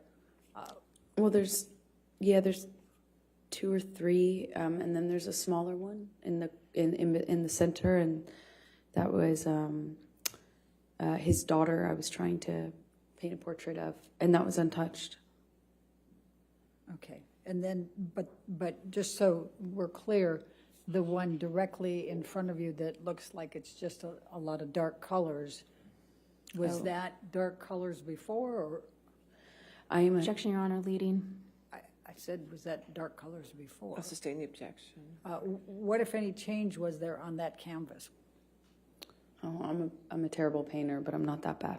That was not my painting. It was the start of a portrait, and he changed it dramatically. Okay.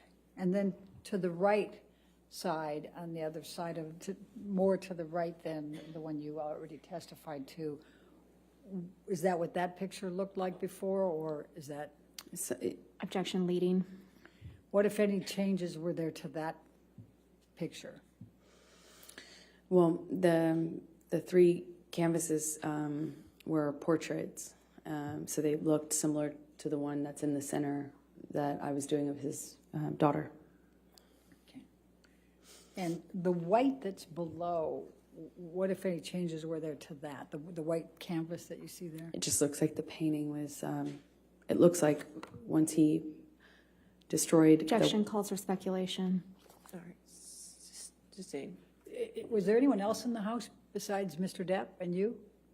Not that I know of, no, and no one was around. Okay. Do you have any reason to believe somebody other than Mr. Depp did this? Objection, leading. Sustain. What, if any reason do you believe that Mr. Depp did this? Objection, That was not, what, if any? What's the objection? leading. No, I'll overrule that objection. Thank you. It was just Johnny and I in that house over the course of those 3 days, roughly. There might have been somebody, his assistant or something, come on the first day or second day, I can't recall, but for the majority of for the entirety of what I've been describing to you, it was Johnny and I in that house. And did you do any of this? Did you No. create any of this damage? No. I'm also going to take a look at the white tablecloth to the right there.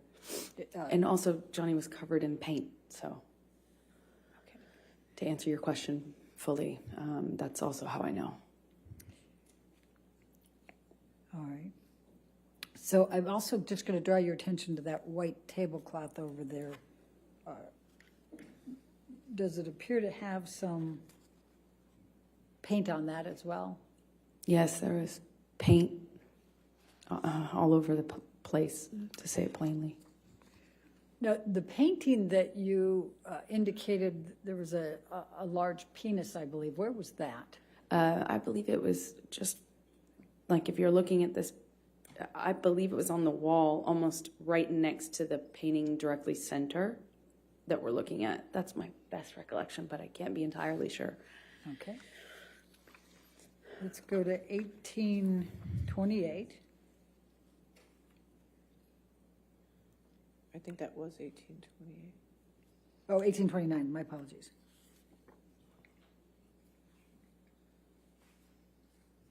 And do you recognize this photo? Yes, I do. What's in it? And what was this? This is one of the lampshades that Johnny chose as a medium to leave me messages in blood and paint. Okay. Let's go to 1830.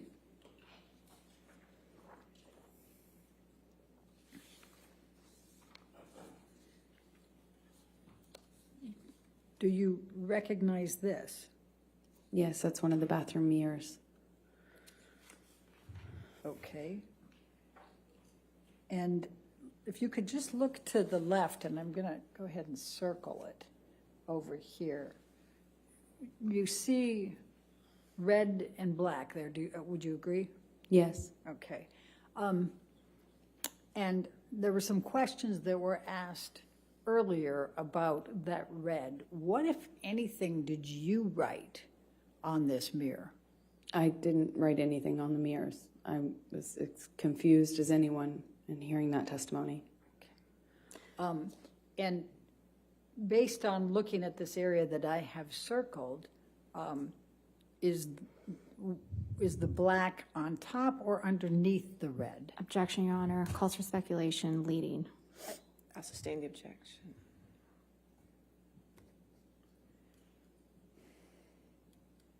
All right, this might be a good time to take a break. Why don't we go ahead and take our afternoon break, ladies and gentlemen. Let's go ahead and have our break. Do not discuss the testimony with anybody, and don't do any outside research. We'll come back here. All right, in 15 minutes.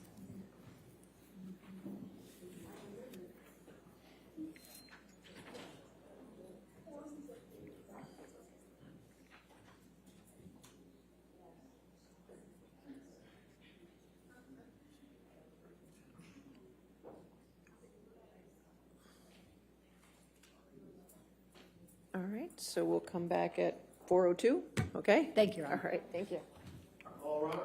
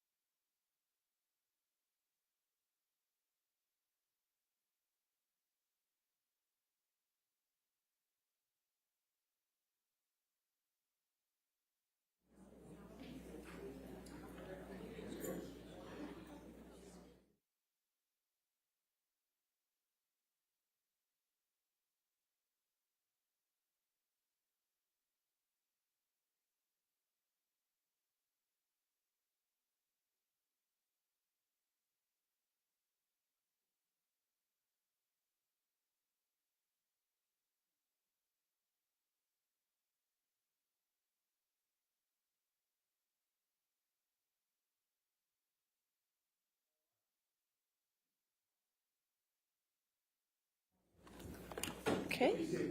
All back? Thank you, Your Honor. All right. Before we get to the jury, I just want to see, talking with Sammy, is Friday, May 27th? It's not, we usually don't meet on Fridays, but is that an okay day to have trial on that Friday? It's the Friday before Memorial Day. I want to check with the jury, but I want to check with you first. Yes. That'll actually be closing argument day for anybody that wants to know. Okay. Okay. So, right. So I just want to make sure that keeps on track. But if it's good with the jury, I just want to make sure that that Friday's good with them. That works for me, Your Honor. Okay. Oh, yeah, sure.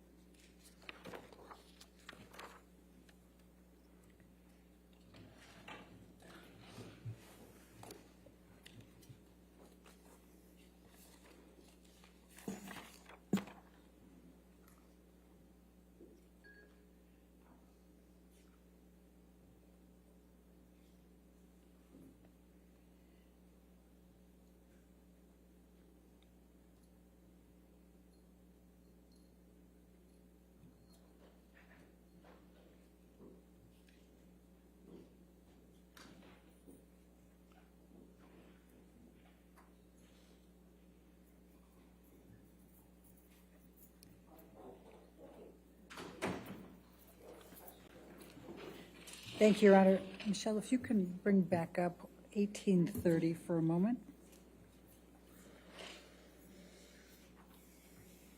1830, I'm sorry.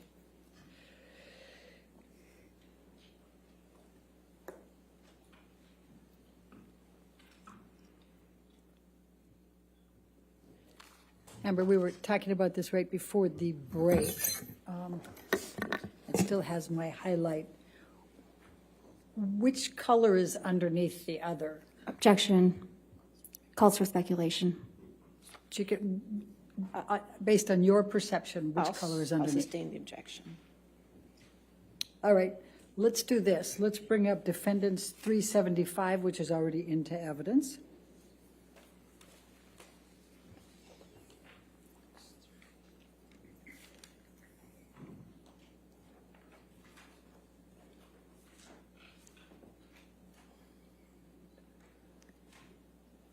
I think I need to clear that highlight, Your Honor, but I don't have the control on mine. There we go. Thank you.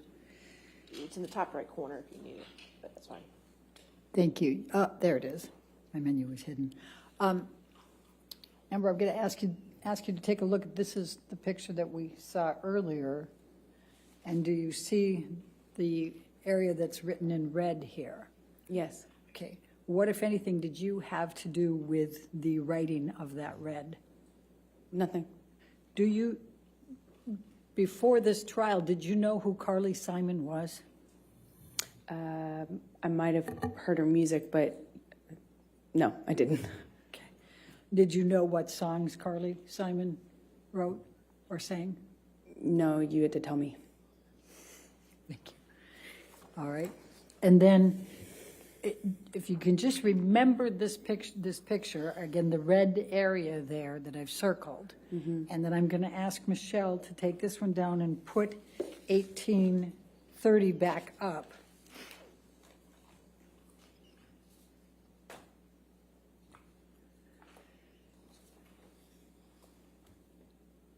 And I'm going to ask you to take a look at this. What, if anything, did you do to this mirror with respect to the black or the red? I didn't touch it. Okay. And what, if any, pictures did you take? I took a picture of it was the picture we had right before this, is the one I took because it was in the bathroom where I found my clothes in the tub and stuff like that. And let's go to 374, please.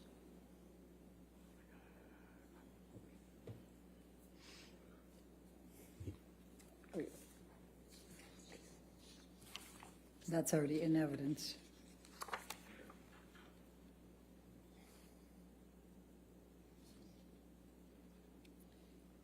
Is that the picture you're referring to? Yes, it is. Okay, and I'm sorry, I just want to make sure that I understand. What else was in this bathroom where this mirror was? The bathtub and another mirror, which also had writing on it. The bathtub had a few of my clothes in it and paint, and both of the two mirrors were painted. I believe I took a picture of both mirrors. Okay.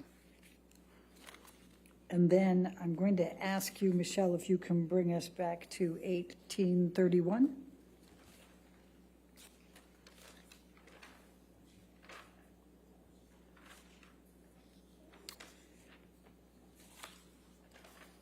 And did you take this picture? No. Okay. And do you see in the mirror there, can you see the bathtub in the back there? Yes, I can. All right. Was that the bathtub that you're referring to? Yes, it is. Okay.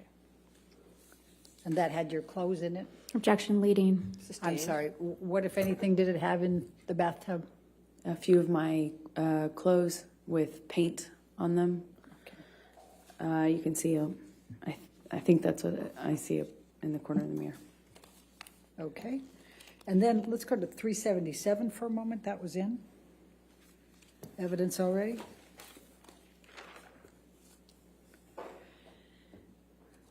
And do you recall seeing this picture earlier? I do. Okay. And now let's go to 1829, please.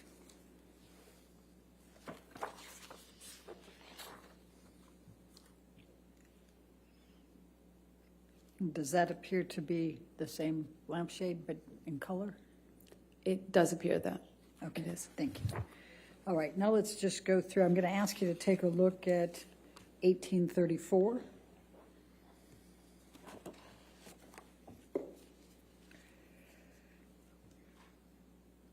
And what does this depict that you can recall? That is the TV that Johnny threw the cup of coffee at. Okay. And let's go to 1835.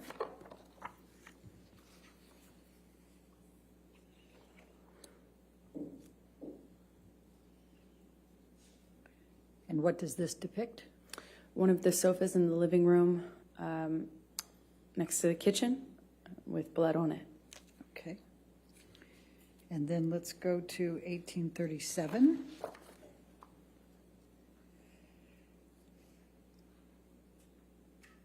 And what does this depict? It's one of the guest bedrooms with Johnny's iPad on the bed and blood and or paint on the duvet cover. All right, thank you. Now let's do 1838.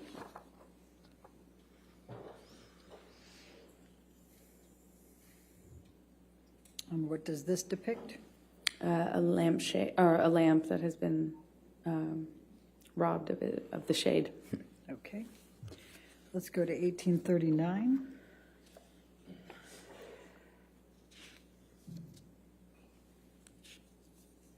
What does this depict? A different bed with more blood on it. Then let's go to 1840.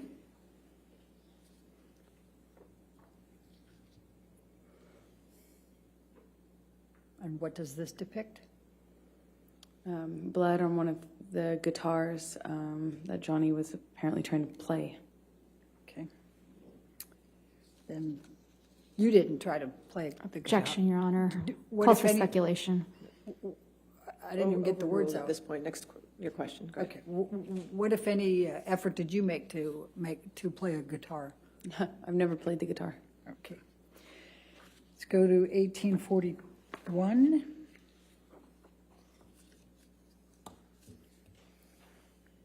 What does this depict? It is where Johnny slammed the end of a bottle into the wall while holding me up against it. Is this in the bar area? This happened in 2 rooms, so it's hard to tell. Okay. The bottle into the wall, the best of my recollection, happened in the kitchenette bar area downstairs, but I can't be 100% certain. Okay. And let's go to 1842.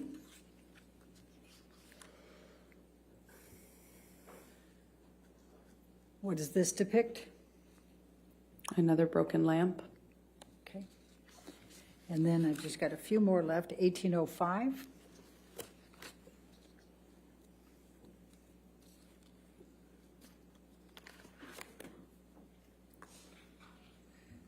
And what does this depict? Wine spill. It looks like the remnants of a wine glass being thrown. And it looks like broken glass. Do you recognize where this was in the house? Well, it looks like a bedside table, but I can't be certain. Okay. Let's go to 1806.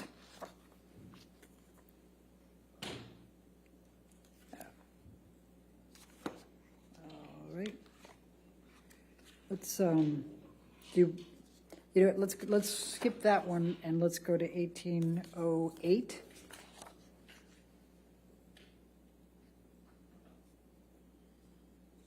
Do you know what this depicts? Wine spill. Okay. All right. Now, you started to testify about, well, before we go there, in these pictures, would you say they accurately depict the damage that you saw that third morning? No. What else, what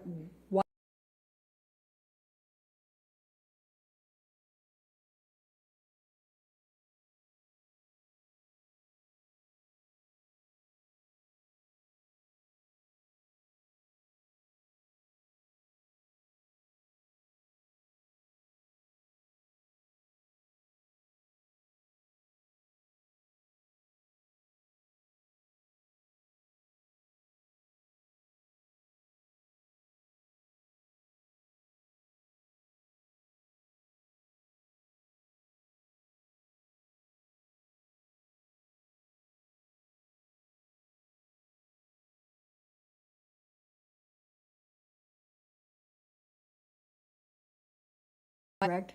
Yes. Did there come a time that you discovered a recording on your iPhone from Australia? Yes. Much later, there was this 5-hour-long recording, and naturally, I didn't know what that could possibly be, because even though Johnny and I recorded each other often as part of our, struggles to figure out our relationship, this one was, 5 hours was unusual, and that's when I discovered that there had been this recording of the end of that Australia incident, if you will. And did you listen to that recording? I have heard it, yes. And does it accurately represent what was depicted in that recording? Yes. Objection, form, lack of foundation. You want to approach? I'm not sure.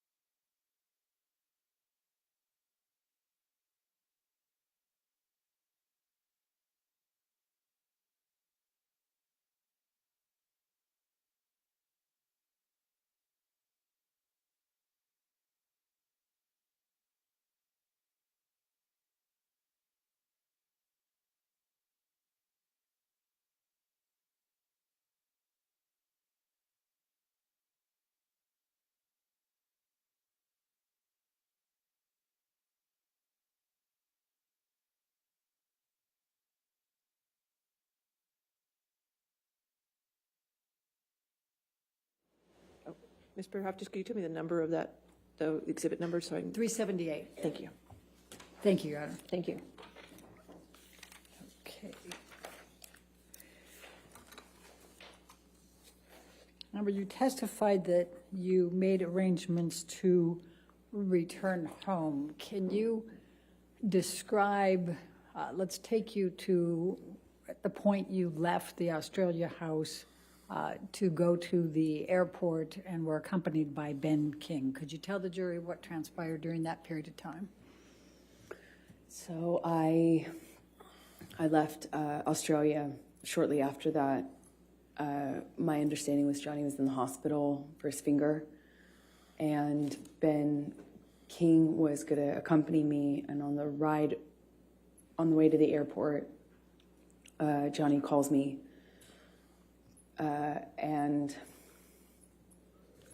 we were just crying on the phone.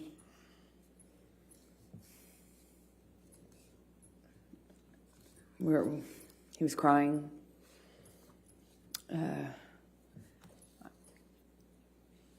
He asked if it was,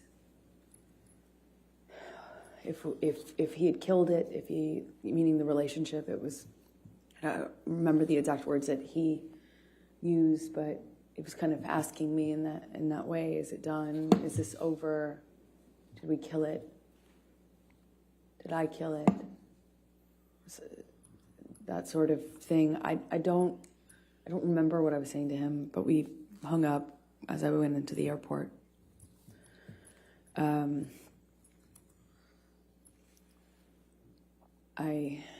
had a mix of feelings. Nothing really was making perfect sense to me, for sure. And I flew back with Ben. I don't really remember speaking to Ben on the flight.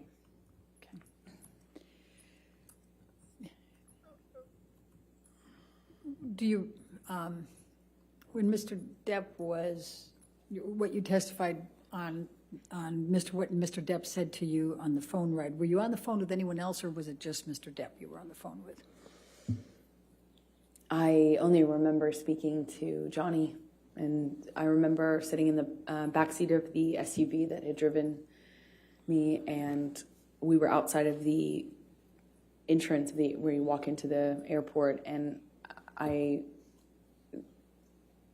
even then felt torn about leaving. I obviously didn't want to stay, but I was in such shock and Objection, Your Honor, non-responsive. I don't know how that's non-responsive. We're going to ask you a question again. Okay. Please tell us how you felt at that point and what Mr. Depp was saying to you. I remember Objection, Your Honor, asked and answered. She was in the middle of responding to it, Your Honor, and Your Honor said It was ask a different question, but I'll sustain that objection if you want to ask a question. Okay. How did you feel at that time? I felt destroyed. Like my heart was broken. I didn't know what to do. I thought maybe if I left him in Australia, I thought maybe something would happen to him. I thought he might die or kill himself, because that certainly seems like the trajectory he was on. He had told me he had put a cigarette out on his face before, the Friday before, and combined with all the, when I was in the bedroom and he was in the hospital, I found, and I was packing my bags and stuff, I found all these empty bags, Coke bags, dime bags with white residue on them. In them. They were in books, in the bedside table. There were so many that I was like, I wondered how I didn't see it before, even though I had, just gotten there. So I was worried he would die, and I was worried that we couldn't come back from what happened. I was worried that there was just no way to turn this around. There was no going back, but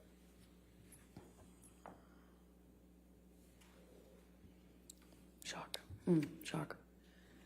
So you flew out of that airport, did you have a stop anywhere before you went back to LA? Objection relevance. In a minute, I'll show Overruled. it. Yes, we did. We stopped in an airport. I think it was, we stopped at the Sydney airport from Brisbane, I believe. And did you have to change gates there? Yes, we had a short flight to get to Sydney, and then in Sydney, I walked with Ben through the airport to get the next plane, and we passed a newsstand, and I just remember I passed this newsstand, and there was a book on one of the book stands outside of the store, and it had this puzzle piece on it, and Johnny and I used to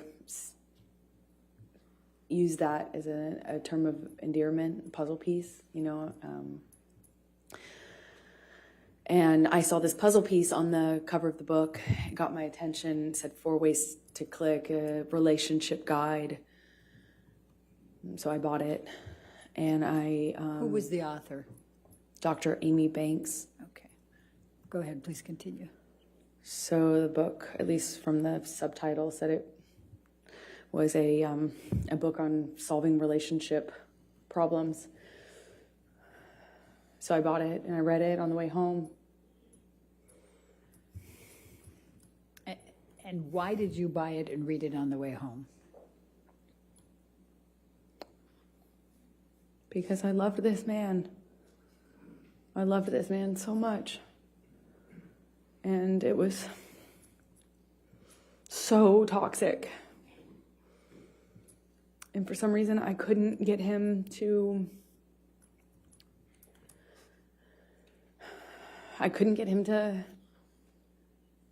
not hurt me. I could. And it seemed like I was hurting him. But we loved each other so much. At least I loved him so much. And I didn't know what to do. I didn't know what to do with this relationship. It was awful and toxic, but it was so important to me, and I loved him so much.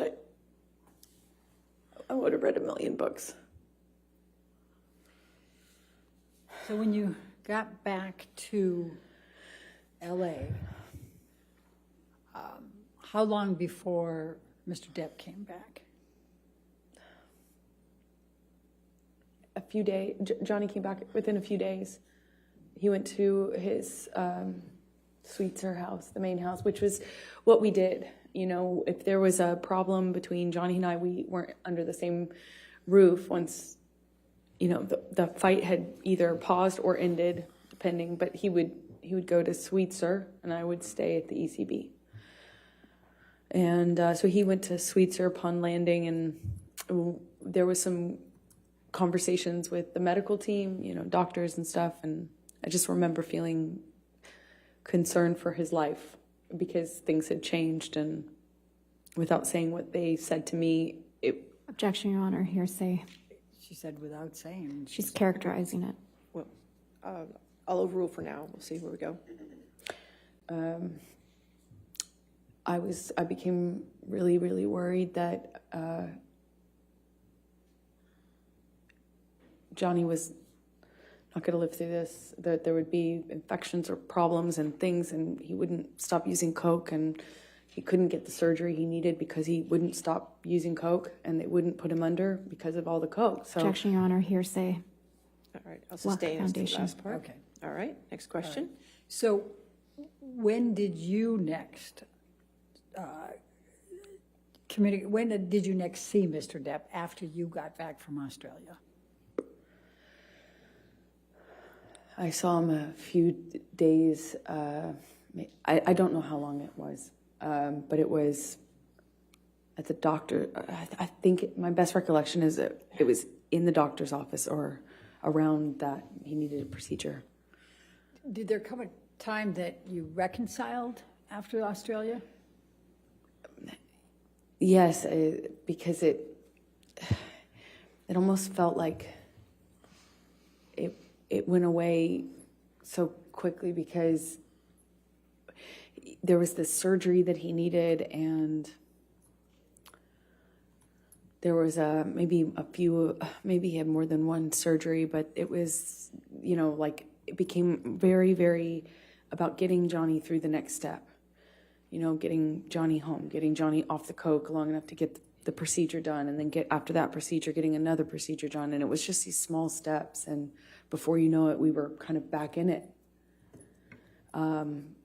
With the prospect, of course, of him being done with all the drugs and drinking, because that's what necessarily had to happen for him to have this surgery. So that made me feel a little bit more secure and kind of coming back into this relationship with him. So I'm going to take you to March 23, 2015, which is a few weeks after, 2.5 weeks roughly after Australia. Where was Johnny staying at this point?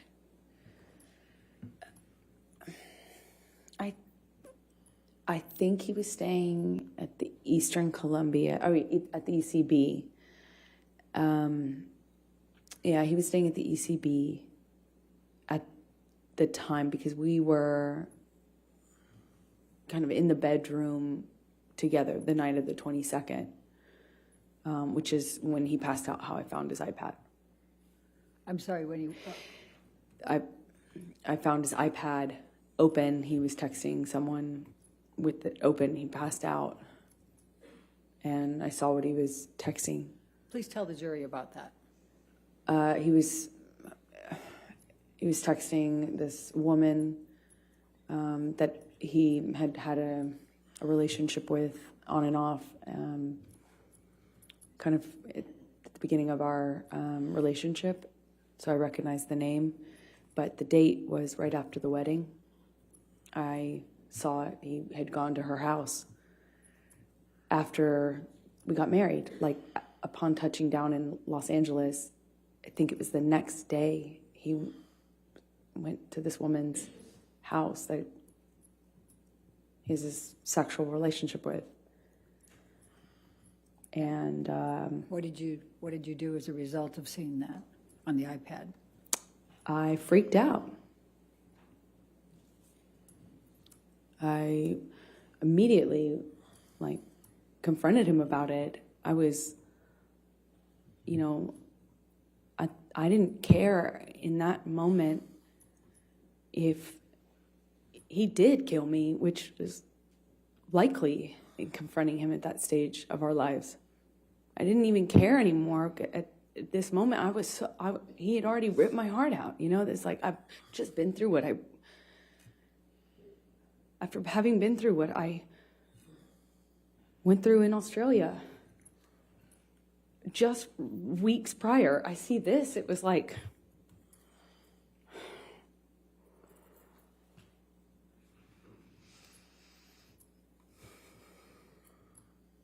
unbelievably painful.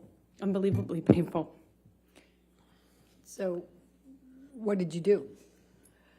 I'm yelling at him. So yelling. I was calling him all these ugly names. I was screaming at him. Told him to get the fuck out of the house. That's what I said. Excuse my language, but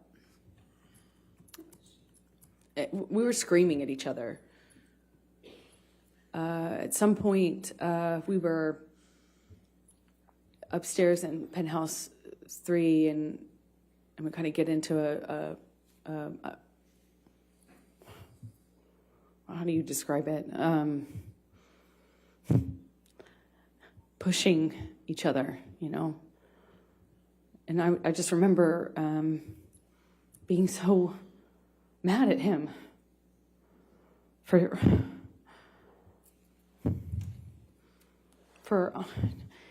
cheating on me and doing so in this way, like right after the wedding. And then right after my wedding, go to see him, and then Australia happens, and it just felt like everything came crashing down, and I was so hurt. Anyway, I break out of his grasp at some point, and I go into my sister's room. The apartments in the ECB are connecting. At least 3 of them are, and they connect from upstairs only. So you could get from Johnny and I's apartment into the neighboring apartment where Whitney, my sister, was staying at the time. And then you could go from that apartment into penthouse 5. Again, still on the top floor. So I went through Johnny's office, which is how you access the door that gets you into Whitney, the neighboring apartment where Whitney was, my sister. And I went in there and woke her up crying, screaming, saying, "What am I going to do? Can you Objection, Your believe Honor, this?" Hearsay. Sorry. All right, I'll sustain. I don't know, that was Dafford to prove the truth of the matter. I'll Asserted sustain. In any event. All right. Sustain the objection. Okay, so you went to Whitney's. Don't tell the jury what you said to her, but what happened next?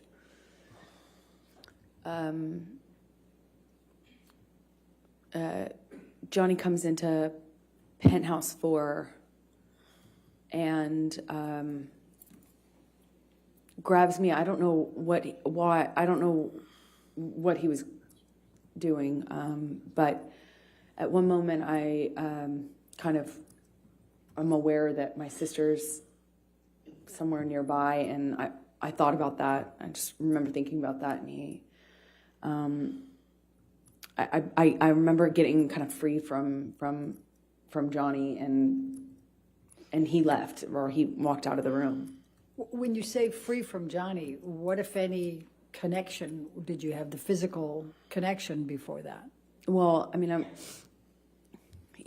trying to stand up for myself, and Johnny would, at that stage in our relationship, he would just throw me, shove me, hit me in the face. I mean, it was just like, all I could do is just try to fight back, or try to not get more hurt than not doing anything would have certainly left me. I don't really recall specifics. I remember at one point he had his uncasted hand in my hair, and I was looking at the carpet. I don't know what happened immediately after that, but I remember he left. He was out of the room for a while. I don't know how we got into, I think I heard him in P5. Again, this is the neighboring apartment of that. So there's P4 in between, and P5 is the corner. And that apartment was empty, basically. And so I used it, the top bedrooms, the bedrooms on the top floor as my closet. And I had all these clothing racks and shoe racks and stuff like that in there. And then it had another level, the mezzanine, which is it hung over the rest of the bottom floor. And I use that as my office. And the bottom floor is, of course, the living room with just some sparsely decorated, just some big couches and a low table. And I I hear him in penthouse 5. And on the lower level also is another painting studio, like painting area of mine. So I go in there because I hear him, and he's screaming, but I don't know why. I don't know who he's. My understanding was he was screaming at me, but I wasn't in that apartment. I could hear him, and when I heard him, I came into penthouse 5, and I have to go down the stairs, and I went down the stairs to the mezzanine level where my office was, and I could see him and a security guard and Debbie, the nurse, and he was sitting on the sofa when I first walked into the room, and he kind of stood up, was drinking Red Bull and screaming at me, and Debbie came up the stairs because I'm screaming back at him. She came up the stairs, I think. And while she came up, I'm supposed to kind of comfort me. And while I was up on the mezzanine floor, Whitney came down, and he threw the Red Bull can up at me, certainly, but it kind of either hit or narrowly missed Debbie.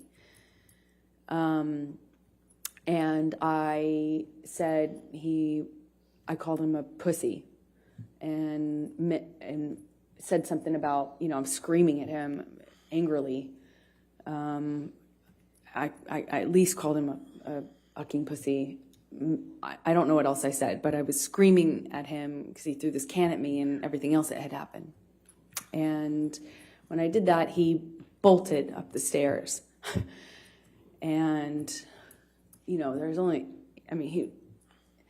he was up the first flight of stairs. Again, I'm on the mezzanine, which is in between two flights of stairs. He bolted up the steps. And I don't know how he managed to get his hand in my hair so fast, but he had his hand on the back of my head, my hair, and kind of was yanking me down and hit me in the face with this cast he had. I just remember this brief struggle we had before we kind of break away. Whitney, my sister, all of a sudden put herself in between Johnny and I. She just threw herself like in the line of fire or whatever. She just all of a sudden was there and was trying to get Johnny to stop. Her back was to the staircase, and Johnny swings at her, and I just see my little sister with her back to the staircase, and Johnny swings at her, and I don't even wait for any other, I don't hesitate, I don't wait, I just in my head instantly think of Kate Moss and the stairs, and I swung at him. In all of my relationship to date with Johnny, I hadn't landed a blow. And I, for the first time, hit him. Like, actually hit him. Square in the face. He didn't push my sister down the stairs. And all my time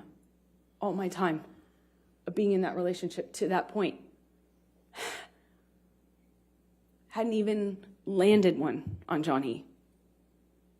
Sure, I had tried to fight back, threw my arms, flailed my arms, hit whenever I could to try to block blows myself, but never landed anything. And Johnny kind of looked stunned and then laughed at me and then lunged at me again. And before I know it, security stepped in between us and pulled Johnny away. And I went upstairs with my sister, and we locked the door, and I could just hear all this commotion happening in Penthouse 5. I could hear him raging, destroying my things. I could hear it. And at some point I saw it the next day. Tell the jury what you saw the next day. All my clothing racks were toppled over, shoe racks toppled over, thrown down the stairs. Desk, everything on my desk wiped off. Just it looked like everything that he could touch, he tried to turn over, destroy, smash, But my clothing racks, these huge, heavy clothing racks full of clothes, there was at least one of them he threw down the stairs. The rest were toppled over.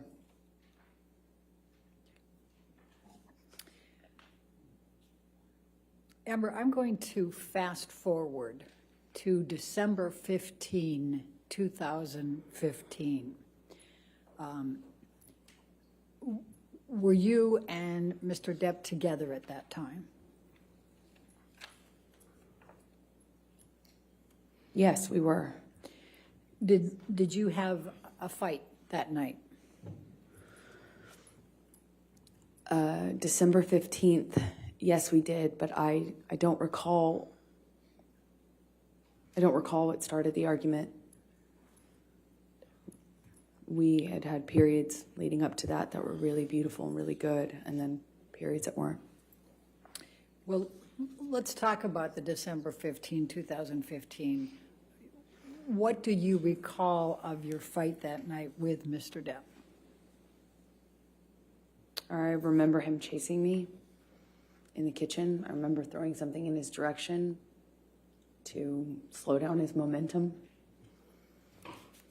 I remember him screaming.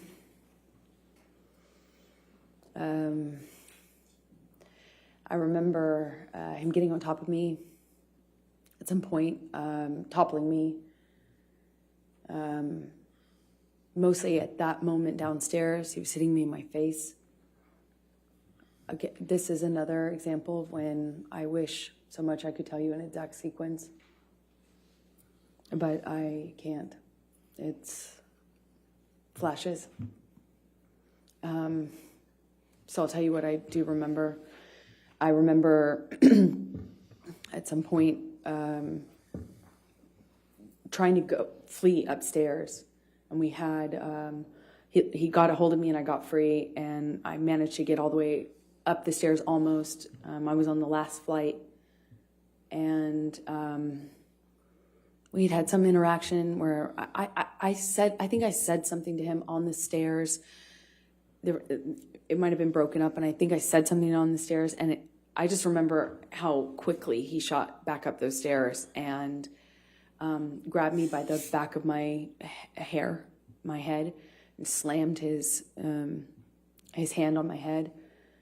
And I went down on the stairs, and he overtook me. I remember him so well. I remember his boots and the sound they made. I remember him grabbing my hair, my head, and kind of dragging me up the stairs the rest of the way. He dragged me into the room that those stairs open into. It's like a salon foyer area. And we had this argument that kind of, was a shoving match that I was losing. By the second or third shove, he sent me toppling over this chaise lounge, like a little low-lying sofa seat. And I hit my head on the brick wall. There was an exposed brick wall.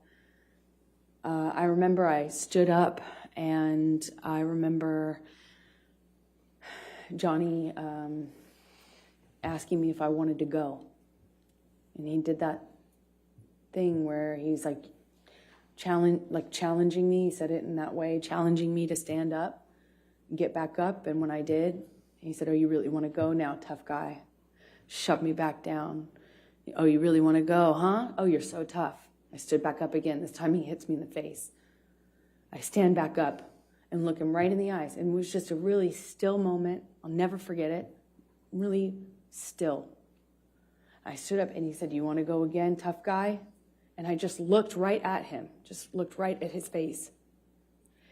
And he balled up his fists, leaned back, and headbutted me square in the nose. Just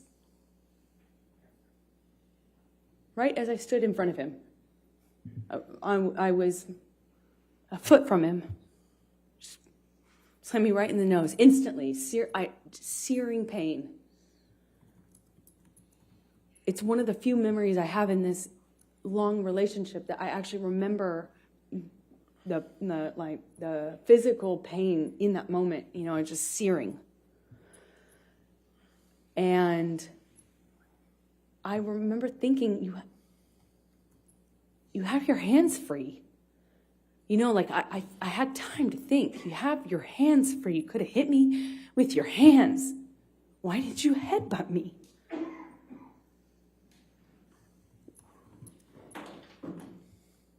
I told him that night I was going to leave him. I went through his office to go into the other room where I kept all my stuff.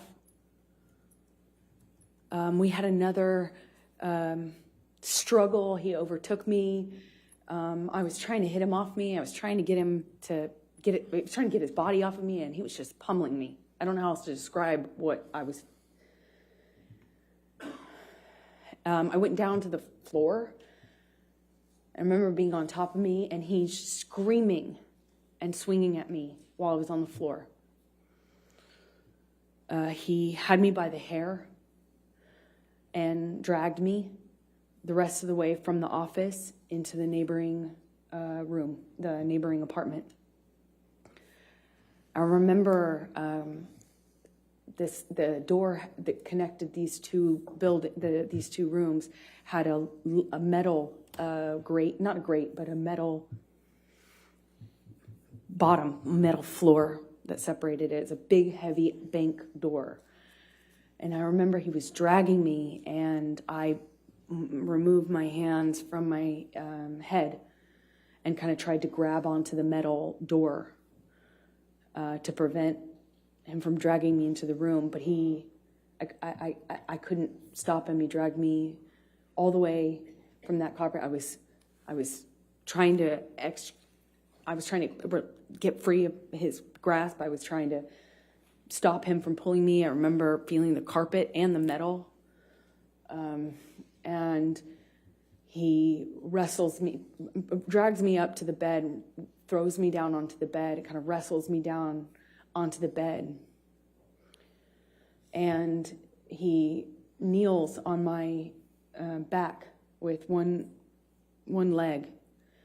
And I was trying to fight him off me because I was face down on the bed top. And he wrestled me down, kind of trying to hold me down with his knee on my back. And he's punching me with a closed fist, punching me repeatedly. And I don't remember even feeling the pain. I just remember the sound of Johnny's voice. He got next to my ear and he was screaming over and over and over again. Each time it sounded louder and more desperate. I fucking hate you. I fucking hate you. I fucking hate you. Over and over. Fucking hate you. And then pounding the back of my head, pounding it with his fist. And I don't even remember feeling pain. I just could hear myself scream until I couldn't hear myself anymore. I could just hear him say that he was going to kill me. And that he sounded like an animal in pain when he was saying that he fucking hated me. He sounded like he was almost crying, or something in his voice was different. He sounded different, he sounded like he was in agony. It was high-pitched and loud. And I don't know how many times he just hit me over and over and over again. And I got really still. And it felt in my body like quiet. And I thought, this is how I die. He's going to kill me now. And I'm not. He's going to kill me, and he won't even have realized it.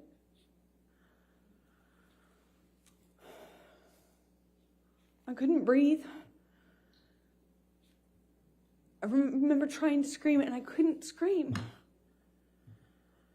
I was suffocating in this pillow top with him holding me down, punching me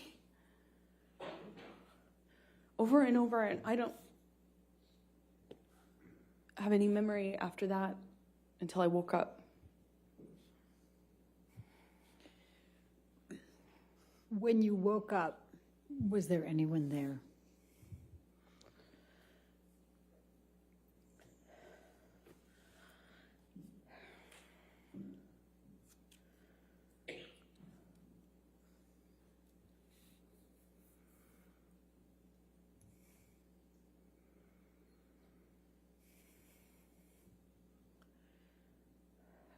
I remember hearing my best friend's voice. I felt like it came, felt like it was like on a speakerphone, like it came from everywhere. I just heard her voice in a weird way. It felt like it was coming from two directions. And I realized that I was sitting on the edge of the bed, on the carpet of the floor against the broken frame of the bed. And there was a low-lying bed with a really thick wooden frame. And it was broken from his boot trying to get a purchase on it while he was... Objection, Your Honor, calls for speculation. I could feel it. Overruled. Thank you. Please continue. I was there for it. And while he was on top of me, I could feel that. I could feel him trying to get balance. I could feel him slipping. I could hear it. I don't know how I got off the bed. I don't know what happened to me from the time I stopped hearing myself scream. I don't know what happened to me. It's a really weird feeling because next thing I remember is leaning against the broken part of the bed and on the carpet, and my friend saying, "Oh my God, oh my God." Objection, Your Honor. Hearsay. Sustained. Okay. Go ahead. And without And then telling what Rocky said. I eventually, she called the nurse Erin. She got something out of the freezer for my face. She did a concussion check with Erin on the phone.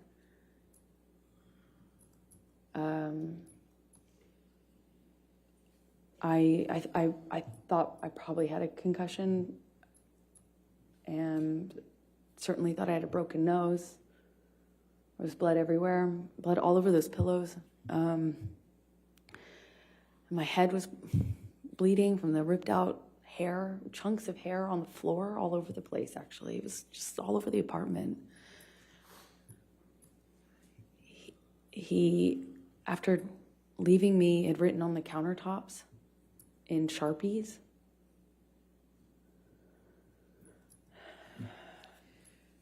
Michelle, I'm going to ask you to bring up Defendants Exhibit 510.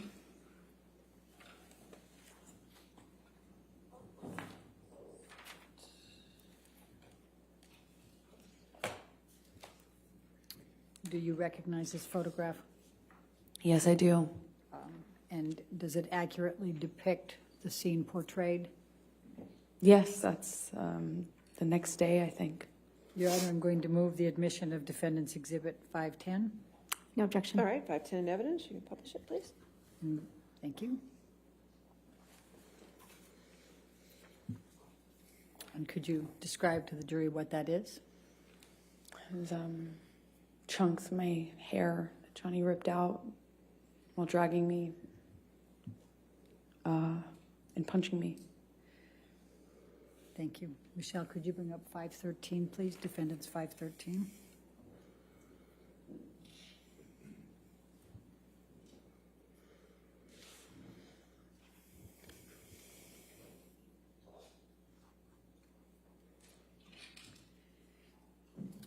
Does this picture accurately depict you and the scene portrayed?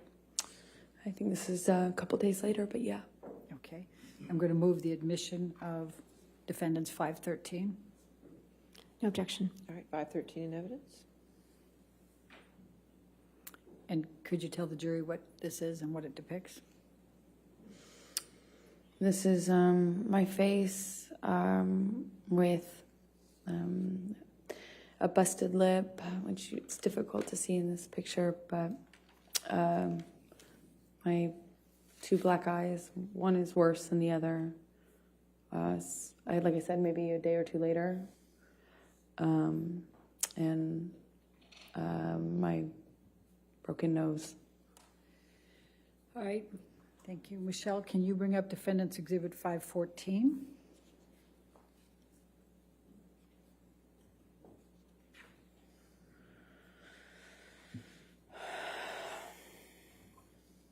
Does this accurately portray the scene depicted?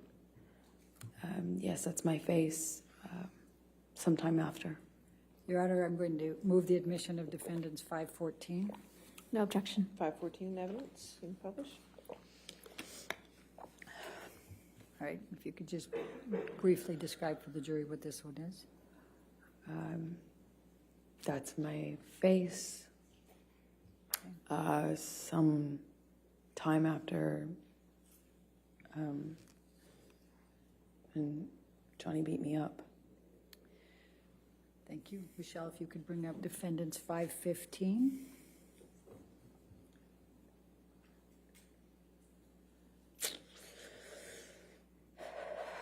Does this accurately portray the scene depicted? Yes. Going to move the admission of Exhibit 516. No objection. 515 or 516? 516, I'm sorry if I misspoke. You said 515 Oh. before. It's 515? 515. No objection to 515? Okay. No, Your Honor. 515 in evidence, you can publish.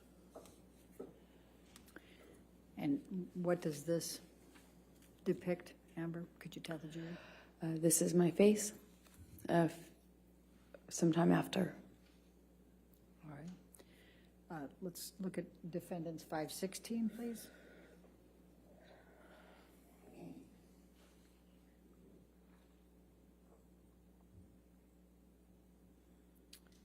Does this accurately portray the scene depicted? Amber?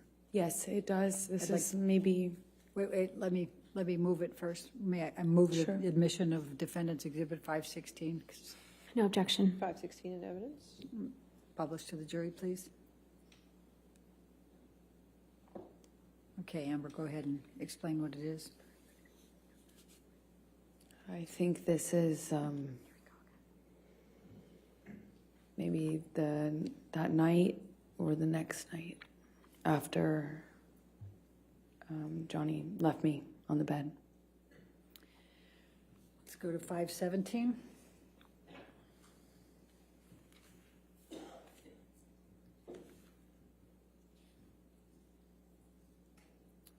Does this accurately portray the scene depicted? Yes, it does. Move to admit defendants 517, Your Honor. No objection. 517 in evidence? Amber, please describe for the jury what this portrays. That's my face after this incident. And what's portrayed on your lip? Well, he busted my lip when he punched me. It's bleeding in this picture. It kept reopening. You know, it's a mouth. The lips move. Go to 519.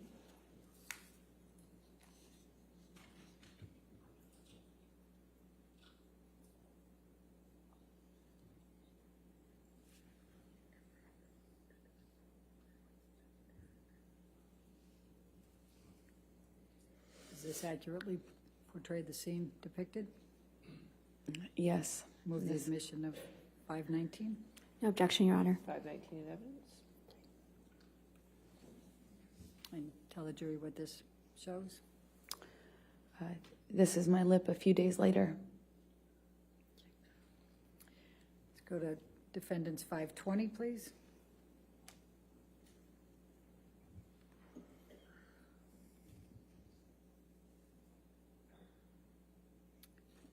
Does this accurately depict the scene portrayed? Yes. Move the admission of defendants 520. Is it 521 or 520? 520. No objection. 520 in evidence? Publish. Can you please tell the jury what's depicted here? That's my scalp with a chunk of it missing from when Johnny was dragging me by my hair. Let's go to defendants 521, please.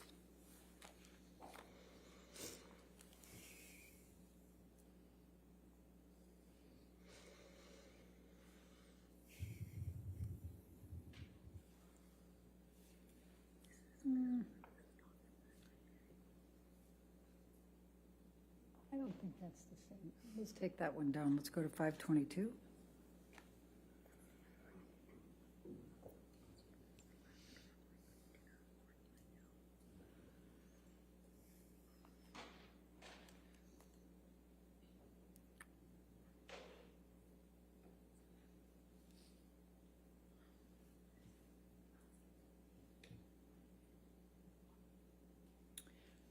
Does this accurately portray the scene depicted? Well, it's a few days later. Okay. Move the admission of 522, please. No objection. 522 in evidence? And what shows there? My face is healing. Okay. Let's go to 523.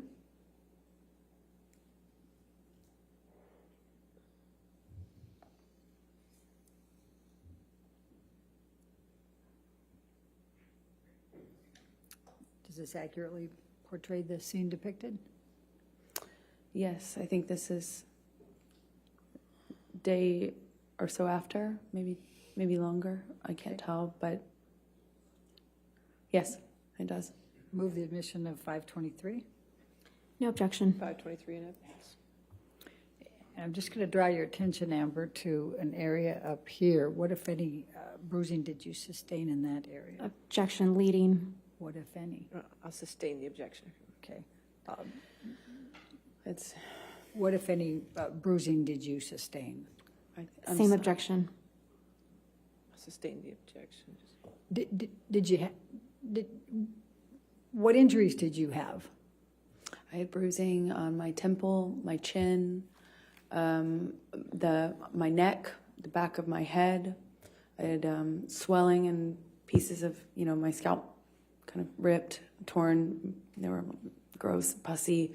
But this is of the bruising around my temple from one of the blows, several of the blows, I don't know. Let's go to 524.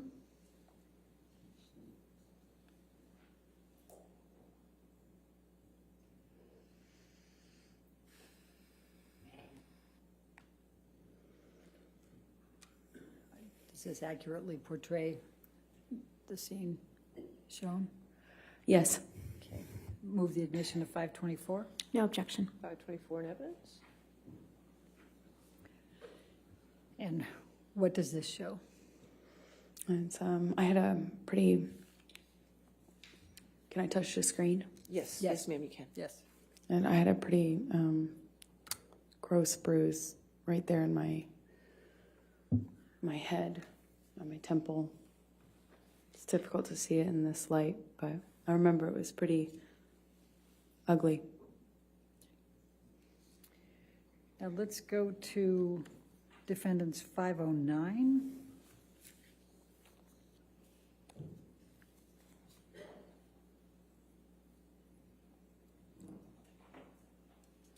Does this accurately portray the scene depicted? Yes, it does. Your Honor, I move the admission of Defendants 509. No objection. All right, 509.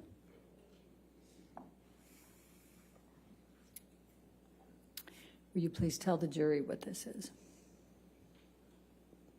That's the bed that Johnny broke while on top of me.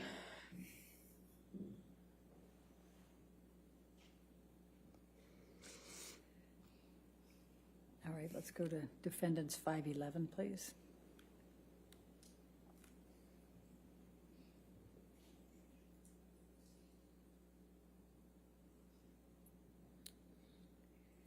Does this accurately portray the scene depicted? Yes. Move the admission of Defendants 511. No objection. All right, 511 in evidence? What do you see in this picture, Amber? Just more destruction from a part of the fight that happened in the bedroom. Not the bedroom that I was just talking about. It was the main bedroom. There had been a part of the fight that happened in there too. Let's go to Defendants 512, please.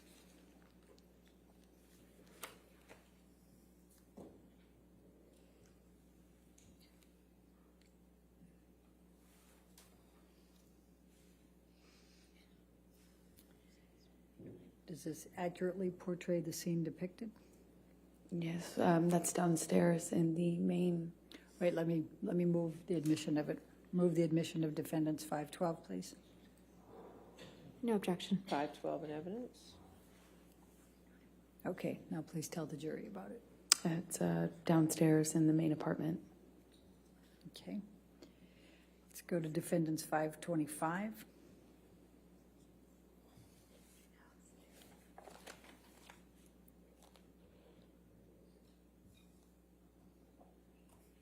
And does this accurately depict the scene portrayed? Yes. Move the admission of 525, please. No objection. All right, 525 in evidence. And please tell the jury what this is. This is Johnny's graffitiing on our kitchen counter that he left on his way out, I suppose. All right. And I think Defendants 526 is already into evidence. Could you just bring that up? Yes, 526 is in evidence. Five. All right. Now, Amber, as of December 15, 2015, what were your plans for Christmas that year? Well, up to this point, the plan was to have our families join us. We would go with the kids and celebrate Christmas together, as a married couple. And we would all go to Johnny's Island, and he had invited my best friend at the time, Rocky, and her family, meaning her mom and her fiance, and my parents, and my sister, and we were all going to go to this island I've told you about that Johnny has in the Bahamas and spend it together. And that was the plan leading up to this. And what, if anything, changed as a result of this night of December 15, 2015? After they saw my face, no one wanted to go to the island anymore with Johnny. They wanted me to leave him. Did you have to appear, were you scheduled to appear on the James Corden show on December 16?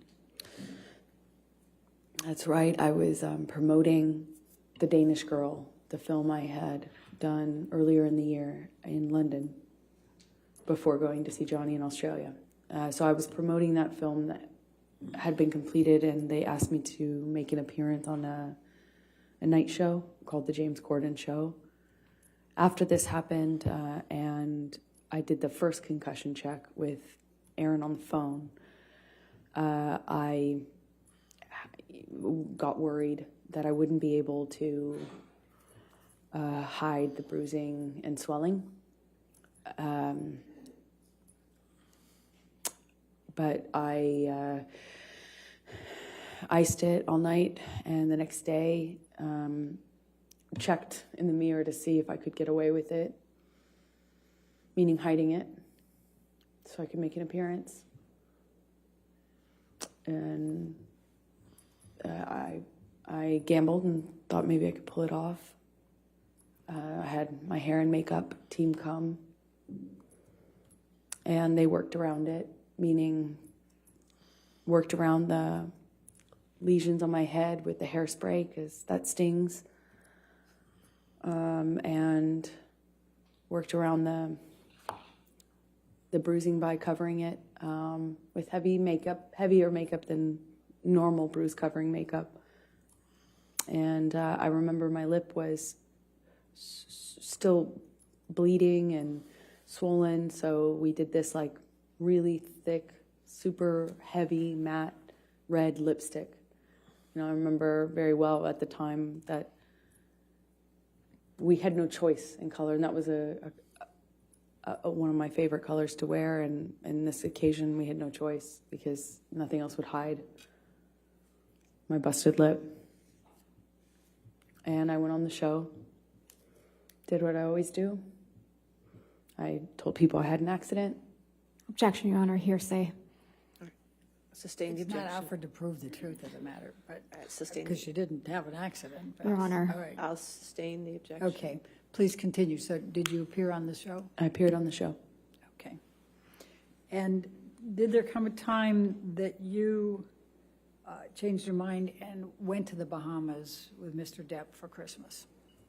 Eventually. 2015. Eventually I did. Okay. And you went there with whom? I went with Johnny's kids. I was, obviously I didn't see Johnny after this because he didn't face the damage he caused in my experience. He was never around for the cleanups. And so he wasn't around for a few days. And I eventually heard from him, and he said he wanted to talk. And then he understood that it couldn't go back, like almost as if he understood that I wouldn't forgive him. Made it easier somehow to talk to him. I didn't feel so bad about myself in that case because, how could I put up with this, right? But with the understanding that we were done, I could, allow for us to have one last conversation, I suppose. But I just, it's like,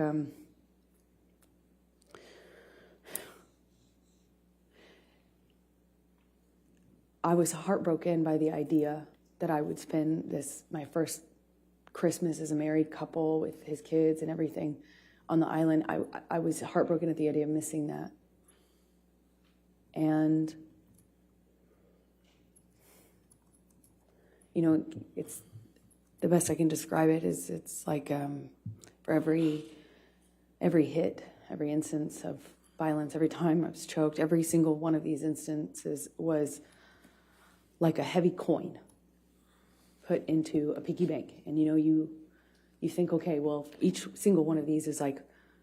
Objection, Your Honor, non-responsive.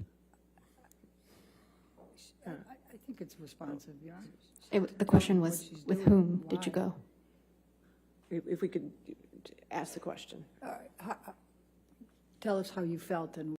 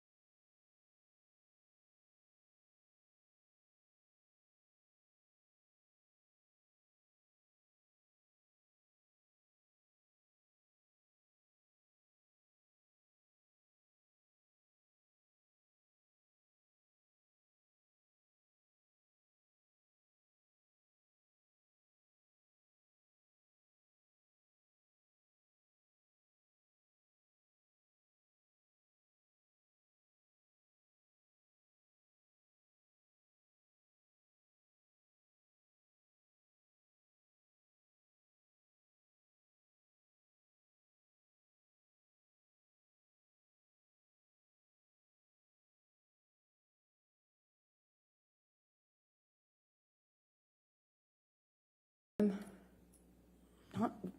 wasn't even that simple. I just decided to believe him that it would never happen again, clean and sober once again. This time was the last time because it couldn't be worse than this, right? It couldn't be worse.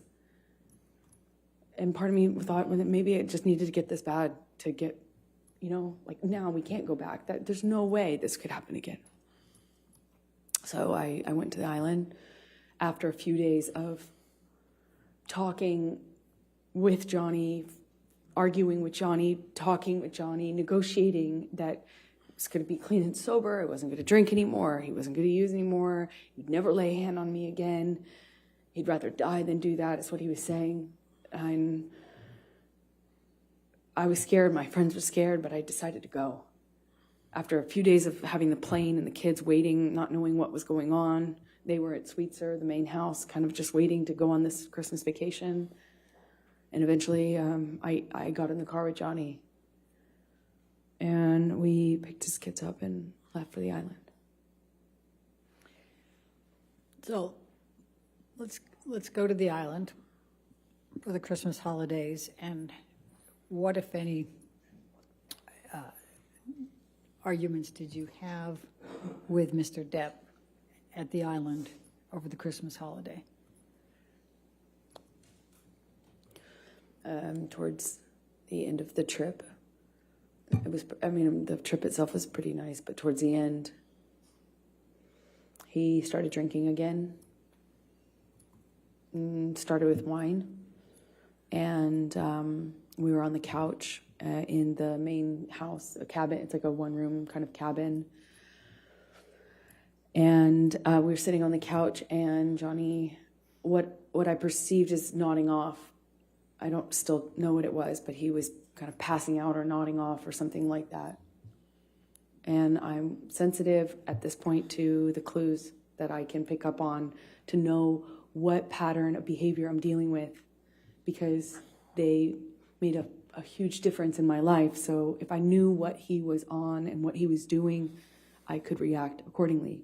So I'm picking up clues. I'm sitting next to him, and he's nodding off, and every single time he kind of like nods off, he dumps this glass of wine on my lap. And I say every single time because it happened like 3 times.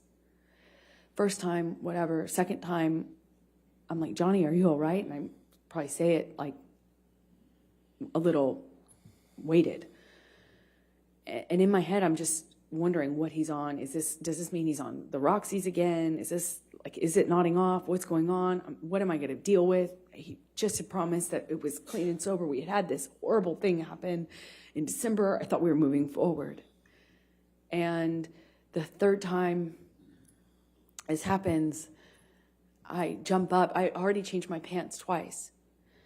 And I jumped up and I shout at Johnny, like, what are you doing? Or, Johnny, you spilled on me again, something to that effect. And I get up, get up off the couch, and Johnny's son says, Objection, Your Honor. Hearsay. Your Honor, not offered to prove the truth of the matter. It explains what's coming. Give you a good approach. I just don't know.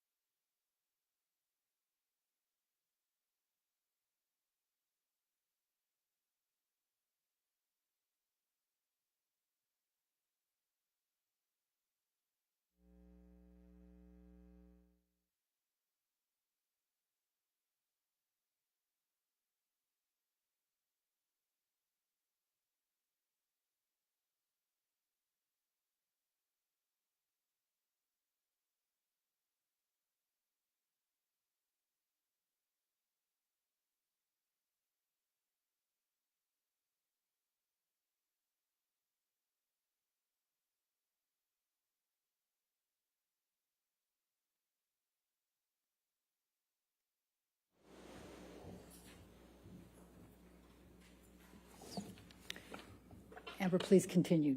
Jack says, are you okay or can I help? Something to that effect. And I pointedly say to Jack, but really to Johnny, like, thank you, Jack, to make a point of the fact that he hadn't offered to help me or even acknowledge that he'd been spilling wine. First, he's drinking wine. Second, he's spilling it all over me. And third, he's spilling it because he's nodding off, is what I assume. So I kind of say this in a pointed way at Jack, thanking him for offering.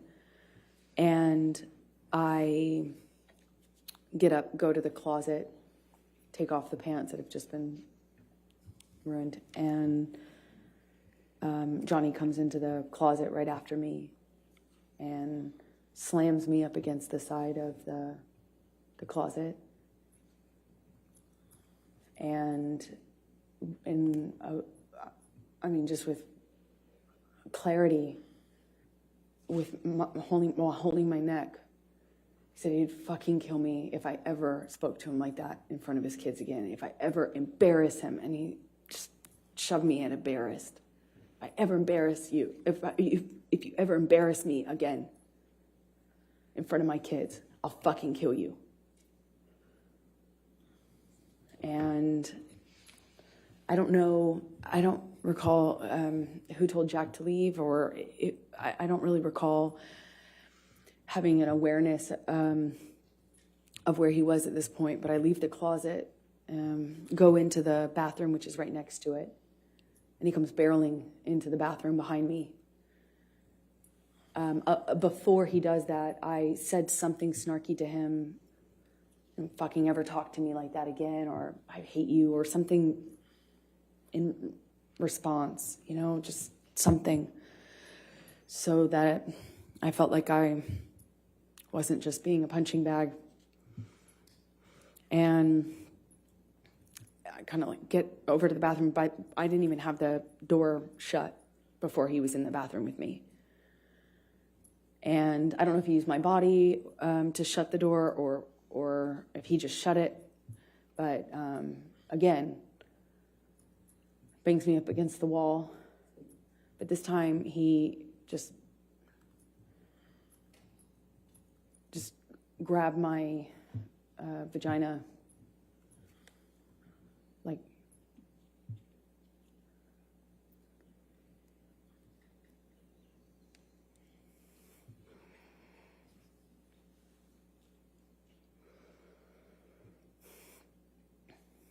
I was wearing this peach, kind of like netted kind of style swimming suit underneath. That's what I had on from the waist down, and he just grabbed me. Best I can explain it with his shoved his fingers inside me, but through my bathing suit. He didn't move my bathing suit out of the way, and just kind of held me there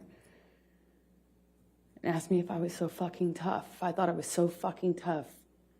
Said, "Oh, you tough like a man now? You some man now?" Just kind of taunting me while jerking me around. And he kind of seemed to do this thing where he was smiling, just like teasing me. "Oh yeah, you think you're so fucking tough, now what? Now what?"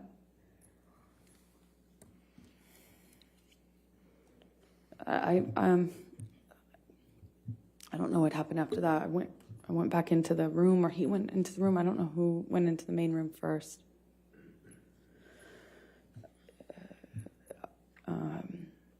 I just remember his hand landing on the back of my shoulder neck area. I remember trying to get him off of me. I don't know. I don't know what the next thing that happened was, but I do remember I knew I needed to get away from him. At some point, I ran. I ran out of the back door, ran out onto the patio. At some point before I ran, he swung at me, but I don't even remember how much of an impact it made, but I remember running. I threw something in his direction when I was getting away from him. I ran down the deck, ran out into the kind of like parking lot area, his gravel parking lot area outside of the house. And that's my estimation of when Johnny reached me. Grabbed me by the hair, swung me around. I remember he hit my face at least once, but I'm not quite sure in what sequence. Was it before I broke away or after? I don't remember. I just remember the lights of the ATV coming up. The island, two of the people who worked on the island for Johnny, CJ and Tara, they pulled up in the ATV. I remember the headlights. I remember separating from him, or them kind of running up and saying something and separating us. And I didn't see Johnny for the rest of the evening, is my recollection. I just found him the next day, passed out in the cafe that was close to the house. Is that the end of? Yeah, this is a good breaking point. Yes. All right. Okay, ladies and gentlemen, you can just stay there for a moment. All right, ladies and gentlemen, we're going to be breaking, again, this is the time that we break for a week, okay? So I won't be seeing you until May 16th. But I wanted to talk to you a little bit about how the remainder of the case will progress, okay? All right, so we promised to get you the case to you by Memorial Day. So in order to keep that promise, there's going to be a few things I need from you, okay? One thing is, starting on May 16th, we're going to start having court at 9 a.m. So we'll be going 9 a.m. to 5 p.m. Some days we might have to go to 5:30, so I want to let you know ahead of time so you can plan accordingly, okay? The other thing I need from you is Friday, May 27th, which is the Friday before Memorial Day, is going to be a court day. On that day, we're going to go ahead and have closing arguments, and the case is going to be turned over to you for deliberations on that day, okay? So again, I wanted to let you know ahead of time so you can plan accordingly so we can get this taken care of for you, okay? All right, so those are the announcements I want to make for you and make sure you had time to schedule what you needed to do. Now, I also want to go over, as we always do on Thursdays, our responsibilities, the responsibilities you have as jurors, okay, in this case? All right, so you're not to read anything about this case. You're not to watch anything about this case. You're not to listen to anything about this case. This applies to television, newspapers, magazines, the internet, and any online sites. Further, you're not to read, watch, or listen to anything about this case on any social networking sites such as Twitter, Facebook, Instagram, Snapchat, etc., or any similar sites.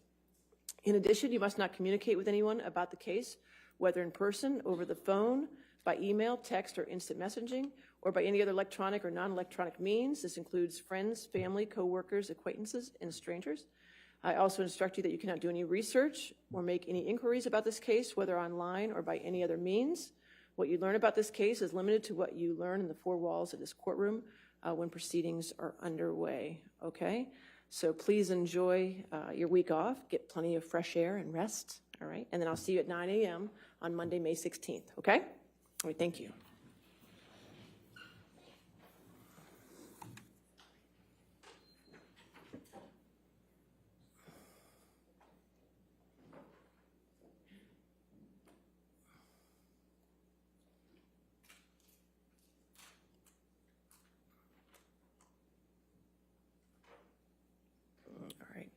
And again, ma'am, since you're still in the middle of your testimony, you can't discuss your testimony with anybody to include your attorneys, okay? You can step down, though, and have a seat with your attorneys. I have a few housekeeping matters I want to take care of before we finish.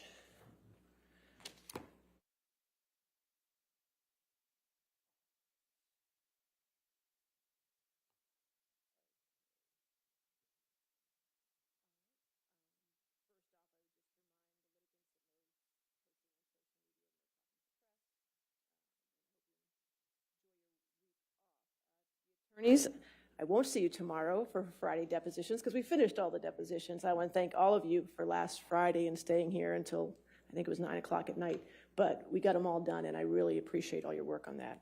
It does mean a lot. And now you're rewarded because you don't have to see me tomorrow. So, so no more depositions. What I'd also, for planning purposes, though, since we're going to be going 9 to 5, the day is going to be a little different, so we'll start at 9. We'll probably break for our morning break between 10:30 and 10:45.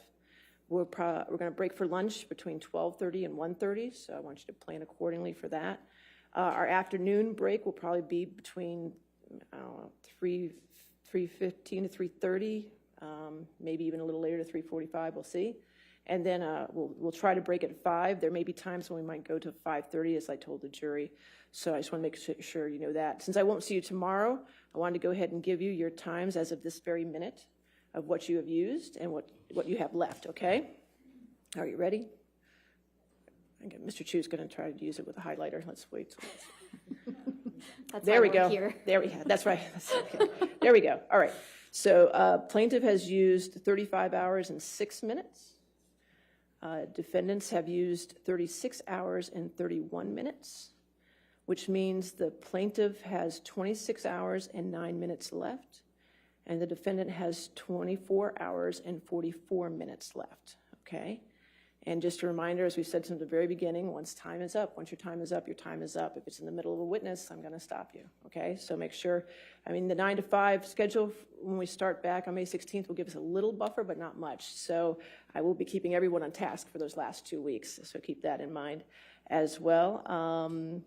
Enjoy the next week. I don't anticipate I will hear from you for this next week. If there's an emergency, I understand that, but just remember what my definition of an emergency is. Okay, we all remember that? All right, great. So other than that, does anybody have anything else for me? Yes, sir. It's just a math question. I'm thinking we have 25.44. Sammy says 24.